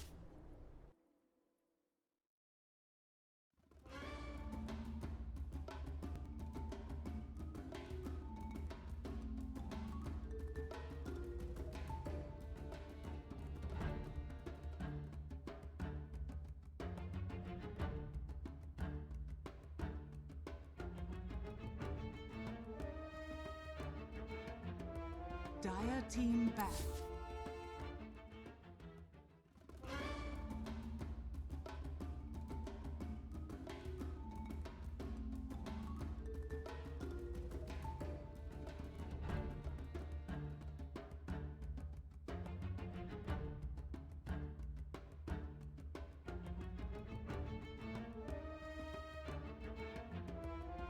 Liquid's turn to ban.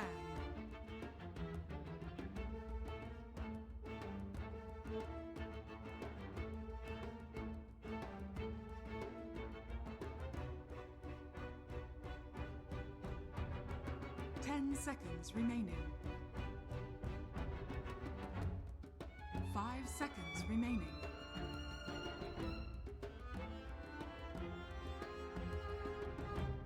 Dire team ban.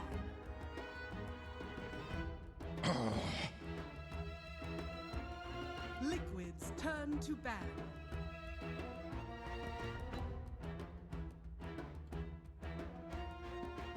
Dire team ban.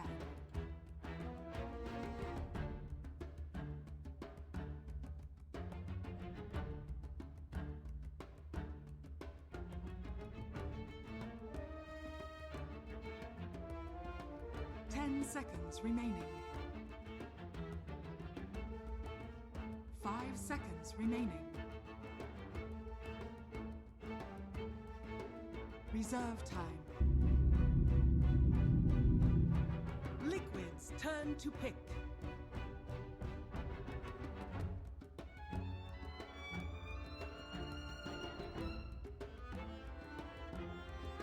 Behold the horn of madness.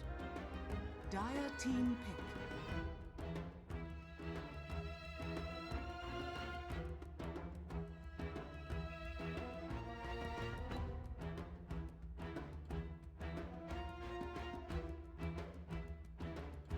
Seconds remaining.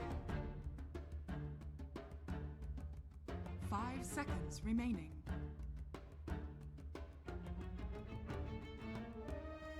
Reserve time.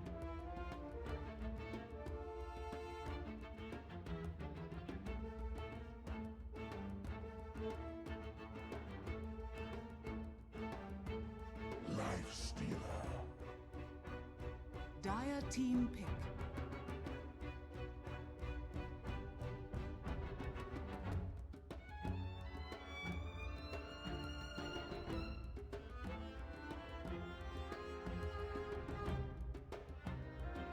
Seconds remaining.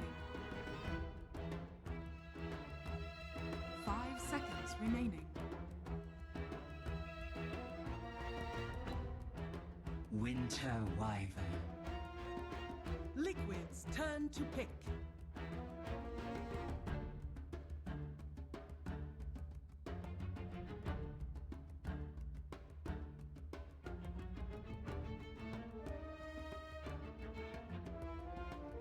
Seconds remaining.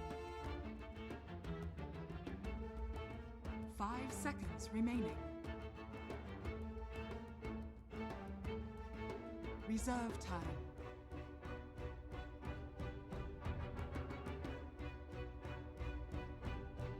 Crystal Reserve Maiden. time. Dire team ban.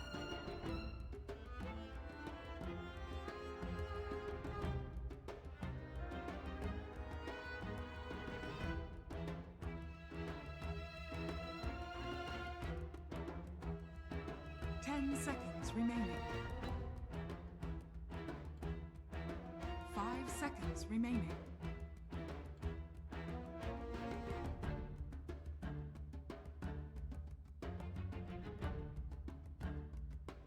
Dire team ban.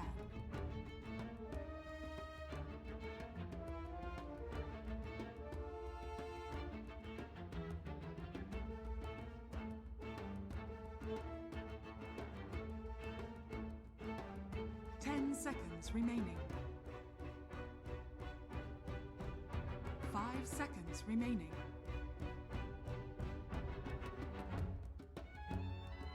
Reserve time.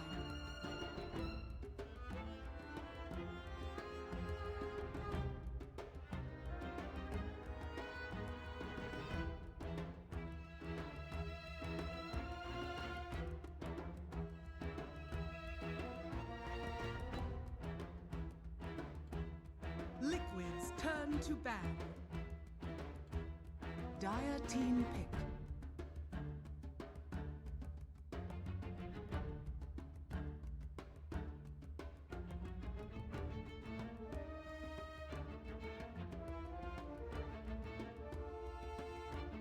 Ten seconds remaining. 5 seconds remaining. Reserve time.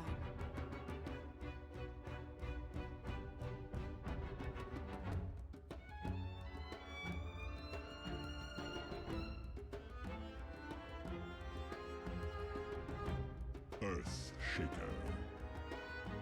Liquids turn to pick.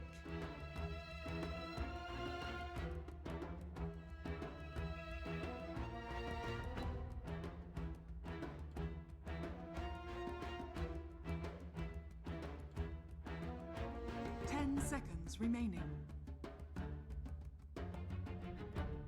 5 seconds remaining.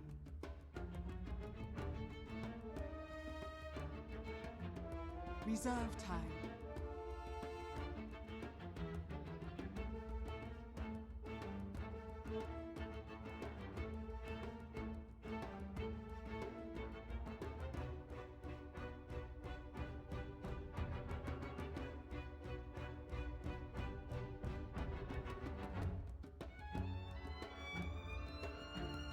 Legion Commander. Dire team pick.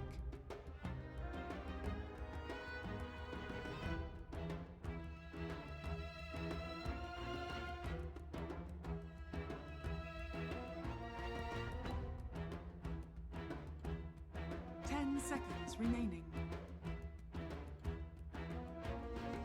5 seconds remaining.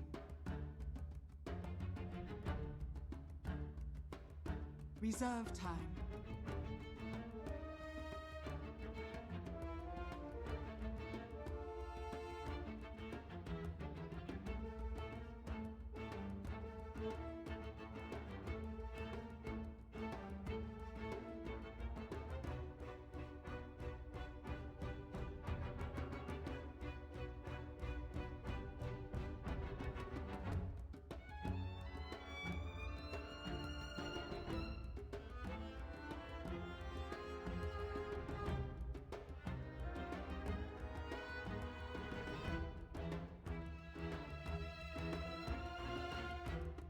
Elder Titan. Liquids turn to pick.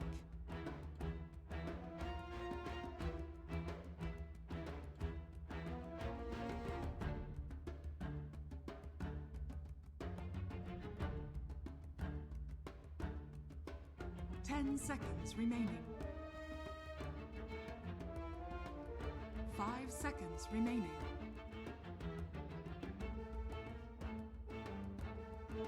Reserve time. Imber Spirit. Dire team ban.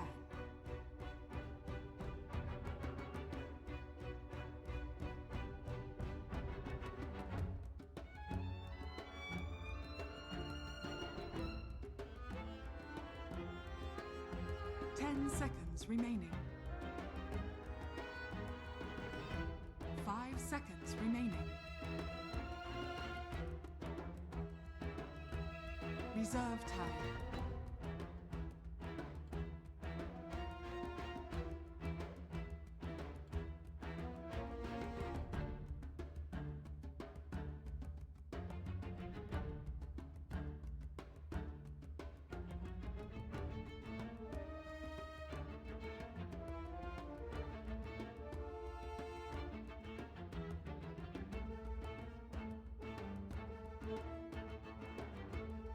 Liquids turn to ban.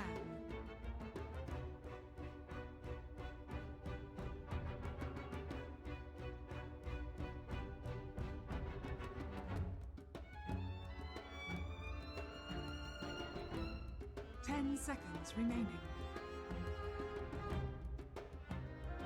5 seconds remaining.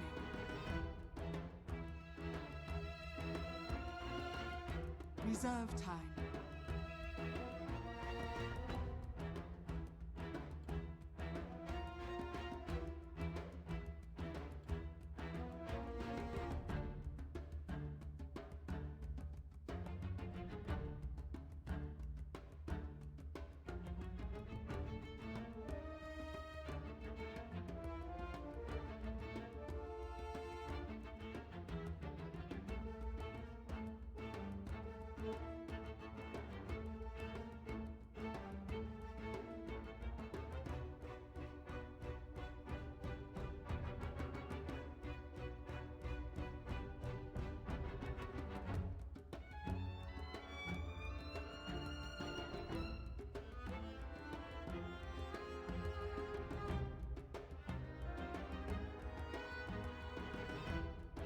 Lone Druid. Dire team pick.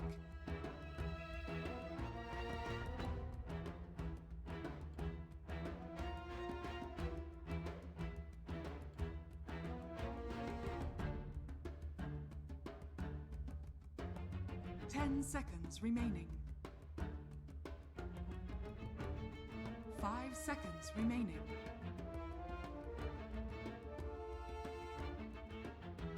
Ten seconds remaining. 5 seconds remaining. Spectre.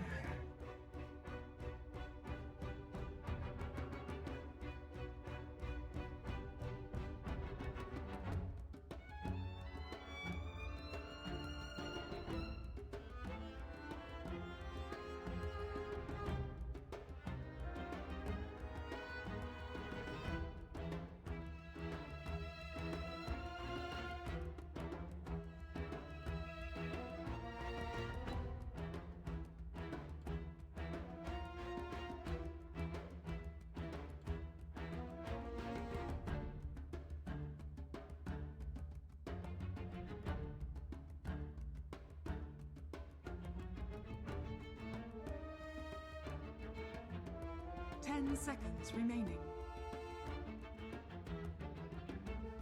5 seconds remaining.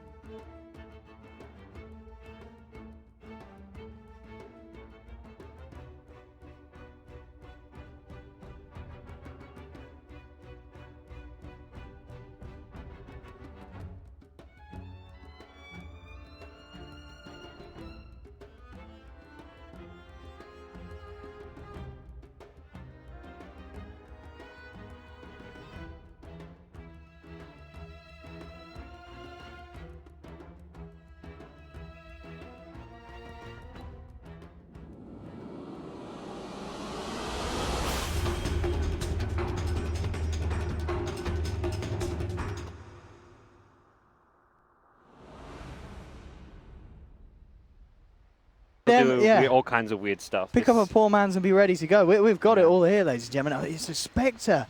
Eternal Envy. Baffling people once more. And it could be brilliant. We saw, actually, personally, maybe some of the people watching stream too earlier, MP's earlier game.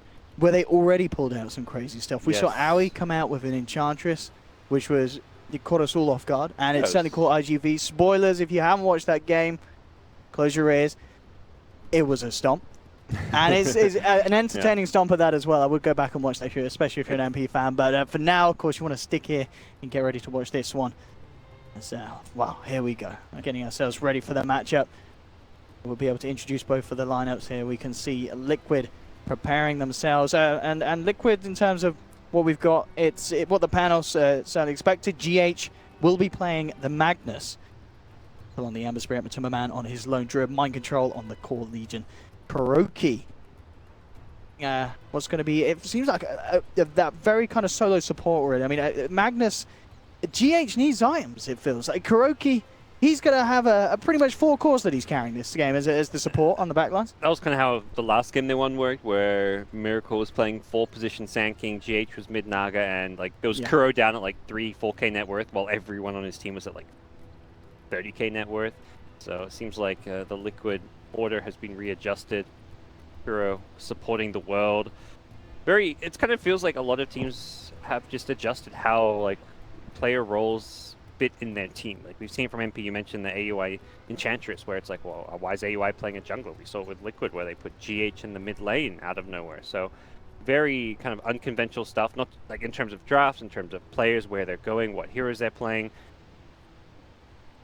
Be strange. AUI's got 4-man shield. I wonder if he's going to off lane, Lifestealer even. They've been putting MSS a lot in the safe lane, where we saw the safe lane Magnus a couple we saw of games. in the earlier series today, yeah. It seems like they don't. I mean, is the top lane really the safe for Dire anymore? You've got the Shrine down bottom, so it was talked about a lot with the new patch. Like, where is the true safe lane these days? Some of the map changes. Jungle camps. There's a Shrine you can play around. There's this shop. Down in that bottom lane, so maybe the Dire offlane is a better place to the Lifestealer. And once again, kind of going back to really the Lone Druid, I mean, gods, this was a hero that was in an amazing place. Everyone was picking it. It was first top tier picks and bans, then it got hit, and then it got hit again to the point where, as I said, everyone's pretty much avoiding it. What is it that makes this hero so hard to play, do you feel, in the pros' eyes at the moment? Because of it. Mostly it's the uptime of the Rabbit. That was the biggest nerf the hero received throughout all of the various nerfs and stuff he got. You know, definitely some really absurd things. The -50 became -40 second respawn time, but Rabbit uptime used to be 100%. Now it's 30 out of 45. Do the math. 2/3. 45 divided by fine is 9 times by 20 is 180. I don't know where I'm going with this. 2/3 uptime. Yeah. 2/3 uptime. Yeah, so it's not 100%. that's all I know. And yeah, you're not constantly Rabbit. It means you have to pick and choose when you fight. If it's about to wear off, you're probably telling your team, back, my Rabbit's about to... When Rabbit's not up, you're not all that scary as a Lone Druid. You don't have that super movement speed and all that. It does kind of change the hero quite a bit. Affect him. Straight away, 40-37 and Mind Control to find each other as they both attempt for the warding mission to maintain control of this top lane. SVG gives Kuroki a pat on the back. Himself did manage to head over, did get the Observer ward down. Of course, also placing his towards that bottom rune spot. Liquid. Will be just the straight up Magnus jungle, it seems. Iron Talon is there for GH. And no big surprise, this is like a greedy approach, but something that NP don't really have roamers. I guess Elder Titan would theoretically roam and try and disrupt it. If you find him on low HP, you can maybe get some cheap free kills with the boots movement speed advantage, try and snipe some last hits as well. But it's dangerous invading enemy jungles because that shrine there is a heal, but also a TP location. So often we'll see like a CM or someone just carry a TP, and if someone like an Elder Titan can test the Magnus jungle, CM TP's in, there's your first blood, ET's dead. So I'm intrigued as well on the topic of the Magnus jungle. Is it better? Is it just more efficient? Why are we not seeing the Legion in the jungle and the Magnus in the lane? Is there a reason why you are going this way round than the other if you're Liquid here? Yeah, the Legion's a lot stronger in lane. Jungle capacity-wise, Legion perhaps better, I guess you'd normally say. But Legion in the offlane is very durable, very hard to kill. He's got a lot of good defensive tools. He gets a ton of movement speed from the overwhelming odds. He's able to purge off things like open wounds. So the hero in the off lane is incredibly resilient. We've seen a lot from LFY. It's Jizing's most played hero, and he does incredibly well in the first 5-10 minutes at getting stuff out of the lane. Magnus, you can actually zone the hero. He's a bit squishier, doesn't quite have the same stats to play around and have the same great time there. Interesting as well to note, of course, it is indeed Envy playing the mid, but MP switching the lanes around. Envy up on the top lane on his own at the moment. Aoi is in the mid, did have the appointment come over across to help him. So who's this trying to dodge who? Who's getting the lanes that they want, do you feel? MP kind of set these lanes up as far as they're concerned. Envy went for a really odd play with that pull through, but he gets it to the neutral camp, so he's going to be able to theoretically farm the neutrals as well as this creep wave, although he has to hit the last hits as well. Meanwhile, oh, look at this. Yeah, it's kind of what I talked about. SCG, you want to come in and mess with the Magnus jungle? Well, Kuro's going to be there, and potential first blood could come your way, but with boots, you will get out of there. Very, very speedy indeed. They do manage to get him out of their hair and get a bit of space for GH. Desperately tries to kick off this jungling. But of course, attention drawn here is going to kind of free up the lanes a bit more for the rest of Liquid. You can see in the mid lane already just the aggression coming out here from the other spirit. And actually GH this time around bring GH down low, but they've got the shrine. Kuroki coming with the wraparound, and this time SVG's boots aren't going to allow him to walk that off. As first blood goes to the Magnus, and that is exactly what you don't want to happen. You may have stopped him from hitting creeps for the first minute, but you've given him first blood. Nice when things kind of happen how you expect them to. That's the CM presence that Elder Titan had to respect and didn't. He goes in, events down. He can just go right back, knowing that the Magnus has used the shrine. Without that shrine up, it's a lot easier to continue being aggressive. And he does. He's straight there. Yeah, he's not put off. Like you die like that. Yeah, it's like, man, I didn't want to give up first blood, but you're also like, well, suddenly I'm a lot stronger because there's no shrine to worry about. GH having to skewer himself away, got incredibly low there as the spirit got thrown out. Will get himself back to safety. Got to be concerned. You're like a level 1 ET just running around the map. You got to find levels somewhere at some point. You want to get at least the level 2 stomp.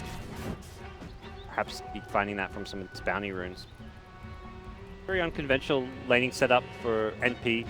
The mid lifestealer does alright against the Ember, but the Spectre's kind of like a solo safe lane Spectre. Use that early pull to the neutrals to help get some extra farm. But since then is going to lose very badly in a 1v1 against. I was going to say, this can't be a pleasant lane once Mind Control's got a few levels. It's going to be very hard for Envy. It's like peak of terribleness with the LC phase boots. Phase boots are there for LC. Good luck going anywhere near the hero. Mid lane again, Aoi moving in on Miracle with the open wounds. I mean, you can kind of do this, I guess, as a lifestealer. Trade it and go down again. Gotta be careful, as you mentioned earlier. Maybe lack of respect here really for Kuroki. There's a skewer, so TP is just not an option. He could try for the deny. He's not going to get it. GH picking up a second kill thanks to SVG. Pretty much this fast food order takeaway delivery service here he's providing. As GH certainly getting fed in the first 3 minutes. That one a bit unfortunate because it came as a result of a haste rune, which he didn't have eyes on, only Radiant Vision at that bottom rune, but nonetheless, you go aggressive deep in the enemy jungle, you're going to get punished here and there, and again, still level 1 at this point. Yeah, look, he's actually going to take over top lane while Envy jungles. That's interesting lane development. Definitely, to me, suggests NPs. This isn't like the game we saw earlier where Envy was Alk and he left the mid lane to go into Wyvern to go jungle to give the lane to a support. No, this is way too early for your lanes to break apart. This is very much a reaction to SVG's roaming mid lane fail. Miracle falling incredibly low here as Aoi. Nearly able to take him down. One more swipe would have done it, but he couldn't quite get there in range. So yeah, the jungle Spectre. Fastest, or best jungler, but make do with what he can here. 2 points from the Desolate to try and speed things up a little bit, but this is not really the ideal place to be running your Spectre. And considering this was the 5th pick, it's not like you feel like you 5th pick a hero and you should have like a good plan or lane for it. You should know that hero. If you're 5th picking a Spectre, you should be like, this Spectre game is going to be great. Like, it's going to have a good lane. Or if it's not going to have a good lane, it hard counters something. Yeah, it's pretty good against the lone druid being able to get on top of him, but you just picked a Spectre in a game where your lanes are getting destroyed. So I'm a bit surprised by the fact they don't seem to have a clear plan for how to lane this Spectre. I guess the end result is not having a plan means they're sending it to the jungle. And one of the lanes that we're still kind of yet to talk about is that bottom lane, as we just saw Matuma Man very much getting free farm. You mentioned across the board, lanes just looking very, very strong for Liquid. MSS is able to find a little bit. He's got 14 CS. He's getting the levels down there. But he's just unable to do anything in terms of slowing down this lone druid in this laning stage. Liquid greedy with the... They had 2 junglers at various points. Kuro was jungling somewhere, GH was jungling somewhere else, and they're winning the lanes. They're winning lanes while jungling. And top lane, they're just going to walk in here for the duel. It will be successful as Mind Control gets himself the tasty +10, and SVG really struggling to find a place this game so far with his 3rd death. I feel like I've never actually seen a team win all 3 lanes while having 2 junglers. Like, pretty absurd. They're not even really roamers. Like, the CM are perhaps a bit of a roamer, but Magnus is a straight-up greedy jungler. You can't lose lanes if you're not in them, gods. Well, there's solo heroes in them. They just don't need supports to win their lane. That's the crazy thing. They've got 3 solo heroes.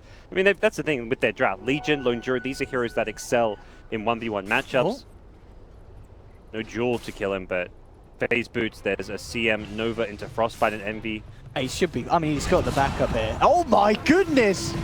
He's not fine. The nuke is too good from Mind Control, and he gets himself a double kill as well as they clean up 1437.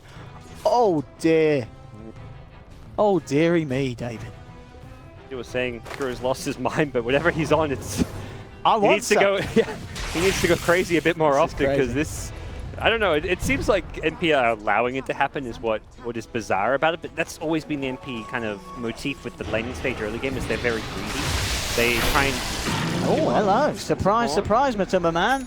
There's a lifestealer in here, and can't get him off it. So MP he gets himself the first kill on the board with a super surprise gank down there. Yep. Lifestealer and Envy turning up. You need to get something happening. Every time Haunt's up, I feel like they just got to gank as much as Envy doesn't even phase boots. He's close to them, but you got to find picks somewhere on the map. You can't just try and if you're just trying to passively farm your jungle back in the game, you're going to farm slower. You're going to get picked off one by one by Legion duels. So every time Envy's got Haunt, he's probably going to be telling his team, go find a pick off for me. I'll Haunt in. Even if you're trading kills, you gotta do something here. Very early use of the Infest as well, but. You gotta try and salvage this absolutely atrocious laning stage. Mind Control's gonna have the fastest phase armlets for a Legion offlane you can imagine. And very good for the Liquid side, even with that kill onto the Lone Druid. I mean, top lane, you see SVG's maybe thinking of getting into some sort of a position, but the 2 of them, they surely don't have the firepower to bring down this Legion. It's absolutely massive for this stage of the game. Legion wants them. He's like, I'm considering a duel on MSS probably. SVG is there for the stomp. Dual combo breaker. Kurok in the neighborhood as well, certainly ready to help out Mind Control if the occasion arises.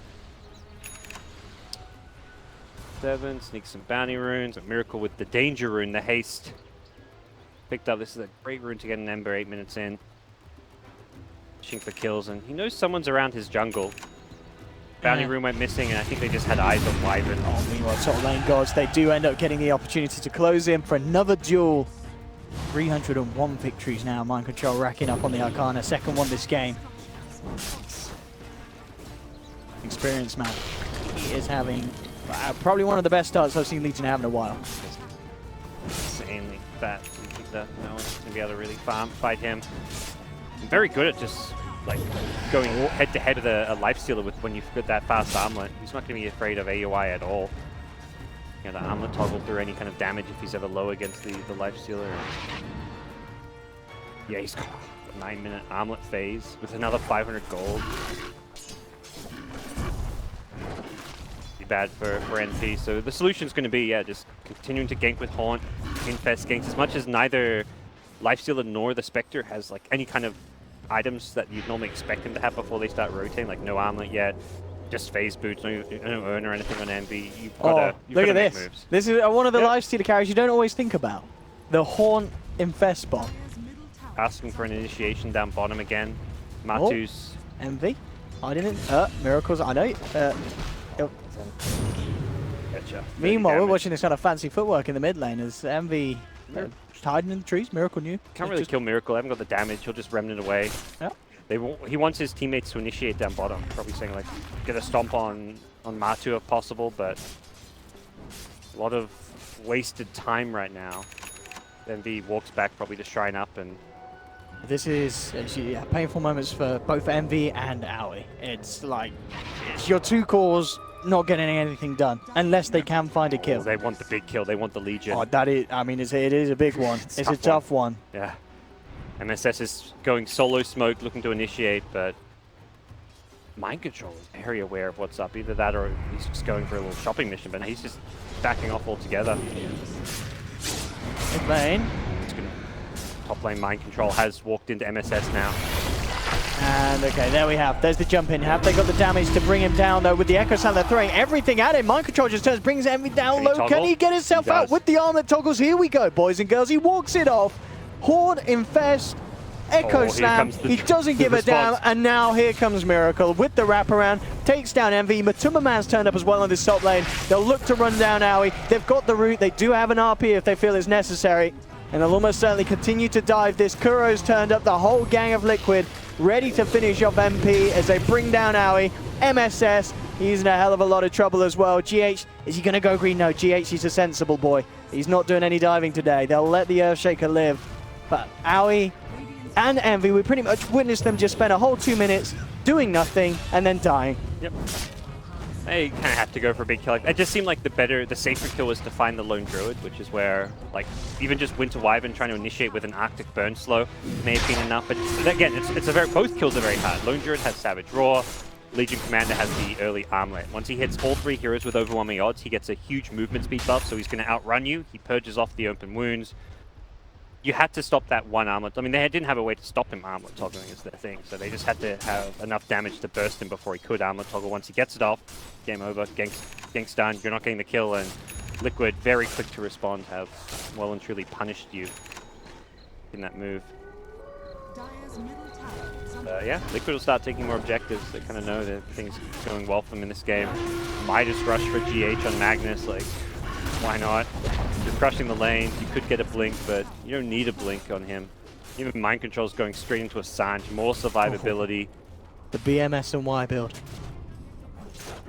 Adam's received some buffs. It has, yeah. Oh, well, like a 5% extra on the, what, the... The prop rate. It's like gone up like 20% or something over a couple I think it's 40% now.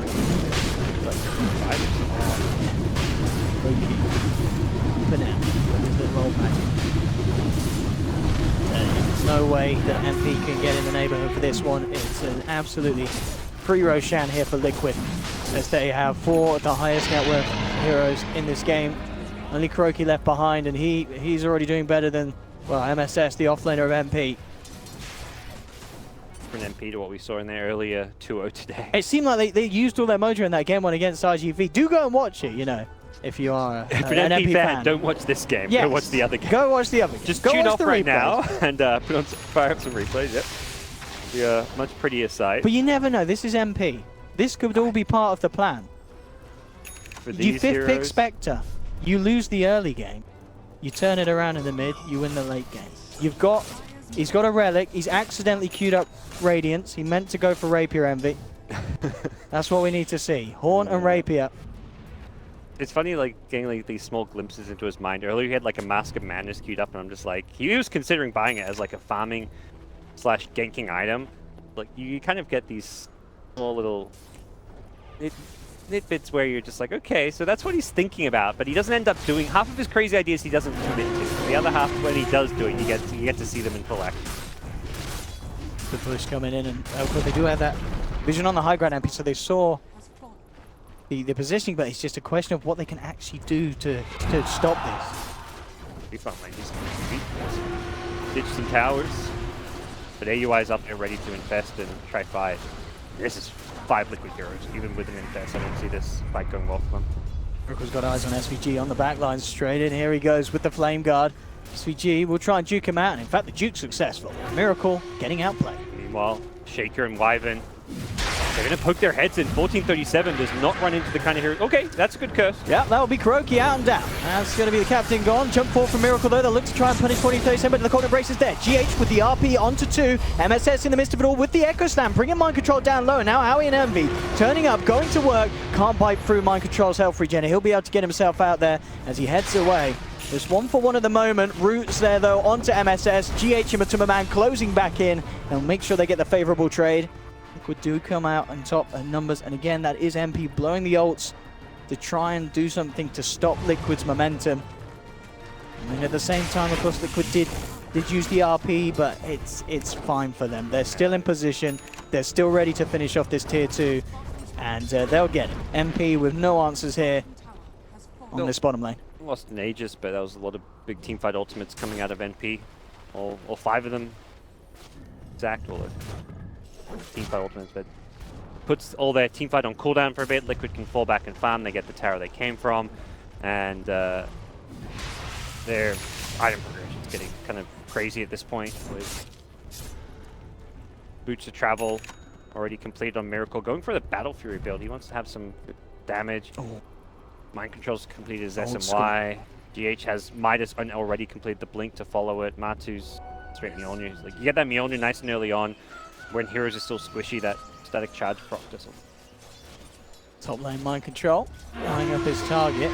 He's going to waltz in, and yeah, with the boots to travel. Miracle, can they burst him down in time for the duel? And doesn't look like they can. And in fact, oh, A up. Okay. Undercover agent. Oh. Yeah. So they'll wait. Then they'll kill. wait. The rage will be close to coming back up, I believe. Here we go. Come on out, Owie. We know you're in there. He'll go for the TP out, and Owie's a smart man. No way to stop that. Owie gets away with his life intact. Yeah, it was nice kill attempt. If he doesn't have a creep to infest there, they likely kill him after the duel. He wasn't going to die during it with the rage up, but... I'm going to try and make a go here from Matuma Man. Great ultimate, in fact, from SVG. Matuma Man does roll them back, but the fish is there from MSS just in time. And now Kuroki. This up, MSS will go for the TP. He's going to make it, though. A skewer from GH cleans them up from the backside. MP will lose too, but they do get Matuma Man. Definitely, you know, these core kills are exactly what MP wants to get.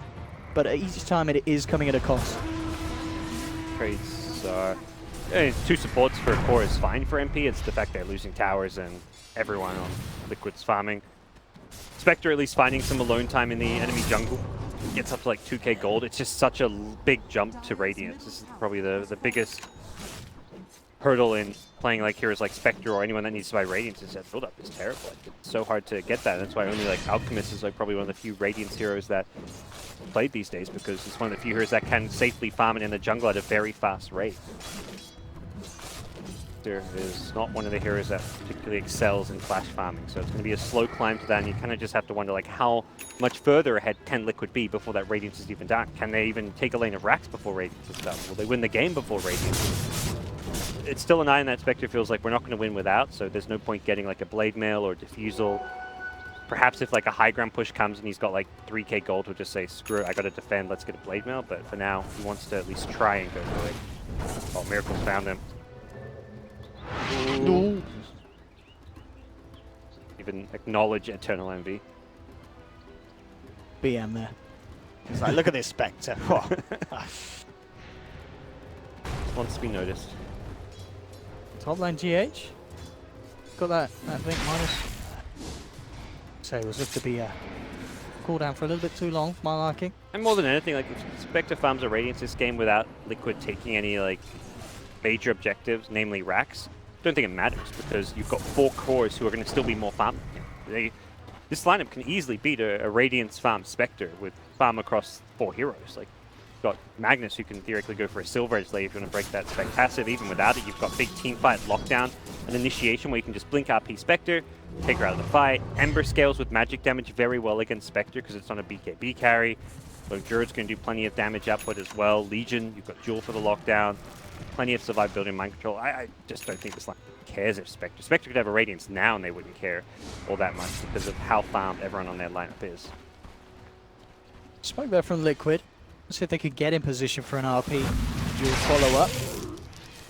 NP and D just playing very reserved at the moment, keeping it safe, keeping up on the high ground, just farming the waves as they come in. Of course, is giving Liquid pretty much free reign of the entirety of this map. Yeah, Liquid's farming enemy jungle, both enemy jungles. Not really farming their own jungle just because it's such a passive place to be farming, although Matu's getting some pieces of it here and there. Tiny scraps of farm. Here in Big Area, you're looking at over 1,000 net worth per minute advantage going their way. 20 minutes in, and the net worth lead is over 20k. That's the biggest kind of stomps you can really see. I mean, it was kind of weird that we're seeing the opposite side of the spectrum, because in that, you know, for the MP fans, the MP versus IGV game, we were like, this is the biggest stomp we've seen on DAC, and then MP were like, no, we'll show you a bigger one. And then they picked Spectre and jungled it. But I feel there's still ways they can come back into this. You can't lose entire faith. Envy's close to that relic. You can choose to believe that, Owen. Allowed to believe it. I believe that every game is equal, gods. And up until that foul, the Ancient Falls, each team has a 50% chance to win. Totally, yeah. Not out of it yet. Balanced gameplay, you know. All bless the Ice Toad. Comeback gold and stuff like that. I'm sure Dota, no one really knows what happens in 7.0x patches anymore. Win a fight, kill some core heroes, suddenly Spectre's got not just Radiance but a Manta, and yeah, it's not over. That's for sure. Dota's a very weird game in that way, where even the biggest elites can be lost. But yeah, he was coming around there, but they have that sentry out. They knew he was out. Now he has that Shadow Blade that he's just picked up as well now. So again, MP to play even more safe, even more secure, keeping away. And they've got to be careful. There's DD Rune on this Ember. Certainly like to have something happen, but yeah, you've got MPs. He's getting towards that Radiance. Yeah, he's getting there. Looks like he'll farm it up. He's farming with AUI just because, imagine if the teamfight breaks out, they want to have that Infest Bomb. Radiant Ward on the high ground? Like it's actually right by it. See? By it? There we go. There we have at the moment the comparison.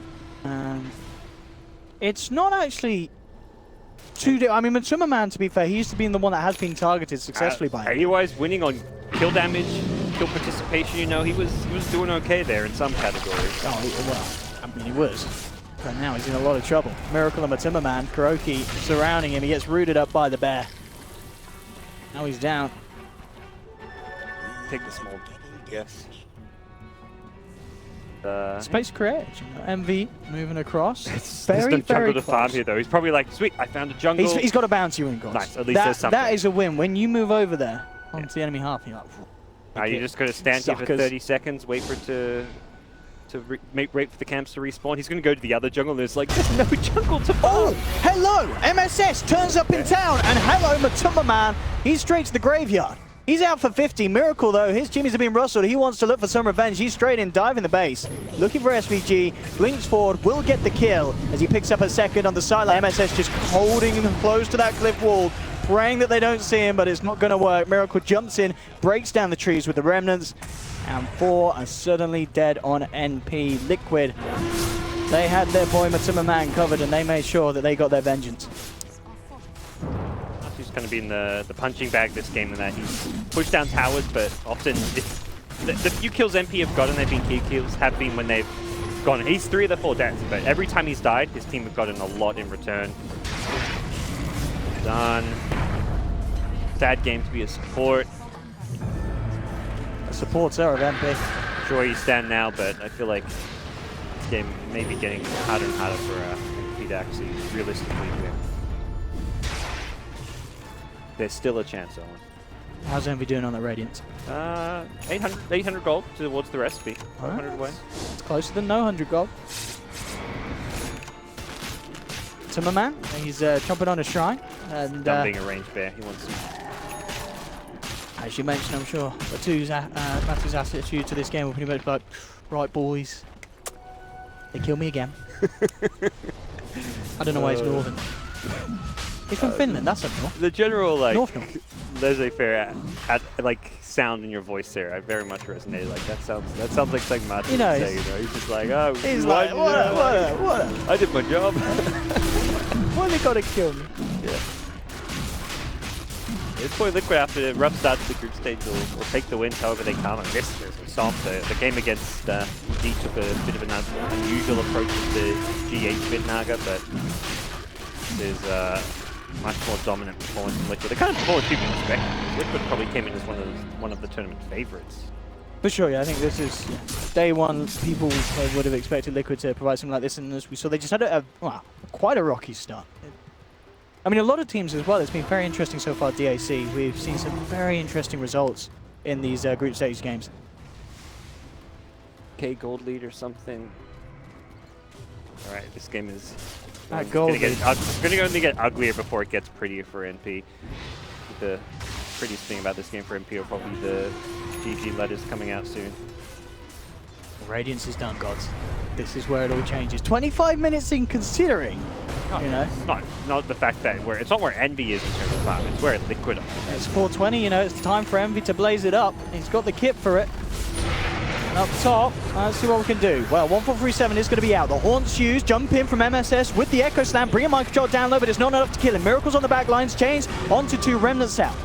They have managed to put the Aegis on mind control. In fact, a huge ult from SVG clips through Matuma Man, cleaving him apart, but there's GH in with the RP. Miracle cleans up as he picks up the triple, and GG is called. It's all too much for MP, and Liquid with definitely the biggest stomp we saw. We saw one earlier with MP IGV, and as I said, MP wanted to prove that it could be better there, as Liquid were just allowed to go absolutely ham in that game.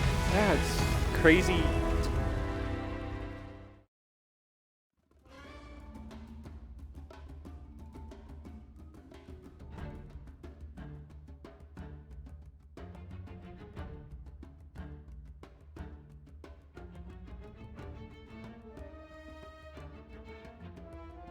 Liquid's turn to ban.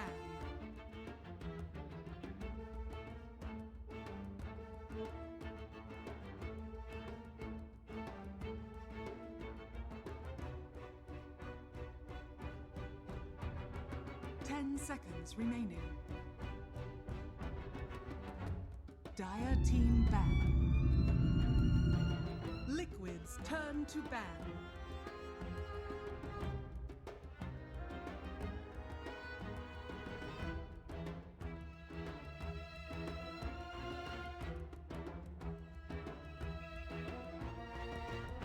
Seconds remaining. 5 seconds remaining. Reserve time.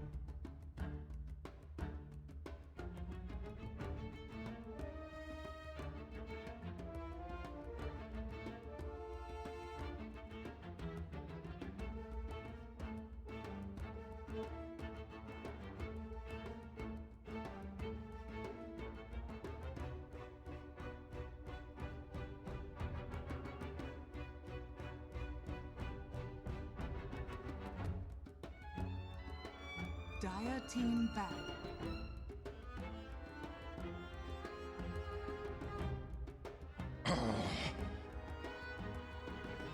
Liquid's turn to pick. Behold the horn of madness. Dire team pick.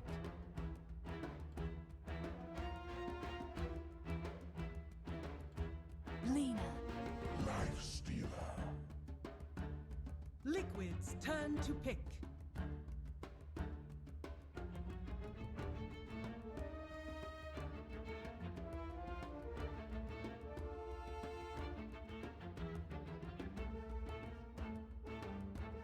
Ten seconds remaining.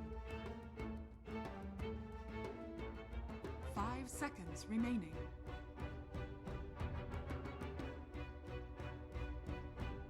Reserve time.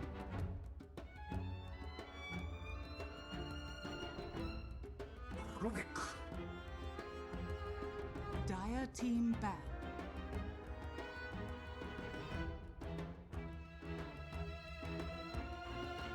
Liquid's turn to ban.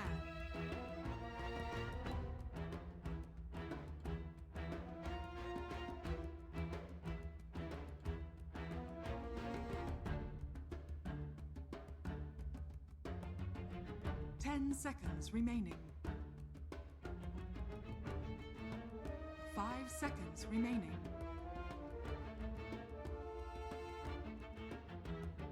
Reserve time. Dire team ban. Liquid's turn to ban.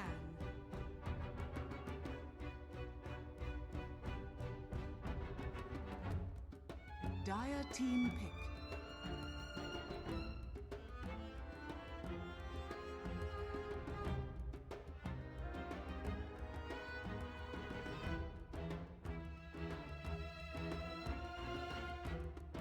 10 seconds remaining. 5 seconds remaining. Reserve time.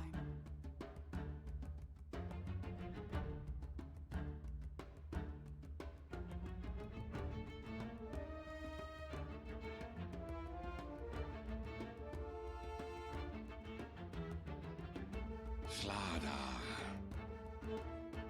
Liquid's turn to pick.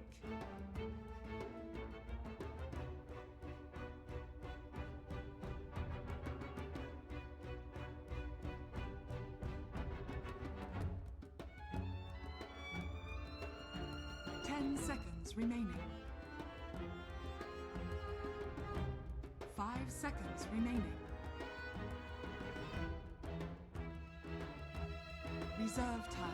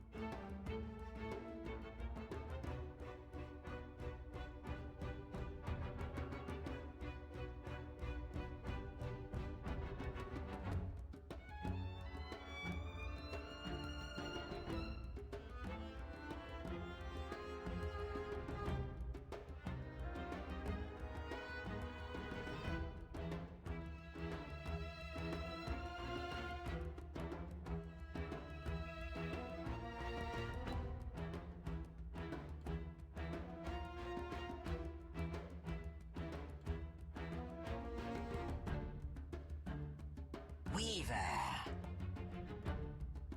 Dire team pick.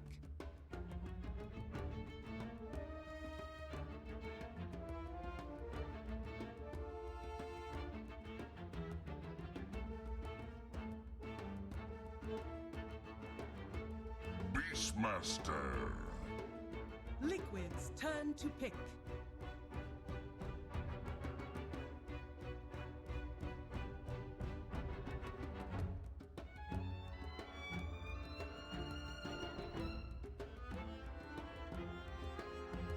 Seconds remaining. 5 seconds remaining.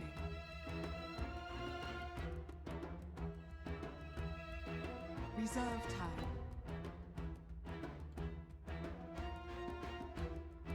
10 seconds remaining. Timber saw. Dire team ban.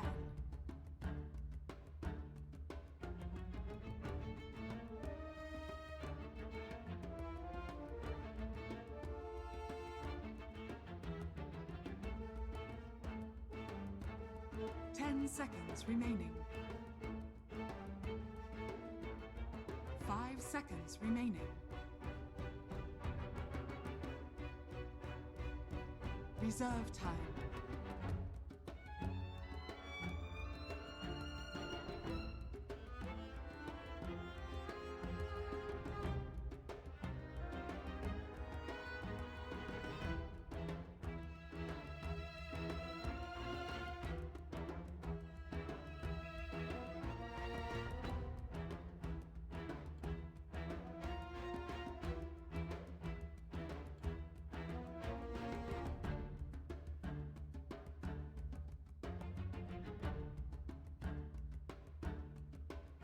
Liquid's turn to ban.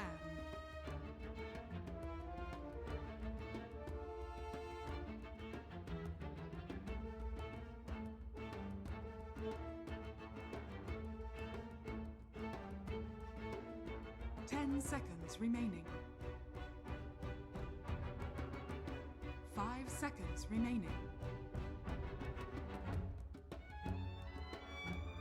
Reserve time.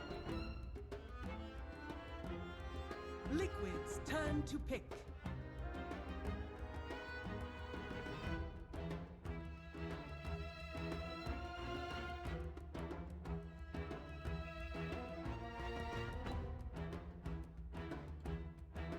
10 seconds remaining.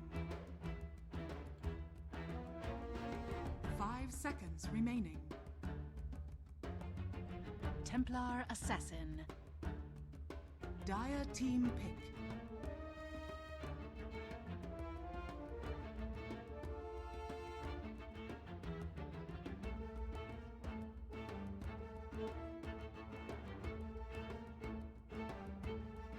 Ten seconds remaining. 5 seconds remaining.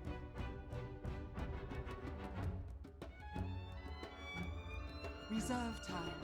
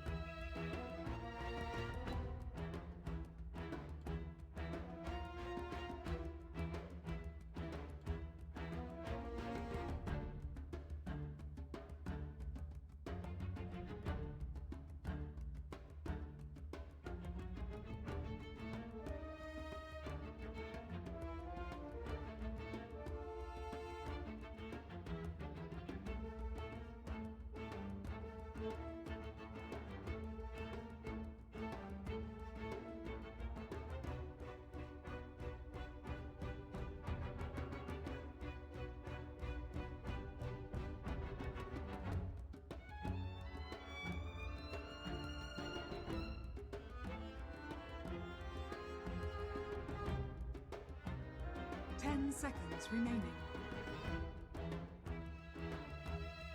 5 seconds remaining. Silencer.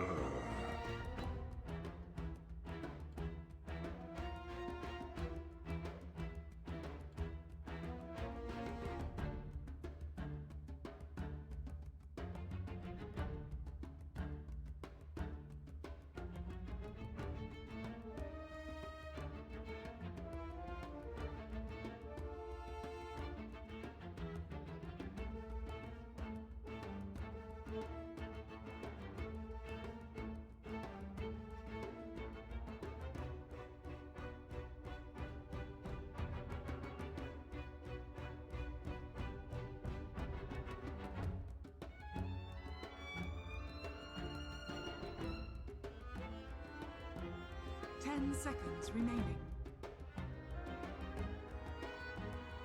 5 seconds remaining.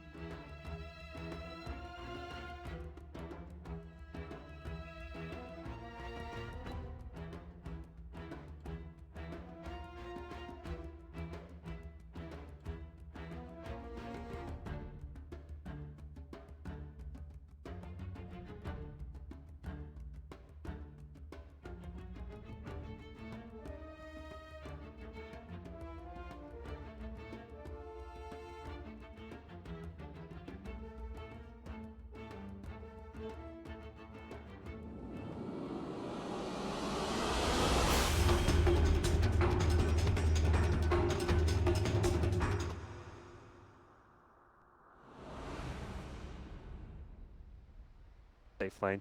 Gonna get a pretty good 1v1 matchup, but core silencer, yeah. Eternal Envy Silencer. What a treat. Curse pretty good at breaking the refraction, at least earlier on the lane stage.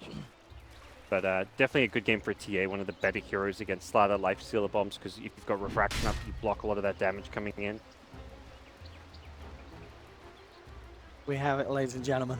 I'm sure you never have two games like that. Not Yeah, you know usually. what I mean? Yeah. I mean, it doesn't happen. Well, the game 2 you're going to react and be like, this was a major reason why this happened. Let's make sure that You even if you can't- lose 2 games in a row, you want to make It's sure you impossible. don't lose for the same reason. It just doesn't happen. I'm adamant that we won't get that. We'll get a much closer match here. So the MP fans can stop watching the replays from earlier today and tune in. Absolutely, they can stop putting that stomp of MP versus RGV on repeat, and they can get stuck back in. 30 seconds We've got Jackie left. Mao on the sun, so we've got Naomi on the Lifestealer. We've got SVG, Slaughter, Free Silverman ready to go. The lanes, Lifestealer going down bottom, so Martu won't get perhaps the 1v1 matchup he wanted against Beastmaster. It's still a decent matchup. That's the thing where they wanted to put Matu, I think, just and give more farm priority to the Timber than the Weaver, but he also doesn't really care so much about the matchup. While the Beastmaster is a good matchup, Lifesteal is also a good matchup. The Timber Sword. There's no real bad matchups for him in any lane at this point, other than if like a Silencer support was zoning him out with like Glaives or something. Maybe a mid Silencers. What MP's plan is going to be, how effective they can be at shutting down the GH jungle, or if SVG is just going to prioritize a bit more during the lanes early on. But now he is headed down bottom.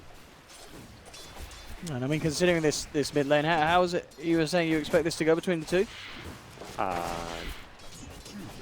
Totally sure. I haven't seen much Silencer versus TA. Like in my head, like Curse should be pretty good at breaking refraction. Mechanically, Miracle is like the play you'd expect to win, but good damage. Salve doesn't have refraction, so he can't just go too close. Getting some full-on harassment in. Yeah, very early Salve in the middle lane. They're ready to go in again, just with these glaives. Now that level 2's hit, Miracle will have refraction, but even with that, straight off. Himself taking a lot of damage. The creeps are moving in as well. Be careful, Miracle looking to get the side blade hits. Won't be able to cancel the salve though. Envy does get lucky with being able to salve up, so vice versa. Miracle in turn gets aggressive.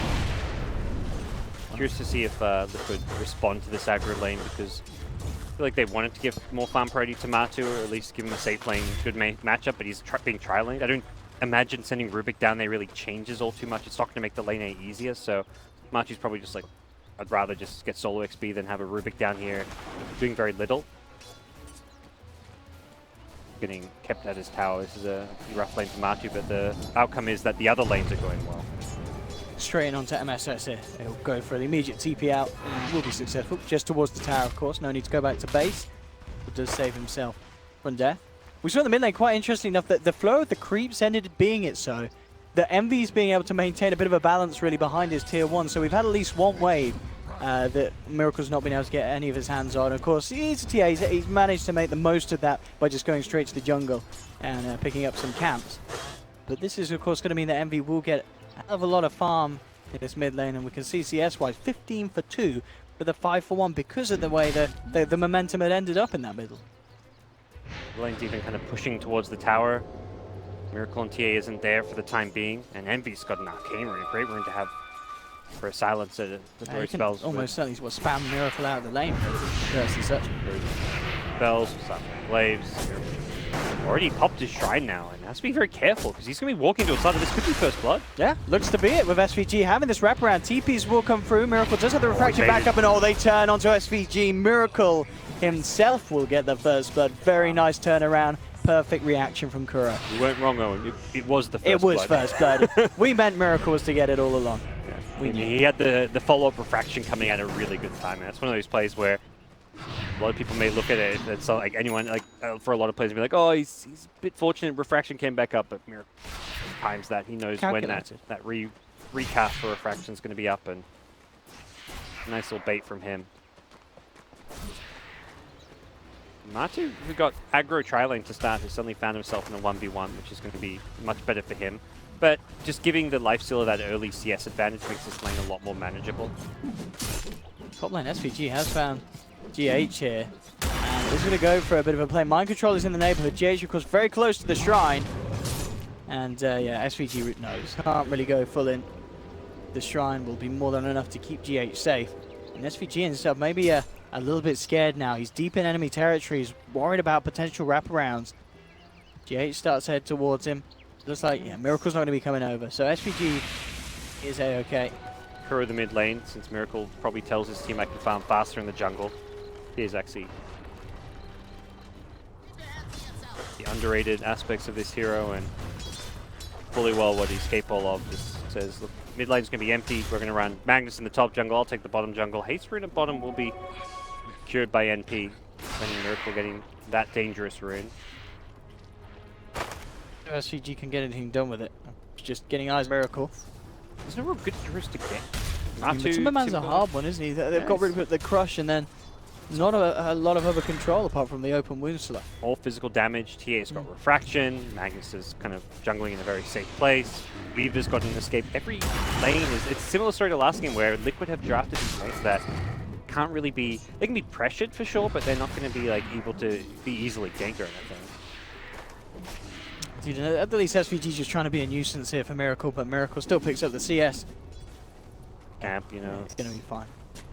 Yeah, it's just that. It's the minor nuisances, which these kind of things can add up, but ultimately, if you're NP, you need to be coming out on top, which they are, like CS-wise. Oh yeah, already stage, this laning stage is good. a million times better than what we saw in game. I don't think it hasn't been dominated by them, even though they've got the top 3 CSs. There's a jungle Magnus who's getting farmed, so it's kind of like the trade-off. Liquid also got first blood, so considering they've got a jungler and they got first blood, still say Liquid in a slightly better spot here 5 minutes in. Miracle has been forced into the jungle a bit, but if anything, you're kind of looking at that like, well, that means Kuro's going to get faster 6 on Rubik. It's just greater farm and experience distribution foot side. It's going to be less kind of focused on one player being Miracle in the TA since he's not in the mid lane, but you're okay with this because you just know you'd rather Miracle get farmed than like the solo XP at mid lane if he's going to get pressured by a silencer. Bottom lane, 2 bursting down now, fairly low. And as this lane has gone on, we saw at the start, as you mentioned, that tri-lane enabling Aoi to get the head start, but as soon as it's gone back to this 1v1, Matsu pretty much closing the gap. So 7 CS in it, and in fact Aoi, once again, so careful. We're seeing just the power that Matsu can exert on this lane. Now he's 6, and now he's got the arcane boots. G8's coming in top, this kill, but You have to be a little careful with this dive. Yeah, GH starting to take a lot of damage in return. The axes aren't going to connect. GH will be fine. MSS brought down very, very low. Only has 1 more tango as well, so has to be very careful for a stage in this top lane. I feel like the toughest part right now for this game with MP is trying to find a use for this ladder. He's kind of roaming around, pseudo-contesting the jungle, but he's under-leveled. He's not really stopping the TA from jungling farming. He's leaked a bit of XP, blocked a camp, but it's too small achievements of what he's getting done. It's not like he's majorly disrupting the TA. TA hasn't been shut down. TA is still farming and getting good item and gold progression. There's only a couple hundred net worth behind Eternal Envy, so it doesn't really feel like Slaughter's achieved too much because of the strong laners that okay. Go smoke gank, and I think Slaughter's probably made the call like, look, we need to do something with. I need a teammate. He needs a partner to make something happen, and Envy with the maxed out curse. But look where Matsu's gone. He's out of there. And Miracle TP top as well. Miracle TP to the shrine, I believe, just to go farm the other jungle. Vacated zone jungle. Perhaps that smoke was scouted by They've got 2 mid-ward. good wards. Yeah, they've got a lot of good vision. Liquid is. I'm pretty sure they must have seen it on the edge. And even if you don't see the smoke, you see an empty lane. You're like, why is Silencer not farming mid lane? He's not. We're not contesting his lane. We're not ganking him. Why would he leave the lane?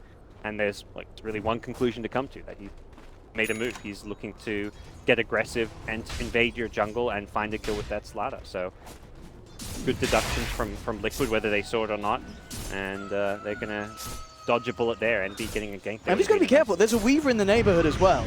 PH? Not P yet. I mean, Envy is not going to be able to kill this, and he just goes to get himself straight out of there, and he will do. Yeah. You're used to couldn't cancel the CP. Oh my, 1437 though, bursted down by Matumba Man.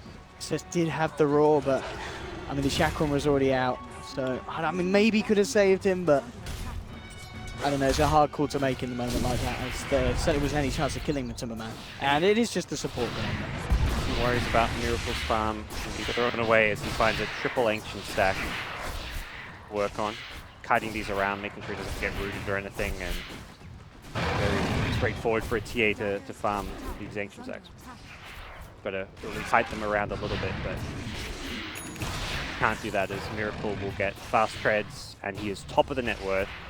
It's one of those things where you can draft something like a Silencer and have a good laning matchup, and but that only lasts like 4 or 5 minutes. Once the TA decides to just go jungle, kind of like the Alchemist, like you can beat the Alch in lane CS-wise, but he's just going to fall back, Iron Talon jungle. TA does the same thing, not with an Iron Talon, but it's the same concept where you just stack camps, you farm jungle very fast, efficiently, and you once give it by the 10-minute mark, you're suddenly on top of the net worth, despite having that rough lane.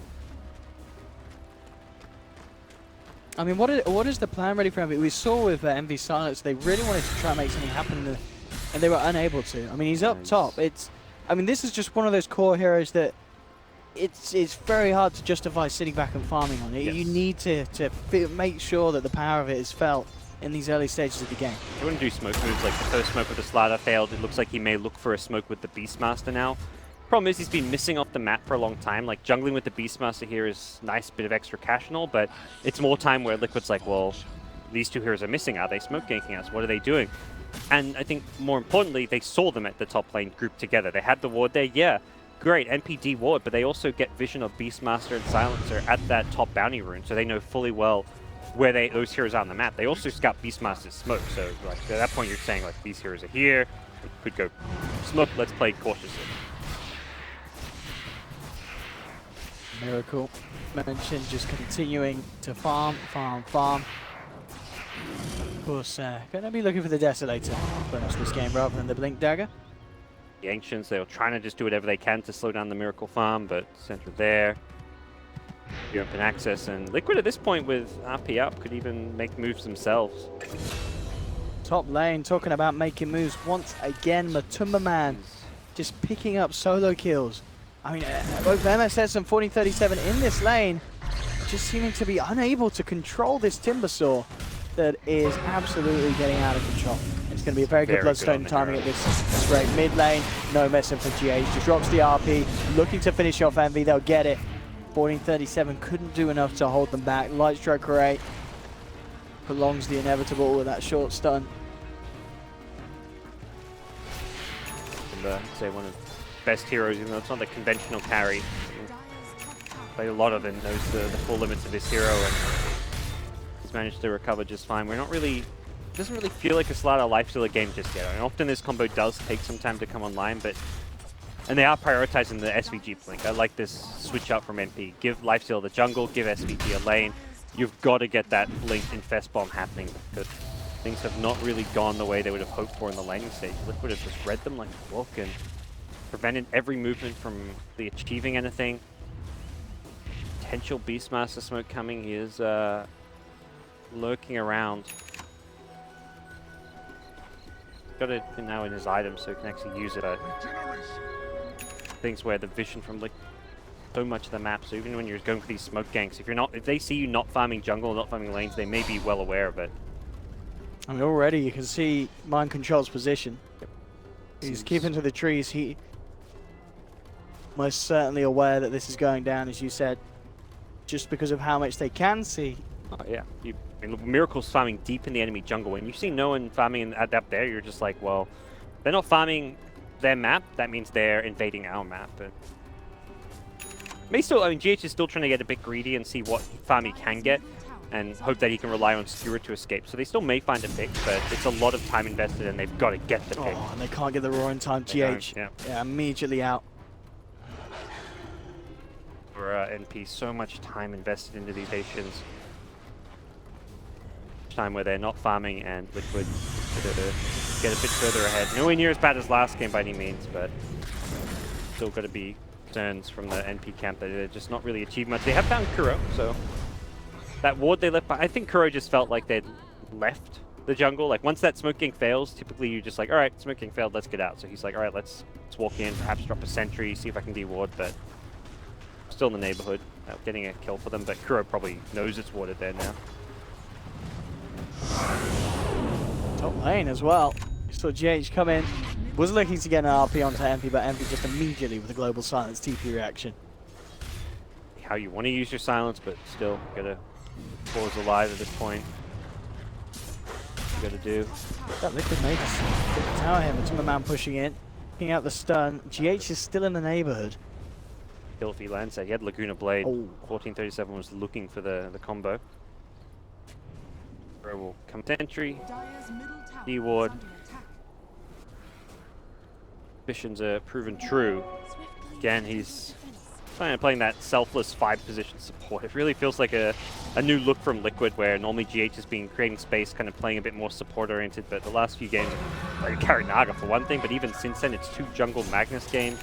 GH has gone full greed mode in that 4 position. Look at that as well, Kuroki. That stolen spell. Okay. I mean, how? That's a freebie. How do you steal that? That's just Mostly what there is to that. global silent. Should just, once you TB I lane, mean, just throw a spell on a creep. But it's one of those things like you come back to a lane after being at Fountain, you don't think about the last spell you use. don't think. If you're in a fight or in a lane, you think about it, but after TPing out, you're not like, oh, I just came back to the lane and I'm farming. You're not thinking of the last spell you used. Dire's middle tower is under attack. Good tool to have for Liquid if they want to take some towers and with a Deso TA. Free tier 1 mid, but pick up bottom. There's a lot of first bombs are online now. This is where Blink Dagger reveal. they've got to Radiant structures are keep going every time there's a Lifesteal Infest trying to find something. Kuroki will be roared up. The MSS with the Necro books out. Be a surefire kill. Silence comes through, but of course no way that that's going to save his own life.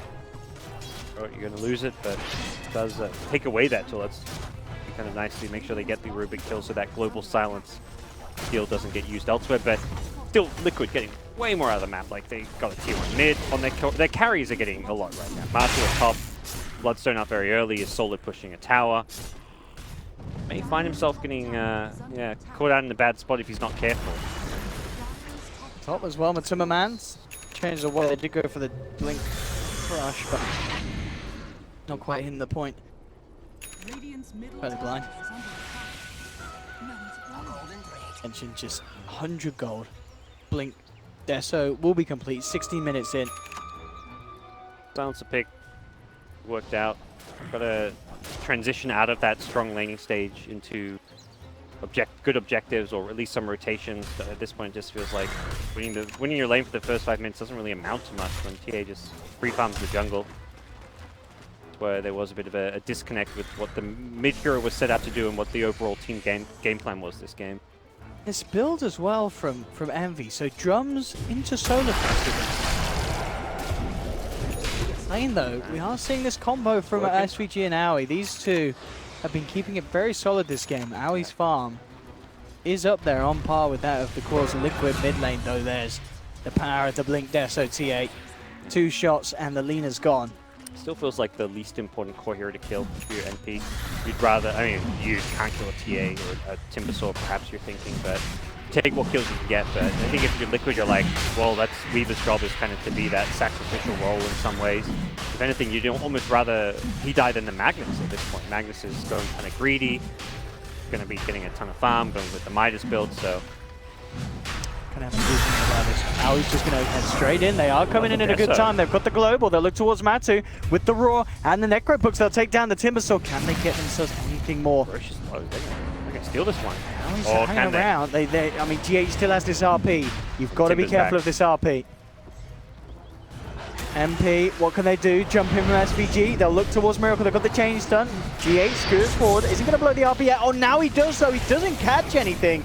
Miracle falling low, tries to turn, but he's gone. GH as well, and Aoi picked up the triple. They may not be done yet. Mind control. Time lapse is back. Matuma Man now looking for the cleanup in return. Has managed to chop down Aoi. Mind control and MV.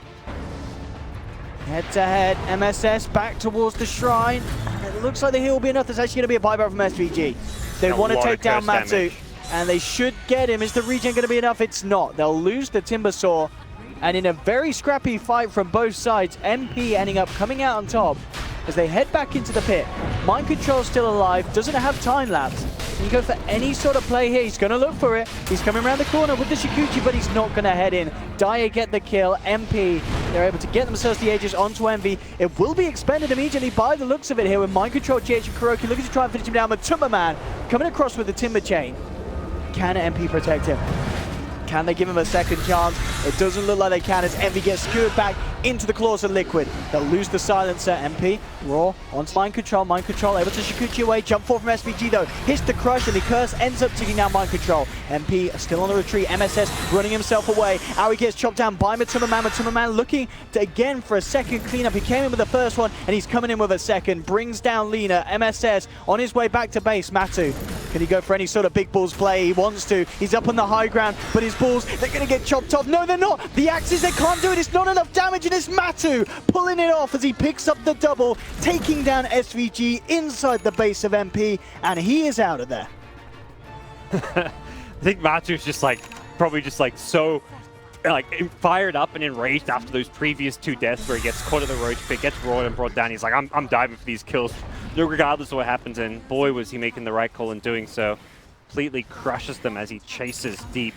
Without the silences for control, without the Beastmaster roll, there wasn't good answers for him. And Liquid, who managed to find some retaliation kills after a poor Roche execution. It was well punished by MP, yeah. So this is the initial appearance of MP around the pit, and absolutely just eliminating Matuma Man. It's great because we saw how much he does when he's alive. He also didn't have TP when he respawned. It was like 20 seconds off. So he had that 10-second respawn, but didn't have the TP to abuse it. Oh, cut straight back to the real game. There's Miracle, and the Beastmaster MSS had a bit of an altercation, and it involved MSS getting two-shotted to the face. Stuff. And yeah, this game is going to be a Guardian Greaves on Timbersaw. That is the answer to the global silence, and also probably the, in some ways, more annoying Arcane Curse. I like this. I've never... the kill coming out. They find GH. The Yule Scepter as a counter global silence is like nice and all, but it's not like an instant counter. You have to throw yourself up in the air, and you use yourself to get a global. You're setting up stuff like a Slaughter Crush, a Lina stun. I've never been like a huge fan of using Yules to counter global silence because if you're in the middle of a fight, it sometimes just screws yourself over. I like the Greaves approach here. It's also just going to be an item that kind of very team-oriented, allows him to dive even harder and faster. He's going to get extra HP regen, extra armor when he's low. Like a nice little, a bit more expensive. I think that's the kind of the benefit of the Yules, that this item to get a global, it's just not always the optimal one.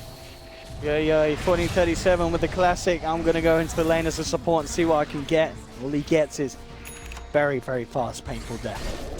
It's one time, you know, no big deal. He's already back. Power feed. Ready to go top again. 5 seconds time. Miracle nearly with the Hurricane Pike complete. The full one much on its way. Recipe short. Scary. Envy's done a lot more hero damage than the TA. That's true, actually, there. 11.4k. It's going to change, for sure. A lot of that coming just from that curse. In the team fights against like the Timbersaw, he had that curse on him for such a long time. Matu was really struggling to... I mean, he's spamming spells. He's probably just like, oh, that's what I do as a Timbersaw. Let's hope my regen can out-regen the curse damage, which wasn't always the case. But very interesting as well with this build, of course, this Bloodstone into the mech where, you know, maybe with other Timbers you would have expected like a hood to be picked up in response, but Matu, thinking of the team and obviously getting the mech done first, is going to be a bit quicker. For the Greaves to get... Yeah. I think it's less... You wouldn't get the mech if not for the upgrade. It'd be pretty... Not garbage, but it'd be a pretty questionable Would you imagine? Yeah, he's going to upgrade that before going anywhere. Yeah. He doesn't want a mech. He wants Greaves. Main situation here. But Lotus Orb is the other option, I guess, which is at a similar price point to Greaves, which you could go for. But perhaps just decides that again, like you say, it is the more team-oriented item. And that instead. Bottom lane MP looking to get a bit of pressure onto this tier 2. The wraparound will come through though from Liquid. GH. RP at the ready. I'm on Beastmaster. He may get jumped if he's not careful. This is going to be revealed first. Well, Matuma Man will reveal the plan. TH straight in with the skewer. Finds Owie on the sideline. In fact, RPing up the Lifestealer, but they've lost Miracle. The controls there from MP. They're able to nuke him down. Matuma Man in response will find Lina. MV turning up the fight with the curse, the glaze. Bringing Matuma Man down low. SVG comes in with a crush, cuts off Matuma Man, and they've found themselves 2 massive kills. 2 cores out on the side of Liquid. MP get the tower. Well positioned by NP there. Like the smoke pops and Liquid didn't see anyone. They had vision problems that fight. If they have vision to get a jump with like a Magnus for a blink skewer, or a TA just having a blink meld strike to instantly try and delete a hero, it's a very different type for them. But when the smoke pops, they're completely blind. They don't see heroes. They don't know where to go. And the moment of kind of the couple of seconds of confusion allows Beastmaster to reposition. He roars, solo kills the TA. The leading Miracle from the fight. Key to success there for sure, but all of that came as a result of the vision advantage. Hard place to take the fight. Hard to kind of maintain any vision against this Beastmaster Gem, Necro 3, so... Bottom lane, Envy. Looking to play around with GH, but he is able to blink out just before the first tick of damage hits him. See like how much physical damage MP can do. See once again, yeah, Matu just chains in blindly to try and get vision for his team. Kind of felt like he just needed to... I mean, he's the front line. He's the one who wants to go running in, but he chained in, didn't find anybody, and as a result, I think Miracle just thought it's safe. So he's like, all right, Timber found no one. It's probably safe. Let's just go myself, and he gets roared.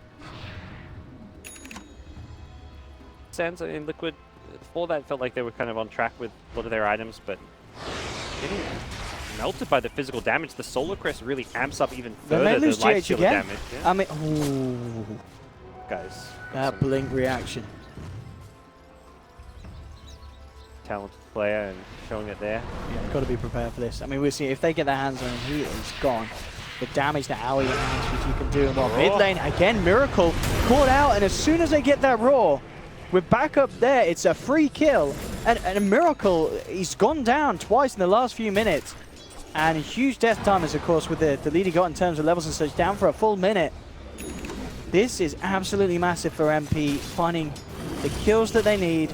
Aoi in a perfect spot as he's only just over 1,000 really behind the TA.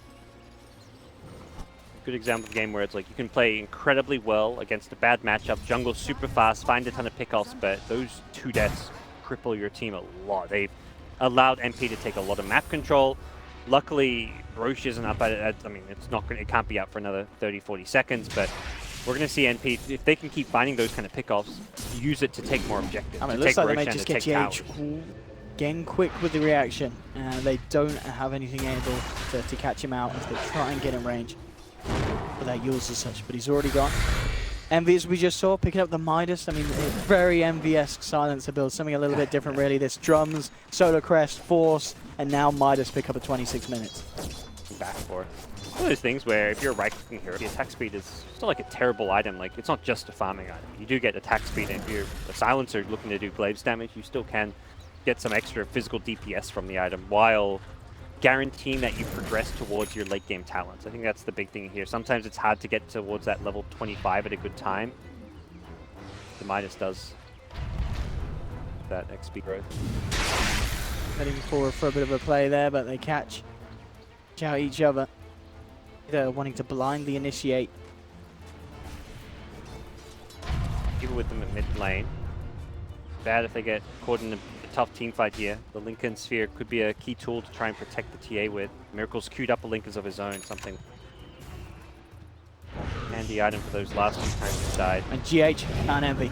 There's the pickoff, drags him back. Is there going to be any sort of way the team can save him? The global silence is out. Is it going to stop that physical damage flying through? Turn though, MP may still find some trades. Huge dukes again, Miracle just getting absolutely blown up by this combination. They rip through the refraction, and 1437 every time. He is saving that Laguna Blade for the TA because there's just nothing that Liquid can do in response. Miracle's gone so quickly, and MP are able to get that momentum to move it on to more, picking up Kuro as well. And this is kind of fantastic. Roshan is just about to be back up. If they check it out and they pick it up whilst there's 3 members of Liquid dead, I think it's very safe to say that this is now MP's game to lose. They're in there. Weaver Beetles. Not sure if they even saw Roche at respawn, but either way, like with those 3 heroes dead, you're not contesting this Roche anyway, so fantastic sequence of events for MP. They're doing such a good job of bursting Miracle fight after fight. 1437 with the positioning, always, like you say, saving the Laguna, making sure he even hitting a stun onto the TA as well, and Miracle's item progression has gone down the toilet. He's had this Hurricane Pike for, it feels like 5-6 minutes and not found any further developments, hasn't been able to get any value out of this Hurricane Pike. Probably reconsidering and wishing he went for a Lincoln Sphere instead of it. It's easier to say in hindsight based on how he's died and how these fights have kind of developed, but now Liquid are going to have playing defensive Dota. Use what vision they can get, which is going to be very limited, playing against the Beastmaster, playing against the Gem. EH. Yeah, a bit of them for now. Yeah. Oh, MSS. I mean, just look at the damage this does. It's absolutely incredible. MSS with that Necro book. Just alone, I mean, 1437 comes along for the casual kill secure. Level 3 Necro. It really is quite something. The Lina get the items and farm right now. Beastmaster's kind of at that point where He's got Blink Necro 3. He's got his tools. Yeah.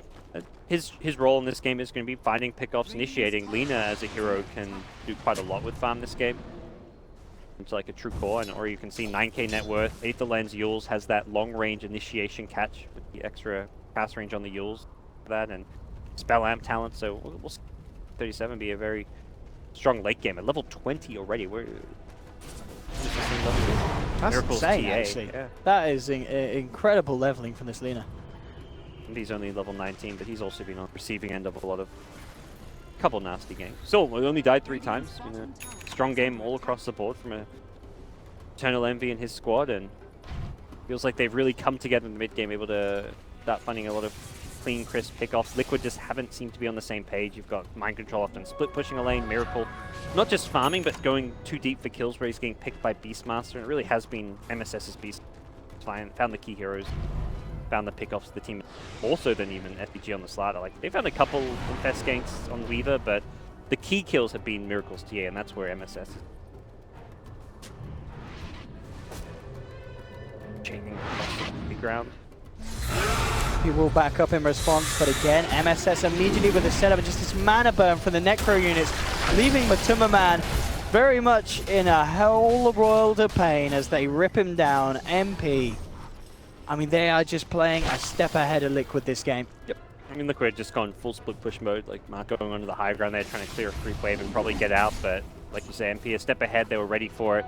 They're already responding. So it's like kind of the Liquid game plan. Like, he gets picked top, immediately GH goes to shove out the bottom lane. Everyone else falls back and can use that kind of pseudo space from the Timber sort of farm, but you're losing Bloodstone charges. It really Timber's progression quite a bit to die like that, so kills going NP's way. Big thing is trying to just prevent NP from finding an opportunity where lanes are pushed enough that they can spread high ground while they've got an Aegis, because Master, Aura, Necro 3, Lifestealer with a Deso. Now looks like he'll be building into an AC next. He's even got the Crystallis. He can break buildings very quickly with the Rage. This target's going to be, I mean, MP, are they getting close to a point where you feel that they can go for a high ground push, or? Yeah, I think they're ready now. That's this what is they're the gripping time. up at bottom. MSS doesn't travel so very far away. He may be on just pick-off duty. There's Look at Owie. Just goes straight up with the Rage. Chomp, chomp, chomp. And starts to work down this tier 3. Courier mid that's about to get sniped. What is he doing there? Roared. Free AFK Courier. I did have the Lincoln Sphere recipe on, in fact, for GH, but I imagine, yeah, it was still an ultimate orb short anyway, so not too much of a worry. Why this Lincoln's constantly a miracle. Okay, Okay, Pike, yeah, bringing Owie down to less than half. Lincoln's is still not guaranteed survival. You can really break it with duels, with Corrosive Haze, so yeah, when you can blink crush him, so you can still stun him during the Lincoln to set things up. And it is hard for MP, of course, constantly worried about the threat of the Magnus, and in fact, GH jumps in with the global, silence is there, and they've already lost Matuma Man. Down for 70, doesn't have buyback, they're moving in for more, they'll get GH. The rest of Liquid are forced back, and MP, just, who needs creeps when you got damage like this? They're fighting through the backdoor protection. Now the creeps will turn up, making it that little bit easier, a little bit sweeter for them as they clean out the bottom racks. And with 50 seconds without these two crucial heroes for high ground defense, MP can get much more done. Luckily there's tier 2 towers, otherwise it would have been a guaranteed double lane at racks. Aegis will expire, they still will likely, they may still they're get double definitely lane. sticking around for this. Yeah. Force a buyback, you're still feeling very strong. You've still got Raw, so you've got that control for TA. He does have Linkers now. So be careful, he's been caught out. MSS will jump in as well, but the telekinesis in response immediately from Kuroki. They've taken down MSS, but Kuroki's lost his life. It's a double kill for Envy. They'll look towards the Weaver as well. The follow-through chainstone's there from 1437. Buybacks come out, but there's no miracle for 70 seconds. Liquid, I mean, between game 1 and game 2, such a different team, you know. It's such a roller coaster team to follow and watch, because they have such bipolar performances where you'll see an incredible MP draft and execution, then you'll see something that's overly theory craft like we saw last game. But see what they can get here. They're trying to punish MP. They need to find something. SVG's already out of there. May come back in to help Envy if required. Envy is the one left on the front lines. V forces forward though, and with that, Liquid, they have to be a bit more tentative because they know that MP can turn. that best ready to go. It's got an AC complete now, so while they didn't get the racks, that's a small consolation prize for Liquid, not losing the double lane, but imagine MP will be ready to go for another fight fairly soon.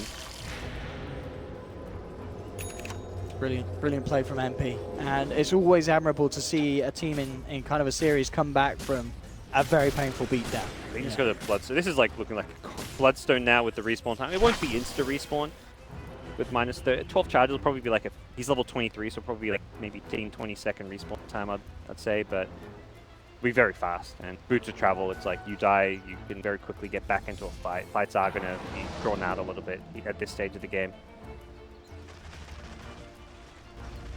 I mean, what's the answer for Liquid? It just seems, as you kind of mentioned earlier, it's just felt slightly broken, the team play, especially compared to what we saw from them in Game 1.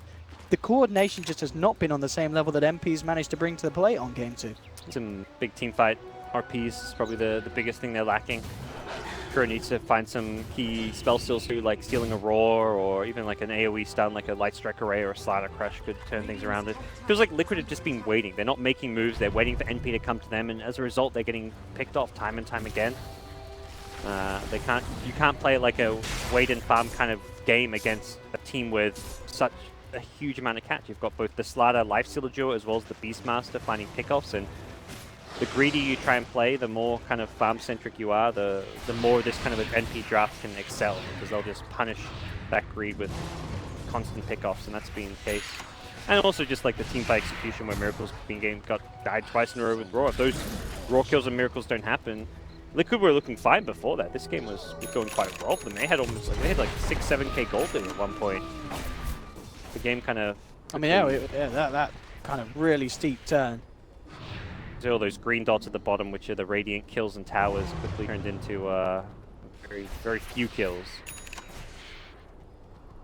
I mean, Miracle's one of those players. He gets a lot of praise, one of the best players in the world, but I think you do point to him where he has made some mistakes this game, which have well and truly cost his team. Like positioning and getting caught in those roars.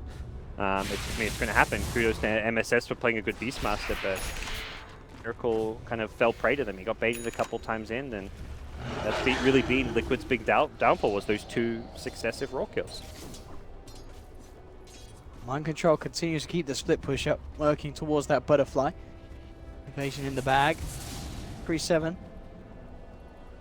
Heading across, you do have MP as well, back in their own jungle. Now, very fun. This is very impressive. I mean, Envy as well, we said it was always going to be hard potentially for a Silencer to keep up with the farm rate of someone like a TA or even like Aoi, of course, on his own team, the lifestealer. But Envy's certainly done it with this build, with this Midas pickup, and with the objectives and involvement he's had in these team fights. It's been incredibly fruitful for him. And Liquid, with this smoke, and it's getting to the point where Liquid have to make something happen with this. They're down a set of racks. They can't afford to lose heroes with no buybacks being available. It's around this key time as well. Roshan's going to be back up. This Roshan could mean everything for both sides this game. Liquid trying to put their fate in their own hands rather than wait for NP to come to them, as has happened a lot of this game. They want to be go-getters. They want to... Speed Envy takes this down here with the built-up damage on the glaives. I mean, it's gone. That's... No traps in the pit. They put a trap trying to protect their jungle a bit, and Miracle just was a bit too far away. He's also been spotted. Oh, Miracle. SVG charging forward. And he's going to get the catch as well. In there with the crush. MSS jumps forward, gets the Necro units out. The change does there. Is there anything that the team could do to save Miracle? There's not. He's out.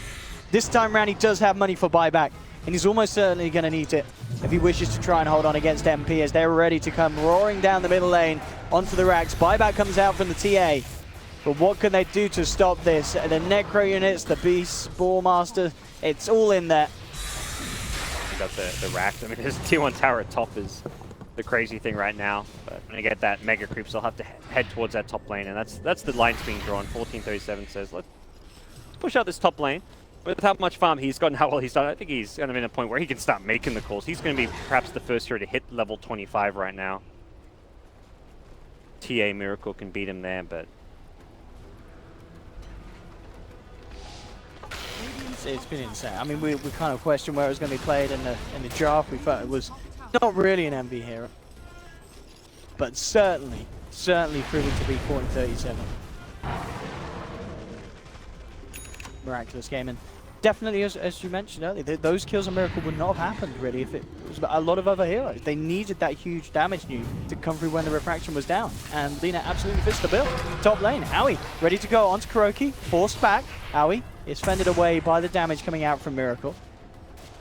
We'll keep Kuro alive. Again, the power of MP, very scary, and there we have as well. Visgard, I believe, out after 1437. Going his way. Brave positioning from Liquid, poising as if they want to defend their outer towers. Down 3 racks so far, 2 melee racks at that. They not made their high ground to defend. I feel like they may fall back here, fight around the shrines, fight around the high ground advantage. And also just push out mid and bottom lane, because those lanes are starting to approach dangerous position. Yeah, they will just let that tier 2 tower go. It's really getting to the point where they need to hit a massive RP. Yep, that's the saving grace here. It's got to be the GHRP landing on multiple cores, but they can just siege with AUI, have him only here on the front lines if they want. On the sidelines as well, Guro's being caught out. They will have the telekinesis to hold MSS in place for a little bit, but again, the burst coming through as they bring down the Weaver, but some amount of troll as well. GH does get a beautiful RP, but the follow-up damage is just not going to be there. Envy picks up a double kill, triple buyback coming out from the side of Liquid, but they've lost Miracle. He's down for 2 minutes. 4037 has to kill himself. Owie moving in for more. Envy just on the back lines, ripping through Mind Controller, who's trying to toy with the supports of MP. It just isn't going to happen as Liquid are falling apart here in Game 2, and NP came back with incredible force after what was nothing less than just a disappointing performance in Game 1 against Liquid. And Liquid absolutely shaken up there by that showing from MP. Fixed a lot of their drafting laning issues. They had a much more dominant laning stage, and mid-game wise, it still wasn't like a one game from the lanes by NP by any means. They just made some really nice moves. I like how they prioritized getting SVG as Blink.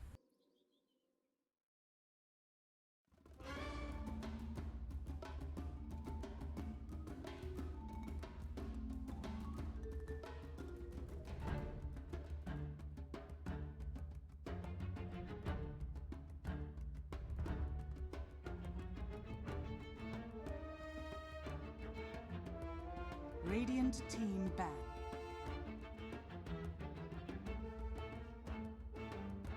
EG's turn to ban.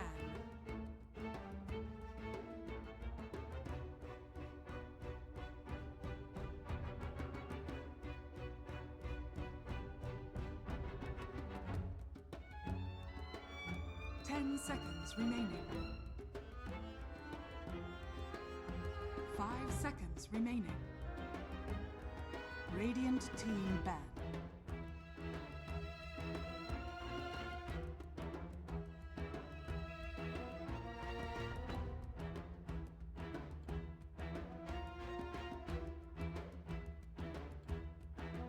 Seconds remaining. EG's turn to ban.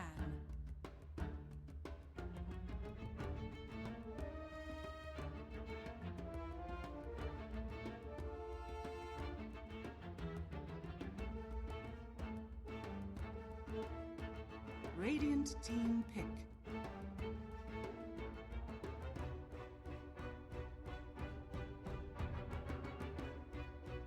Monkey King.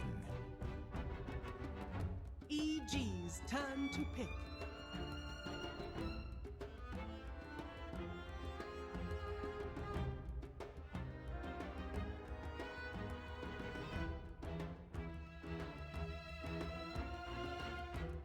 Seconds remaining.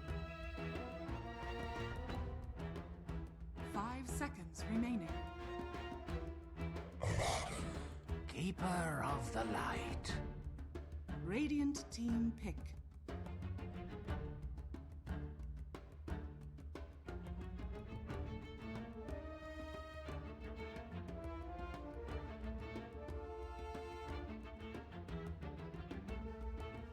Seconds remaining.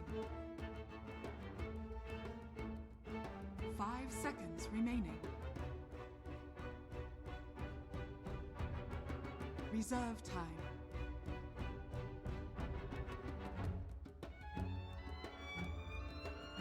Lina.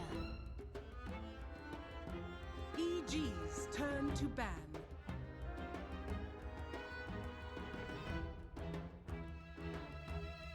Radiant team ban.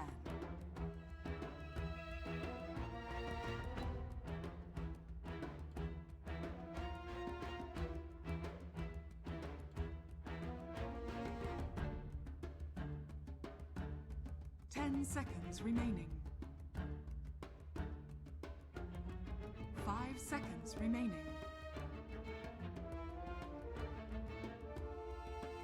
Reserve time.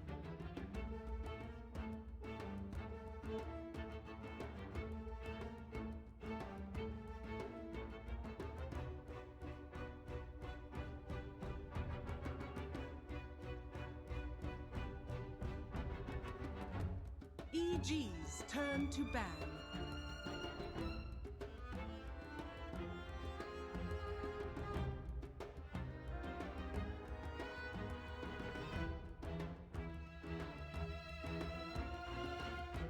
Ten seconds remaining.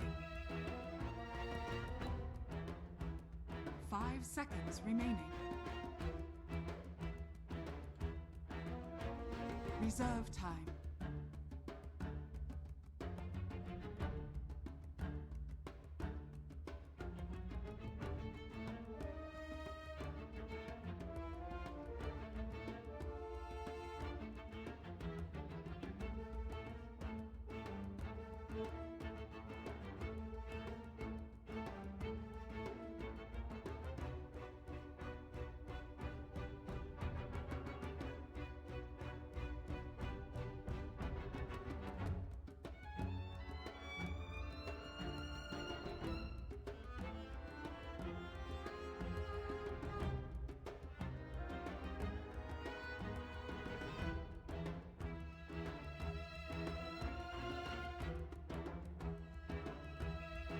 Radiant team ban.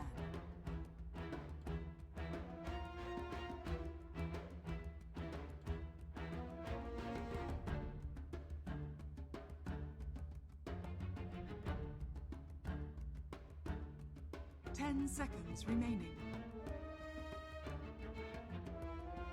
5 seconds remaining.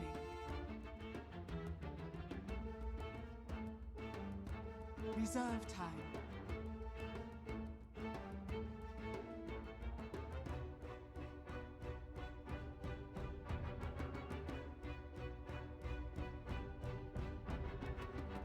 EG's turn to pick.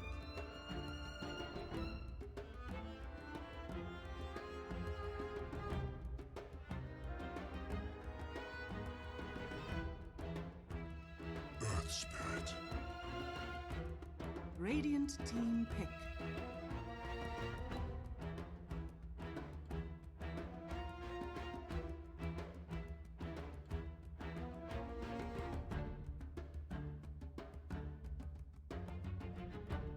Ten seconds remaining. 5 seconds remaining. Reserve time. Crystal Maiden. EG's turn to pick.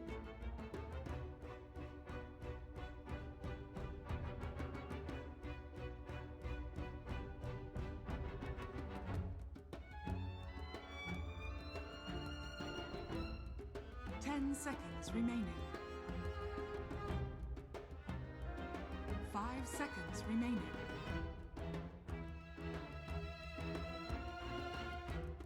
Reserve time.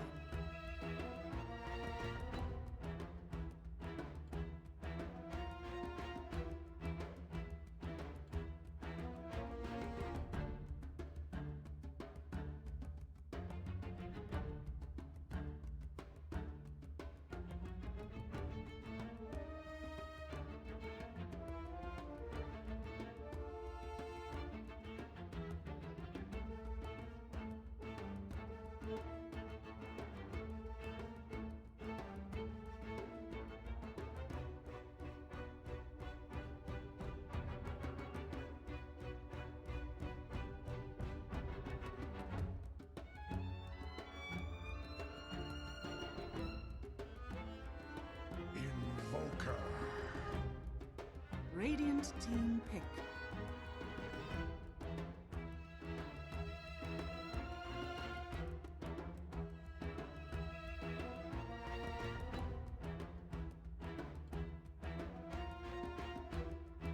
Ten seconds remaining. 5 seconds remaining.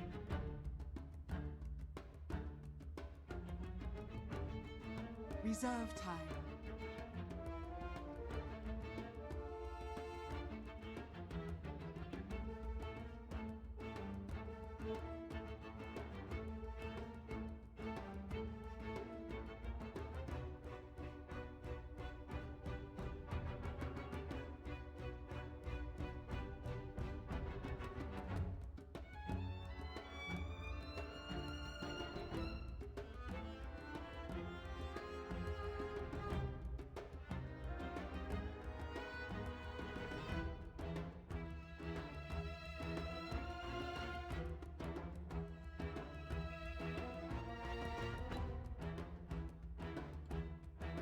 Reserve time.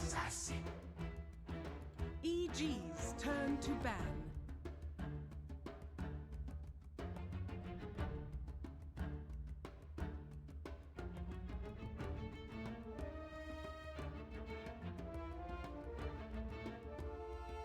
Ten seconds remaining. 5 seconds remaining.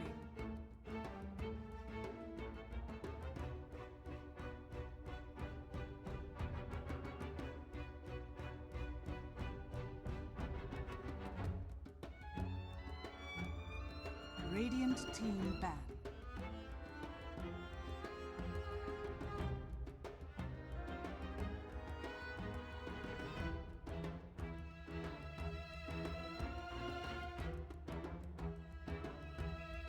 Ten seconds remaining.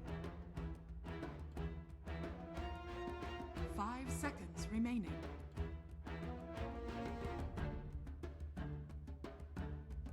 Reserve time.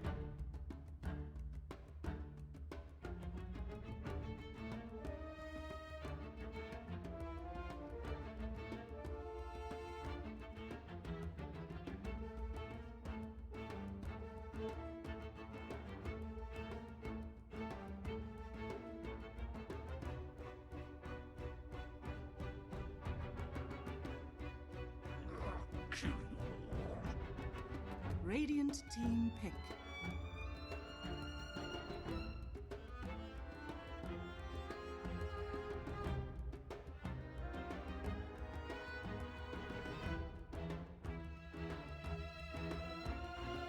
Ten seconds remaining.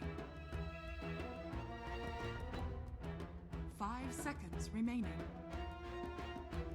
Spectre. EG's turn to pick.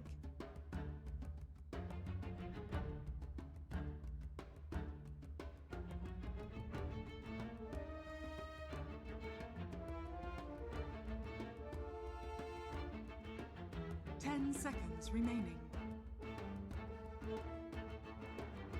5 seconds remaining.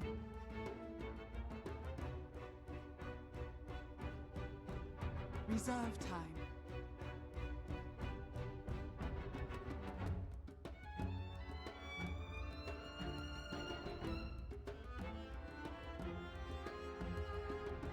Ten seconds remaining. Place.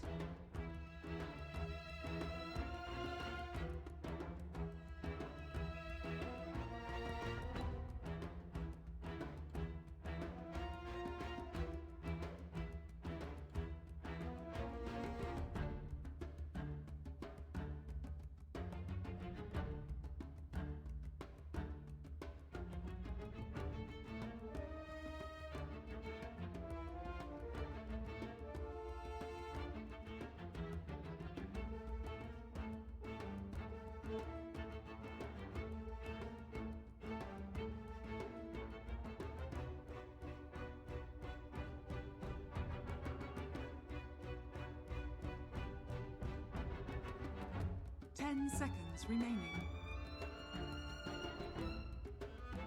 5 seconds remaining.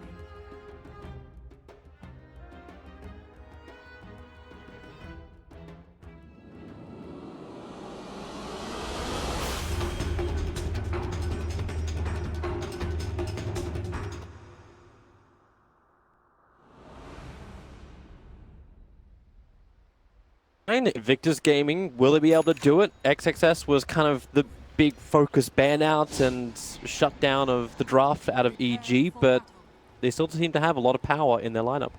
Spectre, boo, thumbs down. The hero gets wrecked by Abba in lane. You can't say things like that. You were Mr. I want to have a Naga game yesterday. It was facetious, Toby. Actually, that was a good Naga game. But I like Spectre. I like playing Spectre. But every time I see Abba or Centaur or any good offlaner in this patch, like Timbersaw, you just oh man, my laning phase is miserable. Especially if you don't have a Lich. But this time it will be a Crystal Maiden on their side. Babysit good old burning. Babysit them up. I always like series when there's a lot on the line. This series determines upper bracket seeding for Group B, and we are on the final day, so it's our last chance. And it's the group everyone was thinking was going to be right, like everyone just sitting on top of each other. It's exactly what has happened. There's only one team out of this entire group which is not capable of actually making the top two. It's rough, to say the least. But we'll see how we go as Invictus Gaming. This is something which I'm looking forward to seeing from them too, is just how the spec does function. We talked about like how much harassment can be taken by the spec, but you've then got this IG lineup with the mid Lina. We've seen it time and time again with the low respawn time, a talent being skilled up, where Invictus Gaming end up in these huge fights. He actually gets the you'll get the bounty rune, but he's got stun level 1. Can turn for a 3-man stun, potentially just walk out of here at the moment. And that's exactly what's going to happen. They're not close enough to do enough damage to kill off XXX. I wonder if Zai was considering skilling Mana Leak at that point. Might have. I guess he could have just turned around and stunned. And then yeah, he already had the Luminate, so no joy on that front. Yeah, but how does the spec work? Because I'm expecting IG to end up in these mid-brawls where you don't even care if OP dies at the very start because he's just going to come back and dish all the damage out again. He's their main right-clicker, although Spectre's not actually a right-clicker. Right-clicker I think of as heroes that are good for speed game. Spectre actually doesn't. But he is that heavy farmer that they need to just be off lane. Generally their play. So you want the AFK farmer. They get that range creep. Gotta get the farm. Bottom lane is actually looking pretty difficult for Universe. You got both the Crystal Maiden as well as the Monkey King going against him, and it's one of the very few times not seeing Monkey King up in the trees early on. He's looking for just the raw harassment with that early PMS against Universe. This is your main concern when you run a Spectre, though, is that you'll get run over in the safe lane. So I think it's completely necessary that Monkey King is parked here the entire time. Jingu Mastery is quite good versus Abba. Generally, Abba doesn't really care, and he will just trade against any, but very difficult.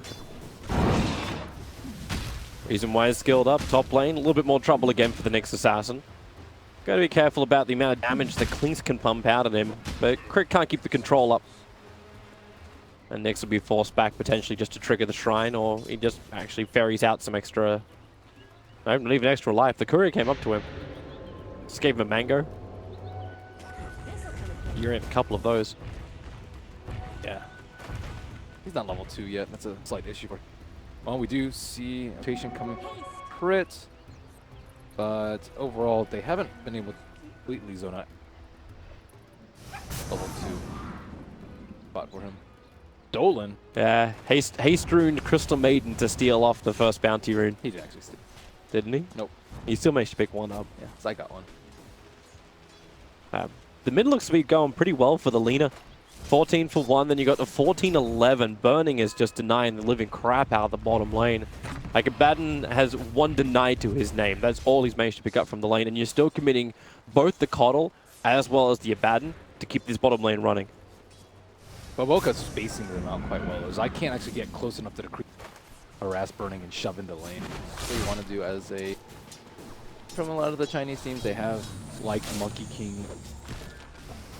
Got him in the tree.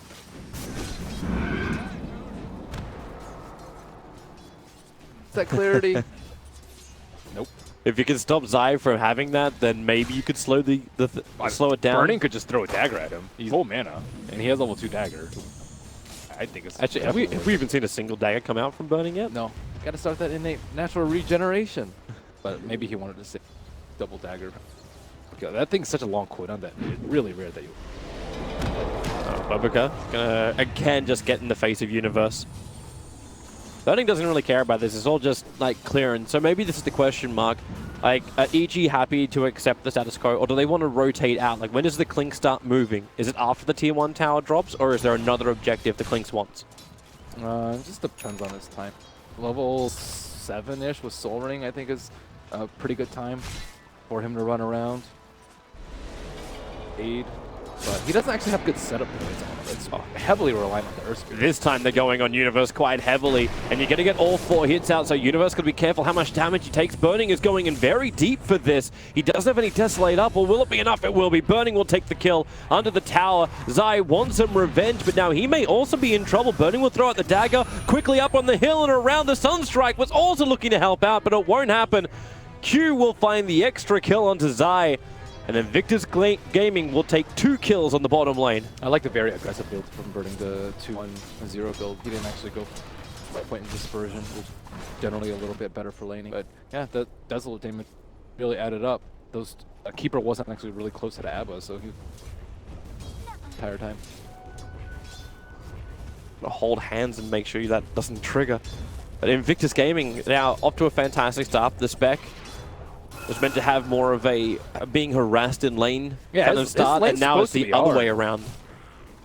The 2 suppers have been, they know exactly how to play around this. You just have to make sure that you get at the bare minimum level 6 in lane, I would say, and then you're kind of okay. Then you can just run around with Urn and Phase, kill people. But up until that point, Spectre is one of the weakest here. Yeah, you got to give it time. Speaking of time, you can look at the Nyx Assassin also trying to get to his level 6. Hasn't been able to be zoned out that top lane just because the Coddles have been sitting on bottom lane the entire time. And, well, what's really been the impact of the Earth Spirit? This is meant to, like, win what lane? He slowed down a bit. Come on, Toby. A little bit. A little bit. He's a solo Earth Spirit trying to control up mid and top and potentially, like, TP in and save bottom, but they just have hard lane matchup. The Lina is, I would say, a favorite in most one-on-ones. I'm struggling to think of a one-on-one where it's actually not favored because she has really good right-click damage, really good at right-click spells with spam. Boboka, I mean, he's not really scared of Keeper. Yeah, he really isn't. He knows he can fight and potentially win. I think he was more hunting for the Courier, which was doing its little fairy work on top lane instead. He saw that bounty. Making the supports kind of fear for their lives. Don't really know where to go right now. Well, what do you do if you're EG? Because right now it feels like IG are the ones controlling when the attacks are coming. Just like this, into mid lane, stun will be there, but they bring Dust, a quick Laguna Blade. And OP gets the rotation he needs to help him win that mid lane against Sumail. Illumina to hit, Spy Carapace won't come up, so Nyx Assassin will be the casualty in return, and the first kill for EG. Boboka's playing really well. He's secured Spectre's lane, and he had that Dust already prepped for that mid kill to set up as soon as the Lina gets 6. So now they've kind of gotten past the hardest part of the game, I would say, for them. Burning's almost level 6, so they can continue to chain kills onto the Invoker, and this is all before the Clinks is ready. Clinks is mana burned down. He has a Sage Mask and an Aquila, and he's still at 0 mana. He needs chakras, he needs his Soul Ring from base. Chicken is coming. Burning, still, despite having 2 kills, you can't really leave him alone. Yeah. Soon. That's still an Abaddon in the lane. That's why you're bringing the extra help. So already, Monkey King is back, jumping in for his spring. Universe can be slowed down. Q's waiting for it, and there's your first stun. And Universe, you can shield up, but it will not save you. As Boboka will claim his first kill of the game. Like a win in the draft for IG, give away Abba and take Monkey King. Yeah. Because Monkey King is destroying him right now. And Boboka is like, you looked at the draft as well. Like, I was thinking XXS was going to be the primary target. Like, you saw the Magnus being the first ban out, the respect, and it's kind of just sitting in the head because of the amazing game you played yesterday. But also the Earth Spirit that came out from IG yesterday with their rotations is doing so much.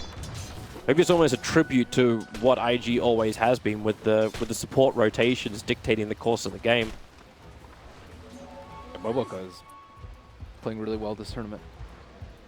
But RPZ wants to move up a little bit. They're giving levels and space to the Keeper up top.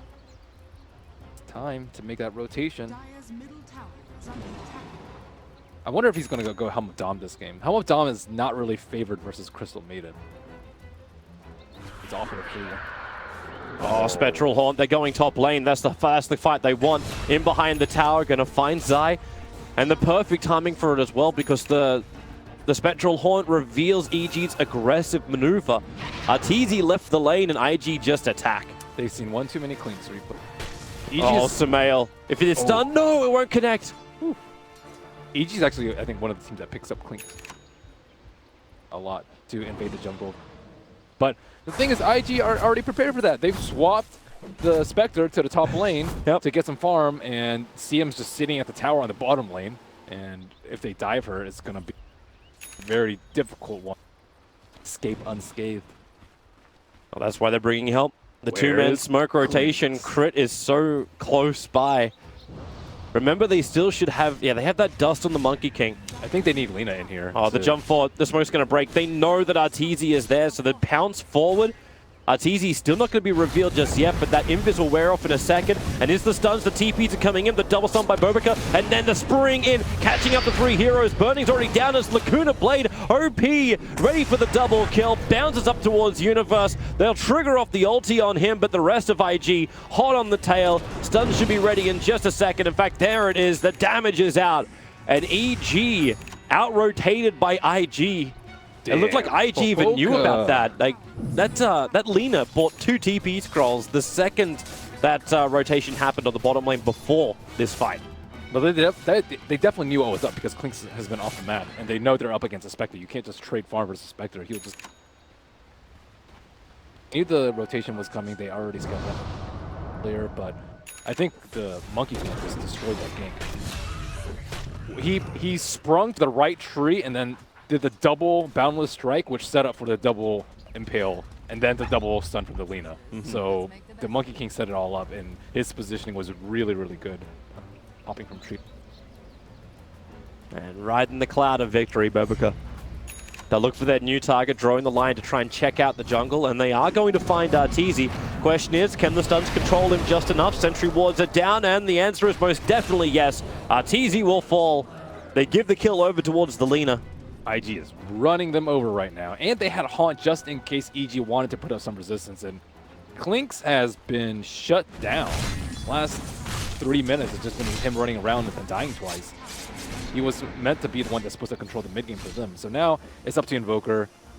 He has his Midas, he's farming up those camps, would love to farm, but he's kind of their only hope for this mid game. Farm the only safe place you've got. Invictus Gaming did this yesterday as well. Like, you take one good fight. This is even before they took out the tier 1 tower in their series yesterday. They just put down these aggressive observer wards inside the dire jungle. They're going to see where EG is farming. They're going to see where they're maneuvering.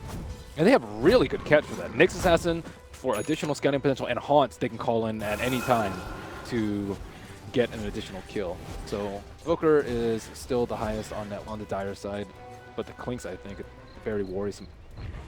Clinks relative Spectre, and he's forced to show on the map and farm everyone on IG side feel very safe. How are they going to get kills with a Clink? Like Earth Spirit plus Sunstrike is mediocre at best, but their lineup was meant to be hitting towers. Curse of Avernus plus Clink's right click is supposed to mow down towers, but they haven't even been in a position to really get close to towers aside from the T1.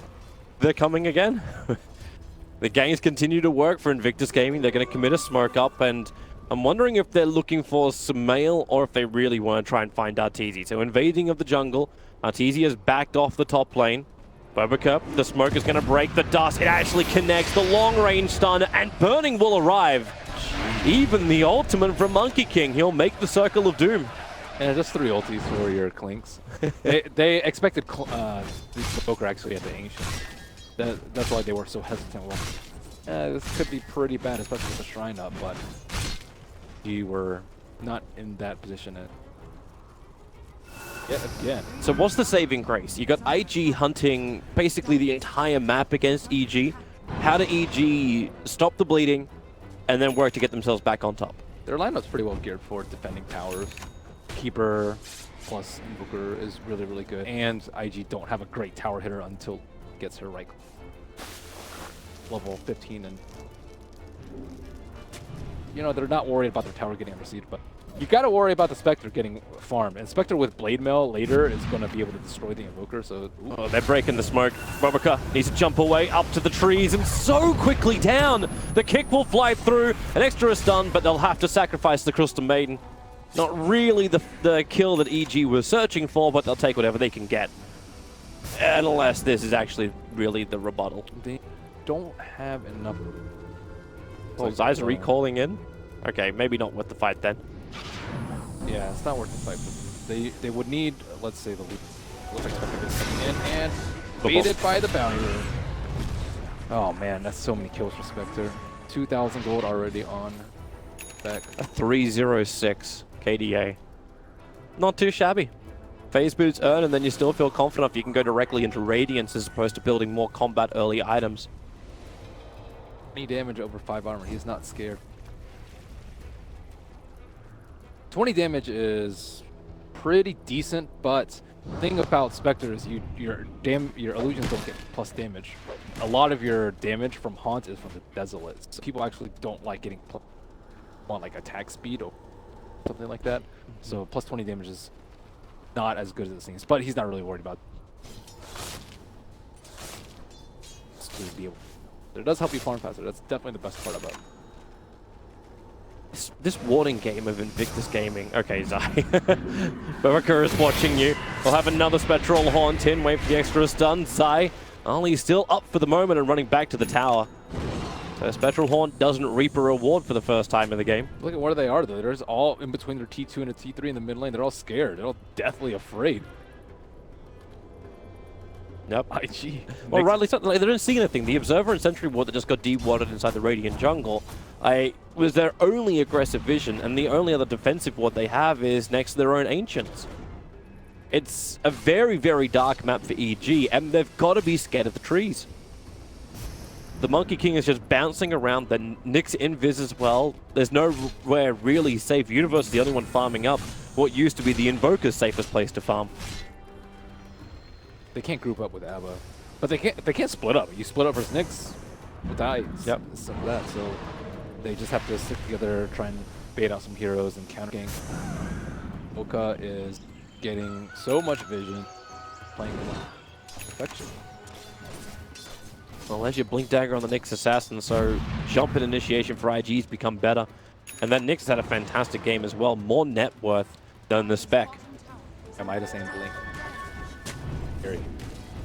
Bird's life is going to be very, very difficult. You have a Spectre like haunting onto you, and then you have to worry about a Nyx being able to reflect your illuminates. It's actually, I think, a small oversight by EG not banning out. It's very common to ban out. Stun's going to connect. Bobaka's there, the kick, but then again, you do have the Monkey King ulti down.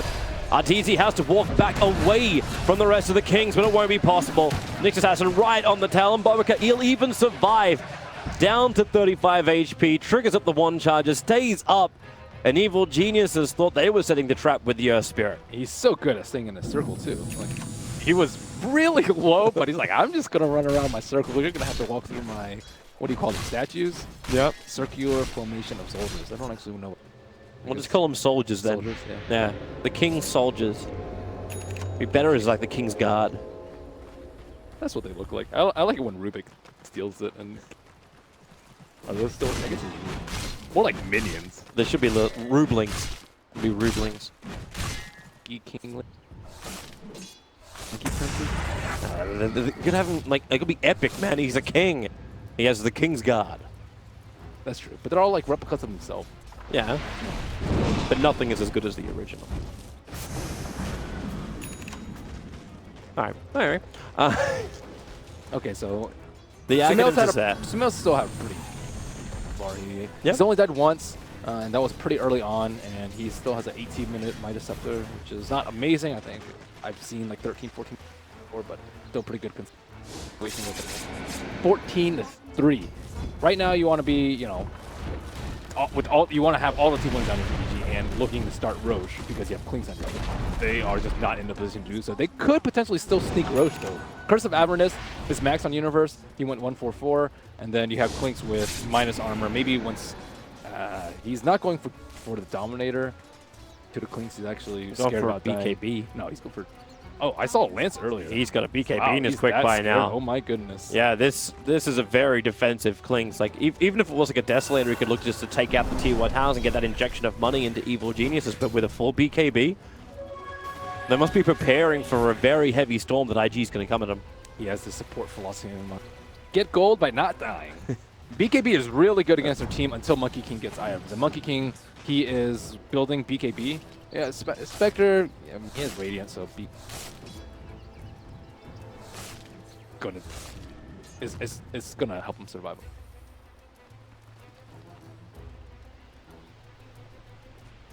Or just getting chains done. Quite the possibility, in fact. And even at this point, there's a nice sentry ward. This is a nice pick-off. Especially when it's Sumail who gets the kill. 419 gold into him. Yeah, he's quite a... Wasn't able to spend any of his...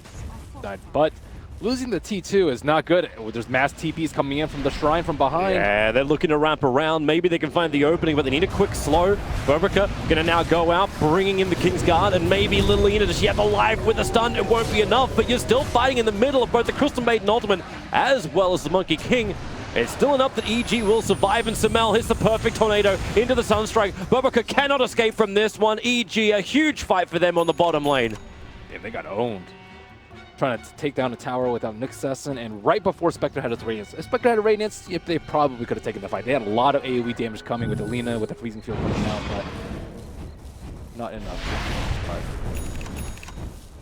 Oh, we can have a quick look at it again. So EG really wanting to get involved in this one. That rolling boulder and silence on the Lina just kept it out of the fight at the start.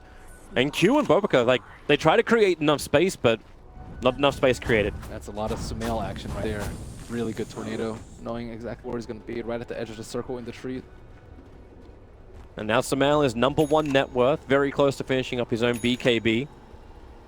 Spectre Radiance looks like it is coming to him as we speak. Lina has her Shadow Blade. She wasn't able to deny herself that fight, so a lot of gold going. Looks like net worth played only 3,000 in favor of IG. And that steel grip they seem to have on the game gets a little bit shakier now with that bottom fight. That's when Spectre's at his weakest. He's like trying, it's like before he gets his weight. Now that he has Radiance, you're so powerful as Spectre. Farm up everything, you can get killed by not even at the fight, and just do a lot more once you have your game is much easier. And Clinks is not scary. Sometimes you might have to be scared of the Clink killing you, especially with the threat strike. But this game, I don't going to be that much Spectre. Not for now, unless things go horribly wrong. He's Zai's trying to find the rest of his farm, build into that Aghanim Scepter, let the global work for him. And EG actually falling back to their own base. It's Invictus Gaming who was smoked up on the hunt, moving into the dire jungle. They could have been, I think the IGs. IG doesn't have the best Roche. Good at Roche. Monkey King, I suppose, defending the Roche, but actually I take probably need a... IG's still now going to get some really good vision down. They put the sentry a little bit higher up, so they don't actually find the dire observer ward. So this maneuvering of IG is visible to Evil Geniuses. Yeah, really nice observer. It's like they have a really nice sentry too. Southwest. But Lina, does she have her damage talent yet? She is. Plus 50 is up. Ripping through the towers. Second time Boboka's that ward. Yeah, they really want to make sure that EG just can't come out and freely farm. Like both those observer wards watch the close and safe farming areas of Evil Geniuses. Trying to squeeze in that farm. Invoker just picked up his 400 gold left on RTZ. Can't really do too much to burning. I think he probably is. Also, no way for us up to haunt. He has Max's Let's jump in, middle lane, the Sun's going to connect. There's going to be a big one if they can bring down Sumail. No buyback available, it's a minute on the sidelines, but better is the double stun. Burberka hit it perfectly, and Crit has to run away, but he cannot go fast enough. All by his little lonesome, and burning will desolate him down. That was a really good blinding light. He pushed Boboka out of the Yeah, but one of the downsides about BKB is if you get stun locked, and Invictus sure do have a lot of stuns, it is not particularly useful. But I think he needs it versus Invictus. Like, not really any way for him to not get stun fight unless they start. But no Orchid, purely be relying on the Earth Spirit to control. Nyx is getting big. He's gonna have Scepter soon too. You're gonna have to start. He's gonna find Arteezy even sooner. Jump forward, able to land off the stun. They do bring in the dust. So once again, reveal is there, and Clinks is now down. He did buy his BKB, so I think his gold loss was very, very minimal. If any. But and with that fight like succeeding, you're still gonna lose the tier 2 tower up on top lane. Nothing was really gonna stop that buyback or not. Now IG just have to play around the Haunt cooldown. Haunt is seconds coming up. The only big fight that they lost was when they fought when Spectre wasn't.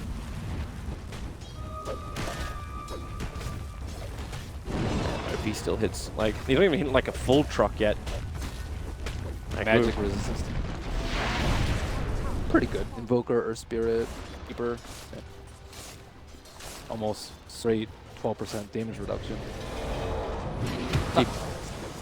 TP is coming down the bottom lane as IG just stopping the push from Evil Geniuses. There's took 4 heroes down here. So it's like EG would like to find a pick-off. And Lina is the one running directly into the middle of them. On top of the Observer and Sentry Ward, able to get the original stun, plus Laguna Blade onto crit. The OP, he did a little bit too deep, gonna lose his life. Almost, and it will be, in fact, almost instant respawn up for him. Bobica will fall. Arteezy will trigger his BKB. But the Lina is back up and ready to fight. They were in a way better fortified position. Their Abba was sitting behind the Earth Spirit. Earth Spirit didn't even die that fight. And Keeper was there for the immediate blinding light. Not even a Bloodstone charge. And Abaddon actually finishes his own Radiance 25 minutes in. Oh yeah, minus Radiance on Universe. Pretty well. Just a few minutes behind Spectre. Oh, Arteezy. It just is not a fun day for him. Even if he had BKB up and hadn't used on bottom lane, died. Not great for him. Someone needs to go over and de-ward the obs. Keeper has Ags too. Dire side is still farming. RT kind of transitioning. Position 3, perhaps 4 soon. But good thing Universe is there to pick up the farm. And the more he's able to pick up, the stronger that big group maneuver of EG can be. And that defense hold. Because that's still IG's major problem. Yeah, we're getting ourselves a fantastic late game carry in the form of the Spec. Lina's pumping out a lot of damage, but they still need to go high ground. They still need to bring down the racks against the D push that is EG. And they still need better anti-BKB in actual team fights. I think they're really good at picking off people before, but if Ab Roche? Yeah, EG can easily do Roche. One of the big benefits of having Ab, just incredibly good. Spectral Dagger just doesn't scout have him out. enough damage. He's oh trying. God, like he so actually slow. he had to consume a Forge Spirit while they're doing this push. Illumina trying to keep burning back as Nyx jumps in, looks for the stun, and then you've got the ultimate out from the Monkey King, covering the area. Roshan is still alive and rather annoyed everyone's knocking on his front door, but they're backing up. Laguna Blade crit dropping down low. OP needs some space away from Sumail. He'll turn around, but gets hit by the meteorite. He'll burn down the Magnetize. Even in death, the work is being done by the Earth Spirit, and the completely bone dry burning. Moving back to the T1 tower, blinding light bringing him back closer towards EG, and he will go down as well. EG. Roshan was their original target, but their real target is now the entire extermination of Invictus Gaming. Wow. Zai is having the most godly blinding lights. It pushed Monkey King out of his ulti and it trapped him on the cliff in one blinding light, and then everyone else couldn't fight because of the blinding light. That was ridiculous. Blinding light plus BKB, and they were near immune to the pit, and now they were playing the prize Roche. They fought without Haunt, and RT did do a good job of baiting out that Haunt. That was his contribution in the past few minutes, but now he's able to accrue a little bit more net worth. Definitely not going to be the bearer of the ages. Far more valuable.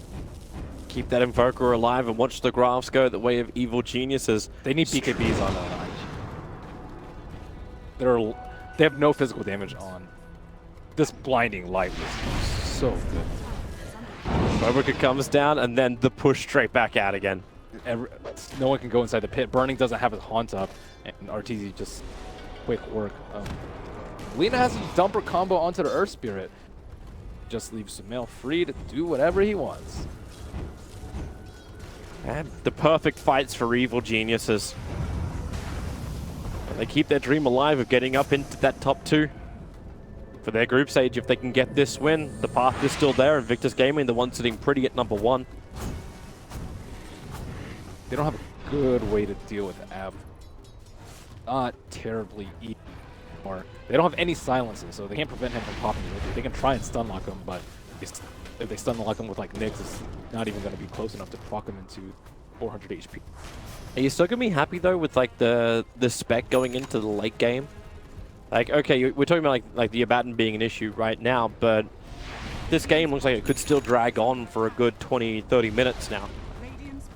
Like, it's not going to be great for Spectre, because like Abba can get Ags to counter the ulti, and they can just all huddle up. It's perfectly okay for them to huddle up in the team fights. Like, the chain stun is going to be annoying, but if Abba has ulti and Keeper's channeling Illuminate, I don't think they'll take any damage on at all.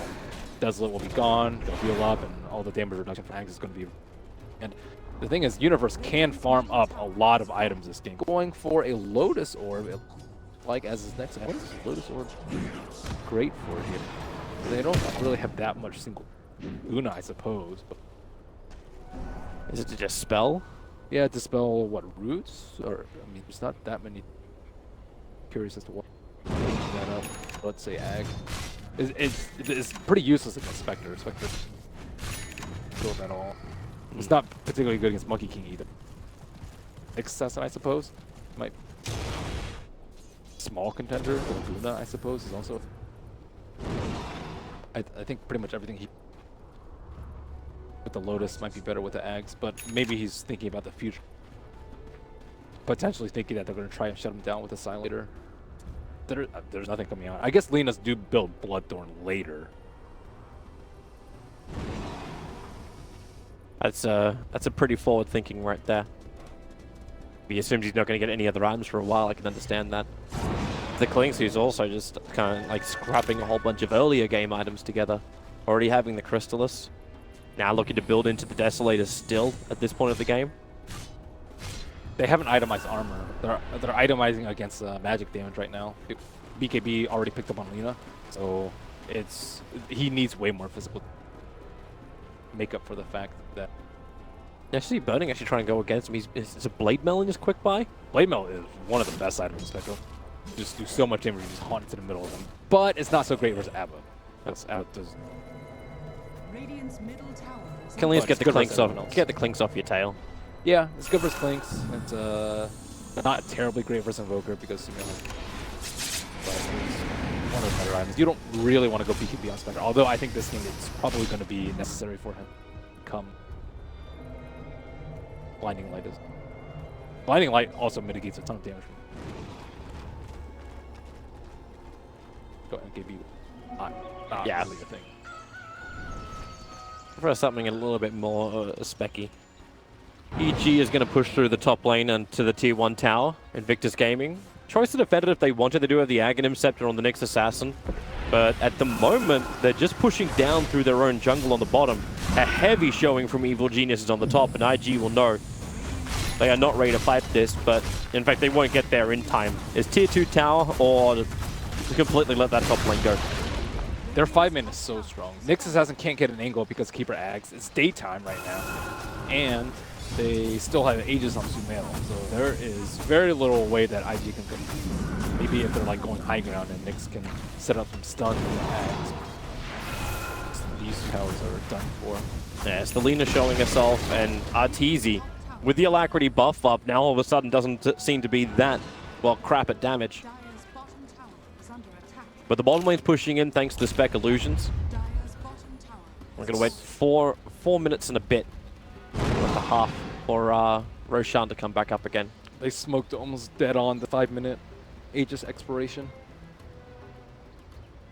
They saw BKBs on EG, and it's up to XXS to prevent them from popping BKBs. I guess a little bit of Bobo Cut too, if they get a good boundless strike to combo them into the chain stuns. But let's see. It's the kill they want. If they can find the stun, they're going to hit it as well. That means follow up with Laguna ultimate from the Spectral Haunt. 80 seconds on the sideline, and also grabbing Zai. Blinding Light will create a little bit more space for him. Have they got one more dagger, one more stun to throw the way of Zai? He's still ticking down bit by bit. The punch will do enough, and then Burning to slice him up. The Gem of True Sight going to be gathered up. OP also finding an extra kill. There was Crit on the back lines. Universe trying to help out, but now he'll also get stunned. EG, one by one, they start to fall. The stun from the Knicks will hold him there. Jump into the burrow, and Lotus will try and protect him, but OP, the damage is enough. The stuns to fly in as well from Monkey King. Nowhere to run to. Evil Geniuses killed just on the footsteps of their base. Demille was just trying to farm up a little bit, farm out that extra wave, but it ended up being a chain feed as it was 4 heroes and a gem right outside their tower. You couldn't really ask for that before. Maybe he kind of thought that he still had Aegis, or Smoke to come back quickly from IG, but IG were spot on with that smoke. And Evil Geniuses, 34 minutes in, they did so well to get control of this game back. But Invictus Gaming, one fantastic fight for them. Now the stun over on Abaddon. The Blinding Light again making this very difficult for Invictus Gaming to fully finish up the bottom racks. And they're looking even deeper. Nyx assassins him way too deep. The Sentry Ward is there. Oh, so no way to survive, and he will go down. But you claim half of the bottom racks. And you stole the gem from EG. That's a big deal. It's Nyx's life a lot easier. That was during daytime too. EG, they were balled up for so long together. That's how they got back in this game, how they swept Roche, swept all those towers, but as soon as they split up, they are so weak for Spectre.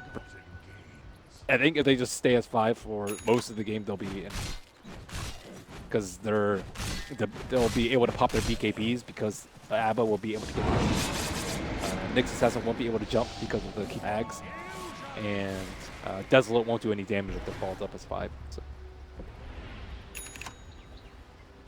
Yeah, EG. With that fresh Aghanim Scepter, Samael, he doesn't even see it coming. The Laguna Blade hits so hard. He's getting picked off a lot. And he's down with no buyback. Yeah, I don't exactly know what he's trying to farm for at the moment. I guess he's going for Ogdenry, which is important for him, but it's also important to not die. There's so many Invis heroes in the game. I think he's overestimating his abilities to like pop BKB, let's say, Nyx and Pale. He's not going to risk getting the Vendetta hit. He's just going to try and stun him. All you need to do as Radiant is prevent him from popping his BKB. So just hitting one stun like a Light Strike Array out of a Shadow Blade from there, or just a Earth or Impale coming out from the Nyx Assassin. Don't bother with the Vendetta. Male does not have buyback. No, he does not. To Radiant. Oh, but IG, if they will even push this, just try and force the buyback out. And when the buyback never comes, they'll understand it. Like that tier 3 tower is still dropping. Illumina's making it difficult to push. Again, that mischance from Blinding Light being a pain. And Invictus Gaming, they are backing up a little bit more. And they're not coming in with their second creep wave. They are able to heal up with their still important. Burning can still fight. However, there is no haunt. Just need to wait another 40 seconds for that. I don't really want to fight right now. So they just take out the shrine. That's easy enough. It's actually up to Zai to control the fight. It's usually on Earth Spirit, but Zai, he's the one with the Blinding Light in the mana leak. And you can't Manta out of both of them. That fight he chose to... He got blinded. Kind of one or the other. And Zai needs to be careful about stack spells. So that EG are looking for some space if they can create it. The smoke gank into the Radiant jungle. Crystal Maiden is the only target who's really close by. Potentially Lina, if she moves over as Q, he'll actually break the smoke. You don't want to go. Sorry, you don't want to kill CM. That's just not even worth it. You don't want to give weighted positioning for that. But can they actually even properly kill her? Like, she's got herself a Ghost Scepter. They could. The kill is going to be difficult even with 5 of them. Radiant has used Scam. Boom, red, we know exactly where you are, and it's high on the balance. But splitting up is where they're at their weakest. They were as 5. IG have avoided the gank. Haunt is up again. Now they can look for kills with the Nyx Assassin. Nyx Assassin and Q on the hunt. They're so close behind. The push forward. Crit's able to rolling boulder away. Spectral Haunt comes down. It didn't block up Crit, but it's EG in full retreat back home where they know it is safe. That's a miss. Now Roshan's up, and now they might be in the same position that they were in earlier, where they used Haunt. They didn't get a kill this time with it, but it looks like they're going to try and sneak Rose. They do have the Solar Crest on the Monkey King, which should make things a little bit quicker, but they're uncertain about it. Yeah, EG are in a really good spot right now. Are they baiting him? Are they? No, they're still pushing up mid lane. So how are IG going to handle this Roshan? Well, they're looking at it. They're probably thinking EG's going to come over at some point. But now it's EG who get the vision of Burning moving into the pit, and Q being up so far, rolling boulder forward. The Ghost Set will protect him from the initial attack of Arteezy. As that Crystal Maiden is basically being pummeled on the back line by Arteezy. Throws out the half-a-second ultimate, but on the front lines, that's where Laguna Blade gets the big kill. Sumail will fall. Universe trying to do as much work as he can, but you've got OP just running in and killing off whoever he really wants to. And the bigger one is the teamfight controller. Zai will fall. Crypt will go down as well in just a jiffy. And maybe the help from Arteezy. The damage is really big. Arteezy's gonna find the kill. He's still got more work to do. Bobrica becomes his next target. Couldn't get the last searing arrow off. So Arteezy was going to fall as well. He'll have buyback available. But the three other dead heroes of EG do not. Sumail was unable to pop his BKB once again. It looked like Lina was able to stun lock him with a little bit of help from the Nyx. But they have to be able to allow Sumail to cast spells. And either he has to pop his BKB super early, it's still 8 seconds on him, so he can still pop it early, or they have to rely on the Abba to get him out of the stun lock, and I think Nyx Assassin was able to control both at the same time. I'm still not a big fan of the Lotus. He hasn't really done anything for Abba, and everyone else is dying around Abba, which is your worst nightmare as Abba. If you're one of the last heroes alive, then that's never a good thing. They didn't cast Solar Crest on the ideal target here, and OP just got slaughtered by RT. Able to get probably 2 extra kills, I think. They cast a Solar Crest onto him. XSS just tries to clear it up. Still, 4 kills. Still pretty happy with that. I think it probably should have been better considering how quickly they killed the Invoker, but considering they didn't have Haunt for that fight, IG should be happy. The fact that they're still able to claim Roshan after, and yeah, Spectre with Aegis. Oh man, that's not good. The double spec, potentially even triple if you hold on to your buyback money. Man, Nyx Assassin has fallen far in net worth. It was doing very well. It's kind of slowed down Perceptor. Well, he keeps getting caught out like that. Like EG if having to have to expend a lot of money for it. Like they're buying up the gems, they're putting down the sentry wards, they're finding his position, and then Crit gets a quick silence. Bottom lane, Zai wants to be protected. Got Diffuser bladed up, so he's a little bit slower. Blinding Light tries to create a little bit more space to Sumail. He did get the BKB off, and as Nyx Assassin being thrown around inside the ice wall, and nothing can really save the Coddle or the Clinks. Caught up the hill and away from friends. And another death without BKB being used. One of the threats of playing against a Nyx Assassin. You just always have to worry about getting stunned for so long. And a buyback from Arteezy, which doesn't really achieve anything. Yeah, he knows they have to buy back sooner or later, so might as well start the cooldown now, I suppose. But yeah, the Spectre is very difficult to deal with. He has Heart now, so you have to. I think you just have to kite him with a Keeper, but Keeper's not even up right now. Nope. So no Blinding Light spam, no Mana Leak. That's the only thing that's going to stop the tower. You put the pressure. You put the pressure on the 2,500 net worth Earth Spirit to be your controller in the fight. Very best of luck, Crit. At least Burning is dry again thanks to the EMP. Oh, he didn't Manta dodge it. That's not particularly good for them because he has a lot of HP regeneration. Be able to cast his spells. Be able to Manta out of the Mana. Be able to Manta out of the pit. Doubt that they're actually not going to take a rid. Where you're like, I wish I had Recall, or I wish I had Arcane Boots. Someone would be wonderful. Hey, he can add the Vladimir's Offering. That's the given now over from Monkey King. As they move in for the fight, Universe, Lotus orbed up. Here comes your Tornado, catching the spec with the rock falling down. That Deathling Blast is good damage from Sumail, but he's taking so much back as well. OP hitting like a truck, but he has to bail out. Arteezy's attack, it flew, but it wasn't going to be enough. It's the big stun out from the Nyx Assassin. They're still doing the work. Burning, standing his ground, and actually surviving through all of this. Now finally he will fall, of all things. OP denied himself to heal up Burning. He actually sacrificed his blood charges. That's what the life was. Stun forward, Invoker's gonna fall. No way really for Smell to survive this unless Crit's got more to throw out, but no, the Monkey King's rod can extend that far. And they just try and hold the Earth Spirit in position. No one has buyback, and that is good game well played. Boboka is a monster on Monkey King, and XXS continues to deliver on these stunning offlaners.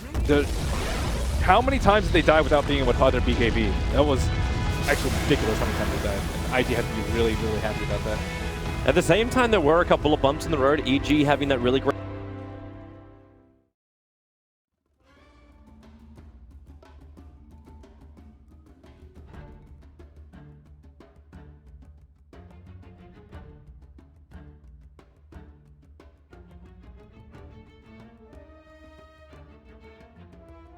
EG's turn to ban.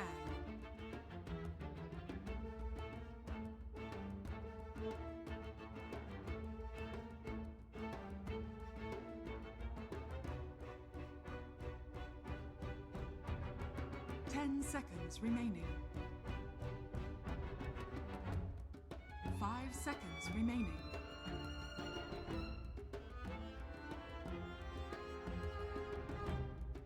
Radiant team ban.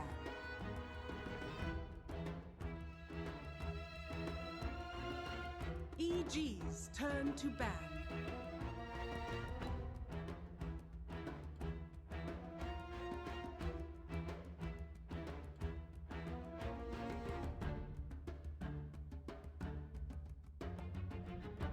Seconds remaining. 5 seconds remaining. Reserve time.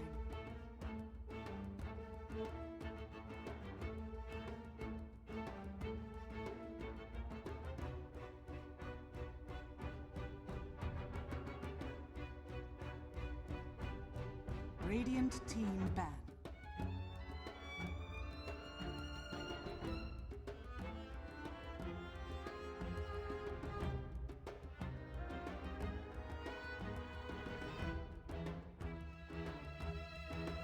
Seconds remaining.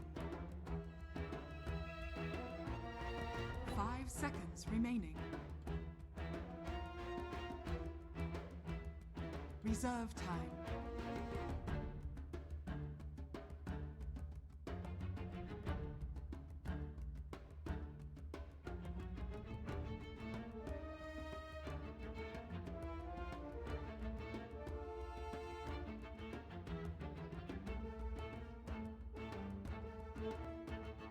EG's turn to pick.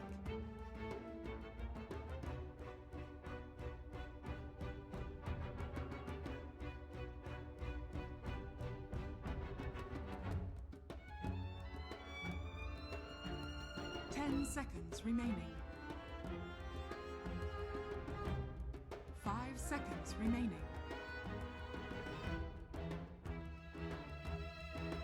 Reserve time.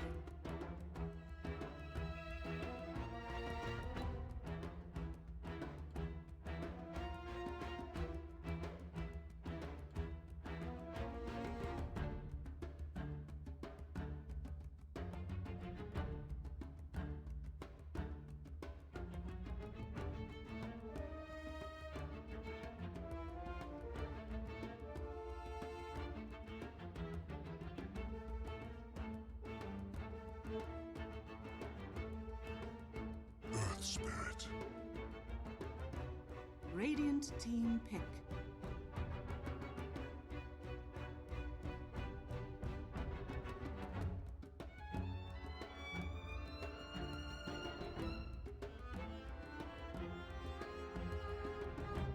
Monkey King. Lina. EG's turn to pick.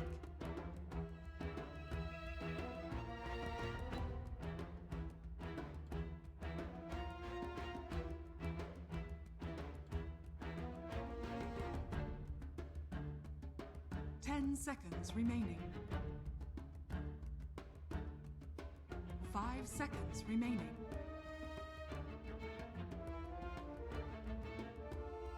Reserve time.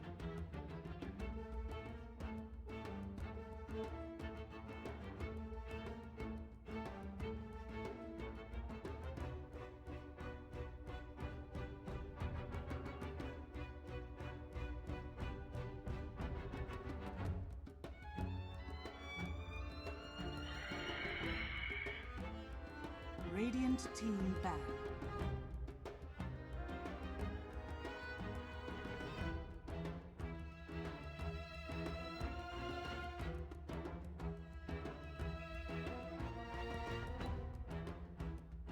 Ten seconds remaining. 5 seconds remaining.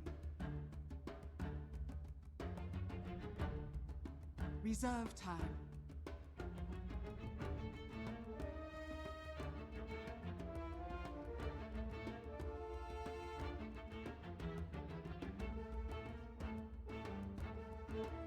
EG's turn to ban.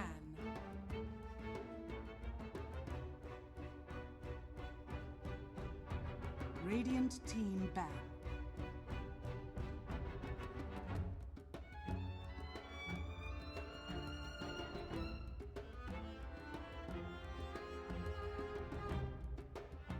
EG's turn to ban.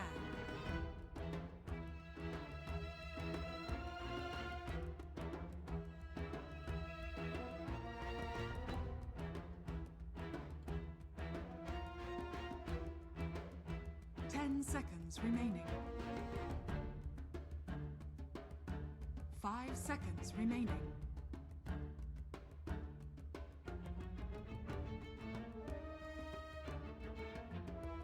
Radiant team pick.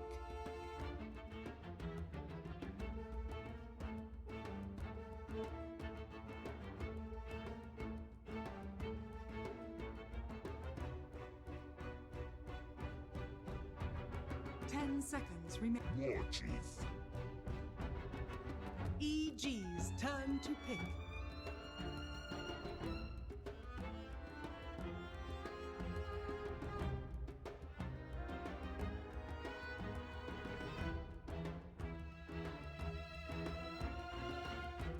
Earth Shaker. Radiant team pick.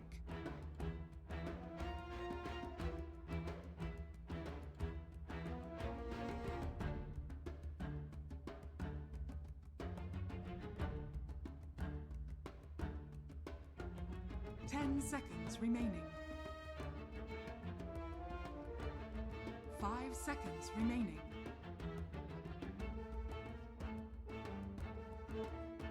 Reserve time.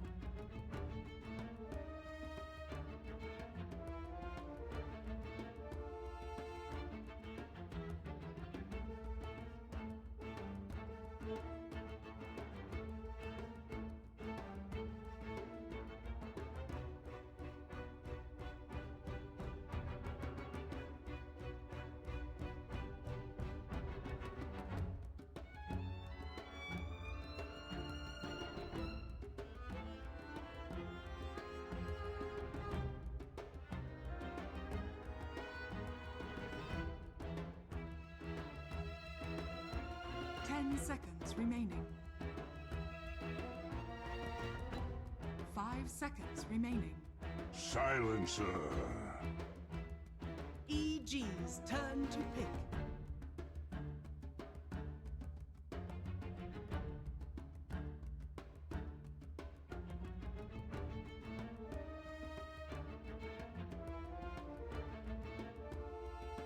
Seconds remaining. 5 seconds remaining.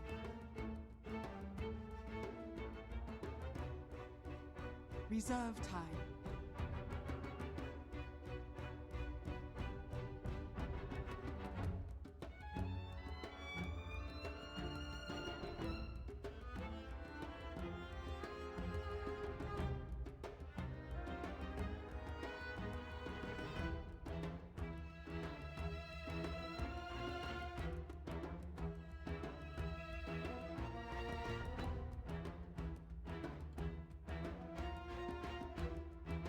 Ursa warrior. Radiant team ban.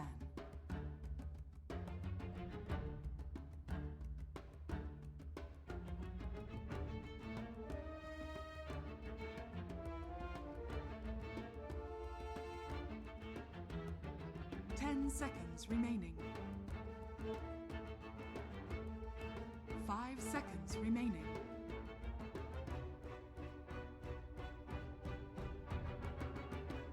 EG's turn to ban.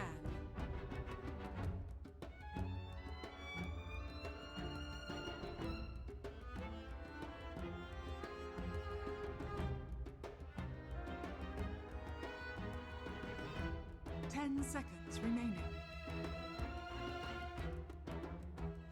5 seconds remaining.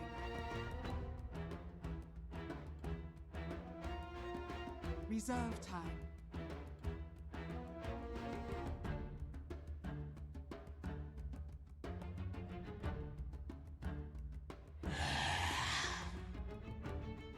EG's turn to pick.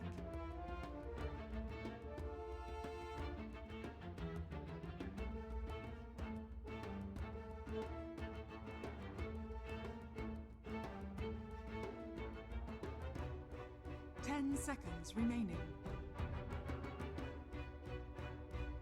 5 seconds remaining. Reserve time.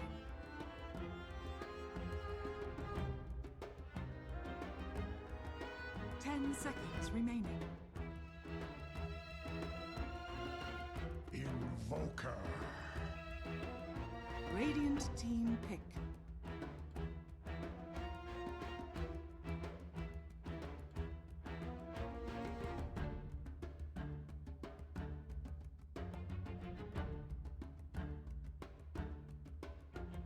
Seconds remaining.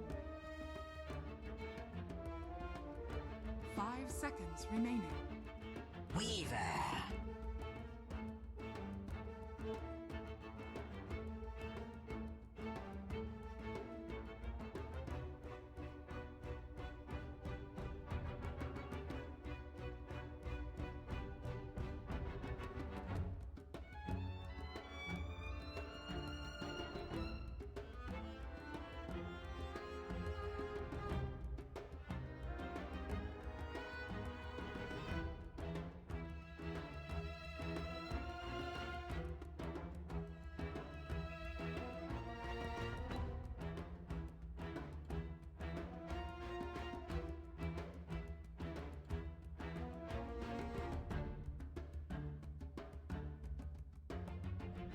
Seconds remaining.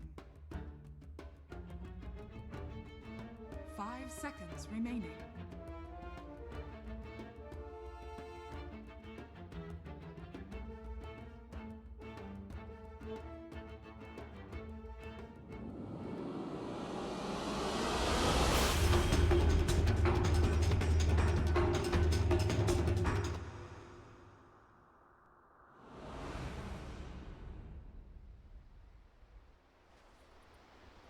The Lina going up against the Invoker. Is it going to work this time around? You've got Baboka over on that Monkey King. His rotations were wonderful last time around, and again, you're expecting more of the same in this game. I'm worried about Silencer. Silencer owns their lineup. Badly.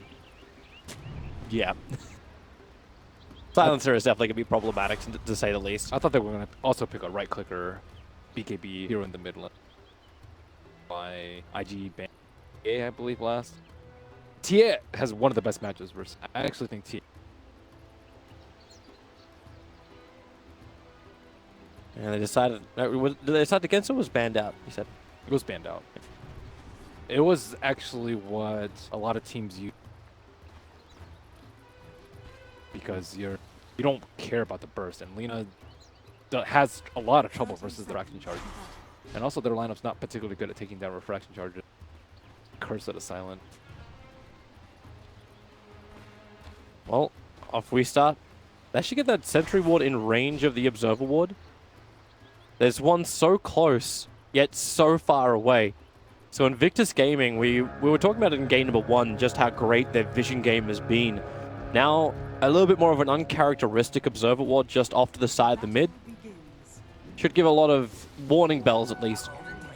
So what Monkey King does, everyone's scared. IG 1, 2, 3 bounty runes. Oh god, Monkey Kings, what do we do, guys? That's about, I guess, the only safe one.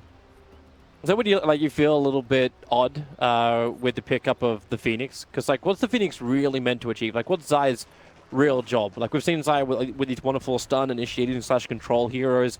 Now you get the Phoenix in the first two. How does he make this hero work in their lineup of EG? Cut down trees. that's the secret. Why are people picking Phoenix? I don't know. Sunray is okay, I suppose, but ever since it best, they have ways to deal with the egg. Even I would say Lina, really fast attack speed and massive range. That's kind of your worst nightmare, unless it's a troll or a meat. Slightly worse. Yeah, troll is what you were thinking might have also been coming up.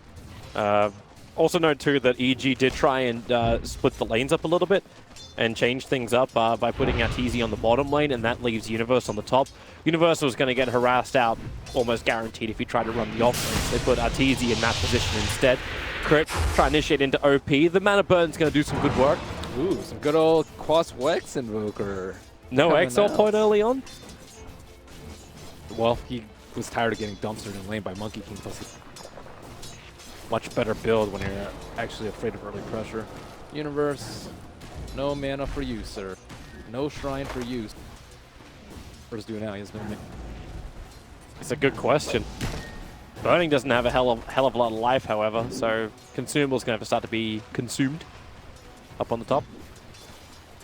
Quelling Blade, Universe, not chopping trees. I have seen teams just like chop down trees everywhere. It's like saw dreams of. He did great skill set at our killing trees. But maybe you can get Iron Talent plus Quelling Blade and just chop the trees down with Battle Fury. Octarine Core. You become the hybrid Beastmaster. It's like dual wielding axes. That'd be sick. Hate it. Kill. Yeah, it would be a fantastic pickup. Even then, you could probably even throw him into the jungle and get a little bit more experience at this early point of the game. Simone committing with just harassment, Cold Snap. I don't think OP really cares too much about that. And this mid lane CS, it's 11-3 up against 5-6. So even with the creep wave underneath the tower, Sumail is still, again, behind in the CS. But I suppose this is to be expected when you go in the Quas Wex build on the Invoker. Yep, wins most matchups. But I do like the Quas Wex. I think realize how difficult life has to play a little bit against the Lina. Isn't even anywhere to be seen. And like, it's not even worth my time. I can just mess with Arteezy. Whoever's up here. Yeah, and they actually just switched the lane, so Arteezy is on top lane, and Universe TP down to bottom shrine. So he's now on the bot. Well, that's some... Yes, get this bear out of my lane. I was happy to be versus Earthshaker. The Centaur's already had a great lead. He's #1 in CS. Like, it's a 16-11 Centaur War Runner at the moment. There's a reason why both the Magnus and the Centaur were banned out in the first phase by EG last time. You can't ban out X. You really can't. You talk about the depth of the heroes of IG. I know OP kind of came under scrutiny a little bit with some of his heroes, but the real unsung hero for this team is still going to be XXS.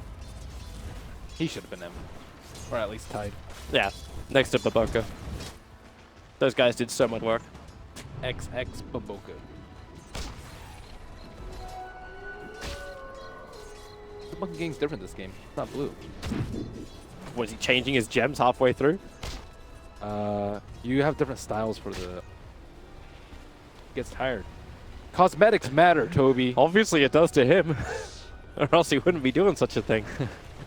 However, the leader cosmetic, I think, is still one of the greatest ones. Like the Iron Man style costume for OP. What about the Indiana Jones? What about the Indiana?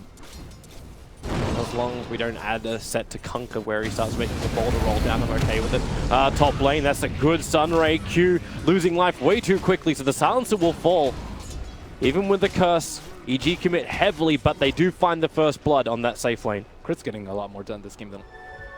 It is really important that he does. Because I mean, you can only do so much on the Generally need to combo it with people. The lane seemed to be a lot more simpler for him too. Like roll up towards the top lane. That's a perfect kick. Drop Baboka down.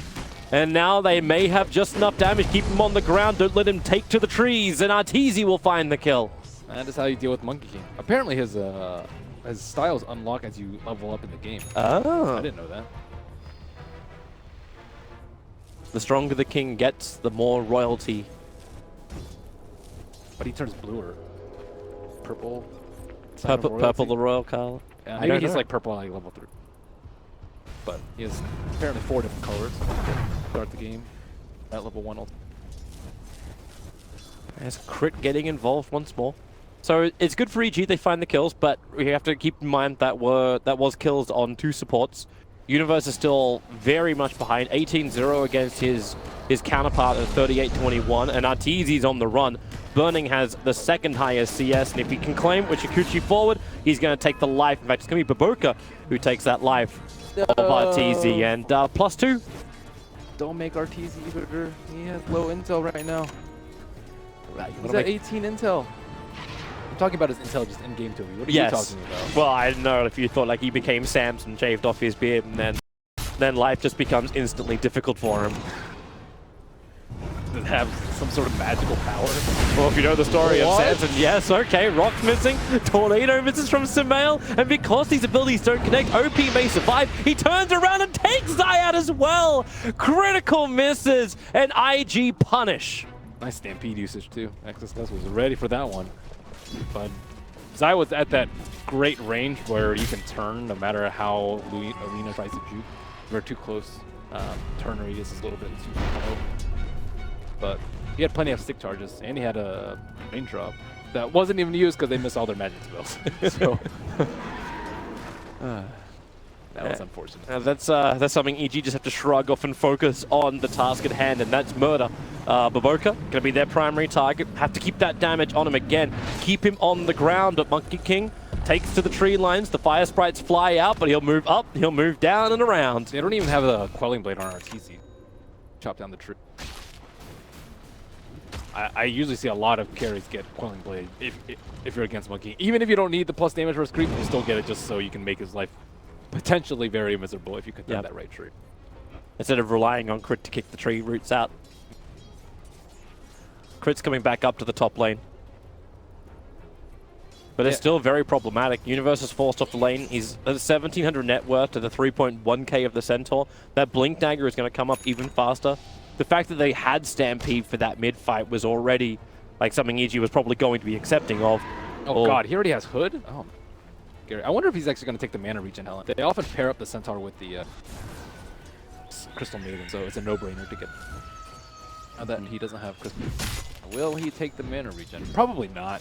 I've seen most of them. I don't know, you already have Hood. We'll cross the bridge when he gets to it. For now, he's just enjoying the very much freedom of bottom lane, knowing that Universe cannot zone him out. The ES just doesn't have the kill potential at the moment. He had to shuffle around the lanes. He started off bottom, and then went top, and then went bottom, so you're going to be at a gold disadvantage because you have to TP around, and you're going to be at a disadvantage because there's so many creeps. That's why it just feels so much more structured and confident from IG. Like, even when the first 2 kills went the way of EG, it still feels like overall Invictus Gaming's laning phase is stable. Like the only rotations they have are the supports moving around to change things up. Exactly. Yeah, Crit was fantastic. He was helping out Sumail in the mid, but the top and the bottom lanes is more chaotic for Evil Geniuses. Oh, Baboka. What a clown. That's some good-natured, in-game bad-mannered. It's bad manners until he properly hits the stun. Sumail gets caught out too close to the Lina, and then he's dead. Because it's the burst damage you get from Laguna. They are smoke-kicking him. Sumail will make a detour for that, but XSS. He has a Hood, though, and Stampede. This is not going to be easy. Well, at least Sumail's going to get the vision, and, well, Cold Snap, and Stampede gets off, starts his run up. Still hasn't even triggered the Hood yet. Crib will run through. Baboka is here, and the fissure from Universe, that still won't be enough. Jump down, and it's actually Zai who dies. EG are the initiators. Crit's on the run, but he has got a Scarab Beetle on the back, infesting in And Burning will take the kill. Downsides of Crosswex, oh dear. Yep. And that's the roaming gang from EEG. Like, is that a low chance of working? Like, what really went wrong there? They had the vision on the Centaur. They didn't ban Centaur. Okay, yeah, that's... Unfortunately, this game doesn't function with 20 bans. You asked what went wrong, Toby. Yeah. Yeah. They actually banned they banned the Abaddon as opposed to the Centaur in the first two. I much favor XXS on the stun offlaner. He's really good at setting things up. Yeah, consider about. But yeah, with the hood first, it's just... It seems so happy as well for him. Like, how many, like, of the IG games we've cast, I think there's only been one game where he hasn't had the one-on-one matchup. Yeah, they do give him pretty favorable. I mean, last game he had Nyx as him. He was zoned out kind of early, but he still managed to catch up quite nicely. Definitely set up for... I think Q has been spot on with his rotations as it's sitting behind Sentinel right now. Think about trying to stop his... Oh, did he pick up a point exort? He has. So Invoker looks like a 4-4-1 build. Pretty unusual Invokers. I usually see 3 in Quas when they go for Quas Wex.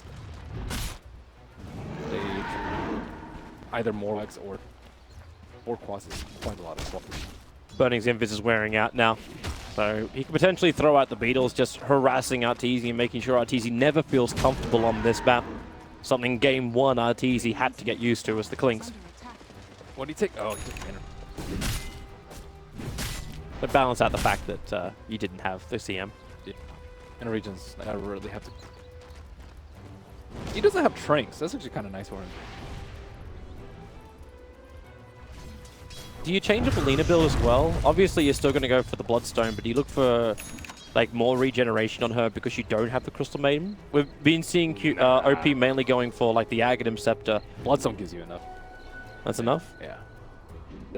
I think you really need Shadow Blade a lot. Kill the Invoker would help them win the game. You still need that. Oh my god. Can he actually do this solo? Oh. He goes for the stun, but Zai is able to get the Icarus dive off. But Burning, he knows Zai can't go anywhere. So a kill is still the kill. The rolling boulder forward, but the kick, it's going to be right on target. Able to do so. The silence held in place. The EMP burn will help out, and Crit is already starting his TP. Right underneath them as Burning was on his way into. Samel has to hide under Ghost Walk. They know he's there, but no detection for Invictus Gaming. He does have an Arcana rune, so Tornado's going to cool down way earlier than normal. Only up for he's got no friends. Like, he's got no damage. He's got no damage. They have no damage. Where's the damage? A lot of setup. Oh, it's meant to be the Ursa, right? Like, that's... Yeah, a little bit from Phoenix, too. Okay, you got help. Earth Spirit's on the way. He needs to get the proper kick, and maybe just with Cold Snap, it's going to be enough. Samel gets the solo kill.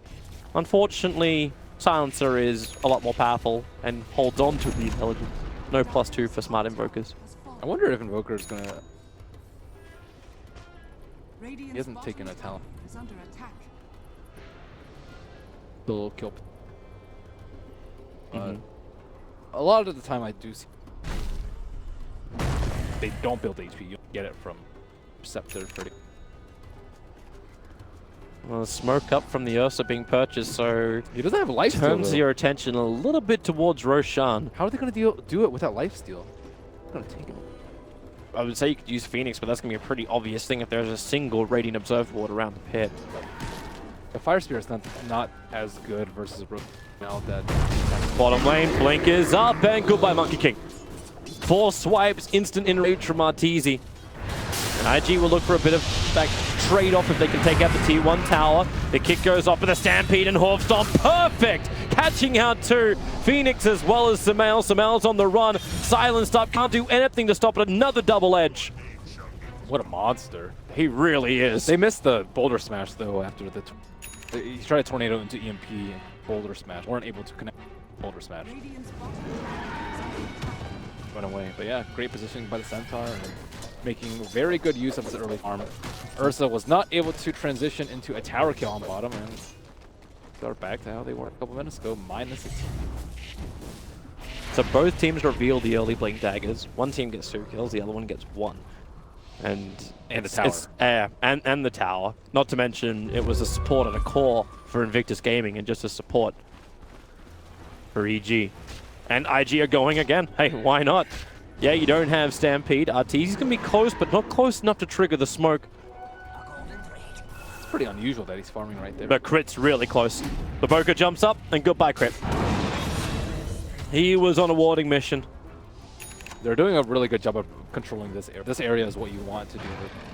Ursa does not have a lifesteal, as they probably already figured out as he was on the bottom lane, but just need to prevent him from getting that first. They don't have a good Roshan lineup, but you still have to worry about them tanking with like Fords. Sumail, giving Alacrity. Things are still possible, and Roshan's almost IG's Bane last. It's kind of looking to see IG having more aggressive vision, but most of it was, even with the smoke, yeah, and I think EG is looking for the same thing with the sentry wall they put on top of the shrine. They're wondering where IG left the vision after they went for the smoke. Oh, he's going Blink hard? What, straight into heart? That's what he has on Quick Buy. Usually you'd see Scepter at this point. I think even the ability to run over trees is very useful. Oh, Sumail. Tornado's going to connect.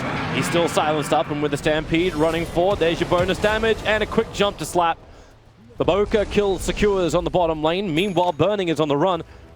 Arteezy would like to catch up to him, but they don't have enough control. You've still got time-lapse available for Burning, and EG just cannot hold him in position long enough to kill him. Trying to sneak Roche, bait out Sumail, force Hero's bottom, he dies, whatever. IG's too wise for your shenanigans. How do you even keep doing the damage on Ursa? That's almost a fully completed Diffusal Blade over on Burning. How is Ursa meant to keep up? Not sure, especially because he's... Okay. He wants a Abyssal later. Pretty good, but you have mobility issues. Global Silence is even pretty problematic for him, not to mention Stampede. Let's see. Isn't that when you look at the Aghanim Scepter, you look for something to to dispel? It's usually I would say Basher is fine for him, so you can just get a lot of solo. Decent for team fights. So, you know, if you get a lucky bash on the Weaver, he can't pop his ult. You get a good bash on the Silencer, he can't. Looks like he just went up. Perhaps Sumail didn't lose any gold there. Bought his Sapphire Hero. Yeah. All in all, economically, it was not that poor. Still looking for opportunity to get Roche. Been 18 minutes in, and only one attempt has been. Well, how do you still take Roshan? IG, you still don't know where their observer wards are. You committed 3 sentries around your own shrine, trying to find that vision from Invictus Gaming, and they didn't put anything down for it. And in fact, now it's just XXS just jumping straight through it and find the Invoker. That was so greedy. Tornadoing creeps right there. As soon as he did that and he saw the Invoker, he's like, what? Or and then he saw the Thunder, he's like, what have I done? So, Blink reveal from Earthshaker coming out pretty soon. I would say 18 minutes is a pretty good timing considering his start. But IG are unrelenting in their control of this top half of the map. They are just shutting down the Ursa completely. And Ursa, he hasn't been able to get many kills. He hasn't been getting Roche. And you do not want to be in a farm war as an Ursa at all. Yep. This isn't a war, man. this is a slaughter. You don't have Ursa with anywhere to farm on the map. You just lost your tier 2 tower. That aggressive vision from IG after that successful gank on the Invoker is now down. So even if you go into your jungle to farm there, Invictus Gaming will know about it. They're mass TPing to the bottom lane. Looks like they're going to make a move. Perhaps a Centaur. You don't have the Blink Echo Slam, so there's no instant control on the Centaur. And Burning is also rotated up, so the Fissure will go on to Burning. Oh, the Fissure just... Yep. But they brought everyone. It's like they want the fight to happen here. There's still 5 heroes down for EG. Q, is he going to be able to hit a clutch global? That is the question. Ready. Are they going to bring everyone else down?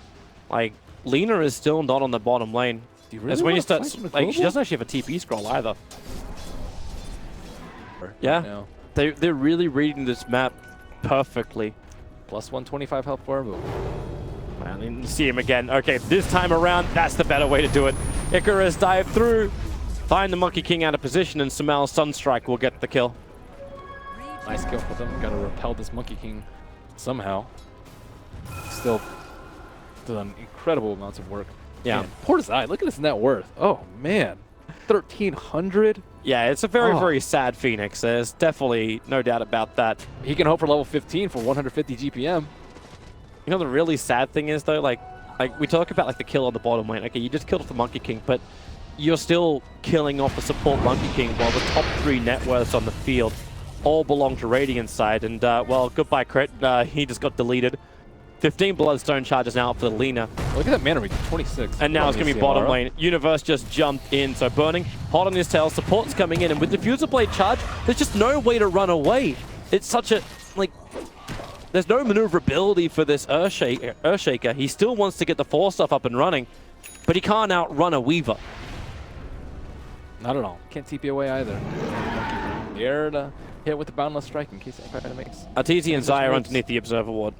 Centaur did commit for the Reaver, by the way. I'm pretty surprised he went for the Reaver, but he's committing for heart. It's all in, man. Yeah, they can't kill him. The only way they can kill him is if Ursa has a lot of uptime on him, but I don't think that's going to happen. It seems to make a lot of sense, though, for IG going into the base, where OP and Burning can just sit on the back lines, and then there's really tanky Centaur sits on the front line. It gives you your vision of high ground, and let's Lina do the work. Because OP's having the time of his life at the moment. No one's able to get close enough to him to really do the damage.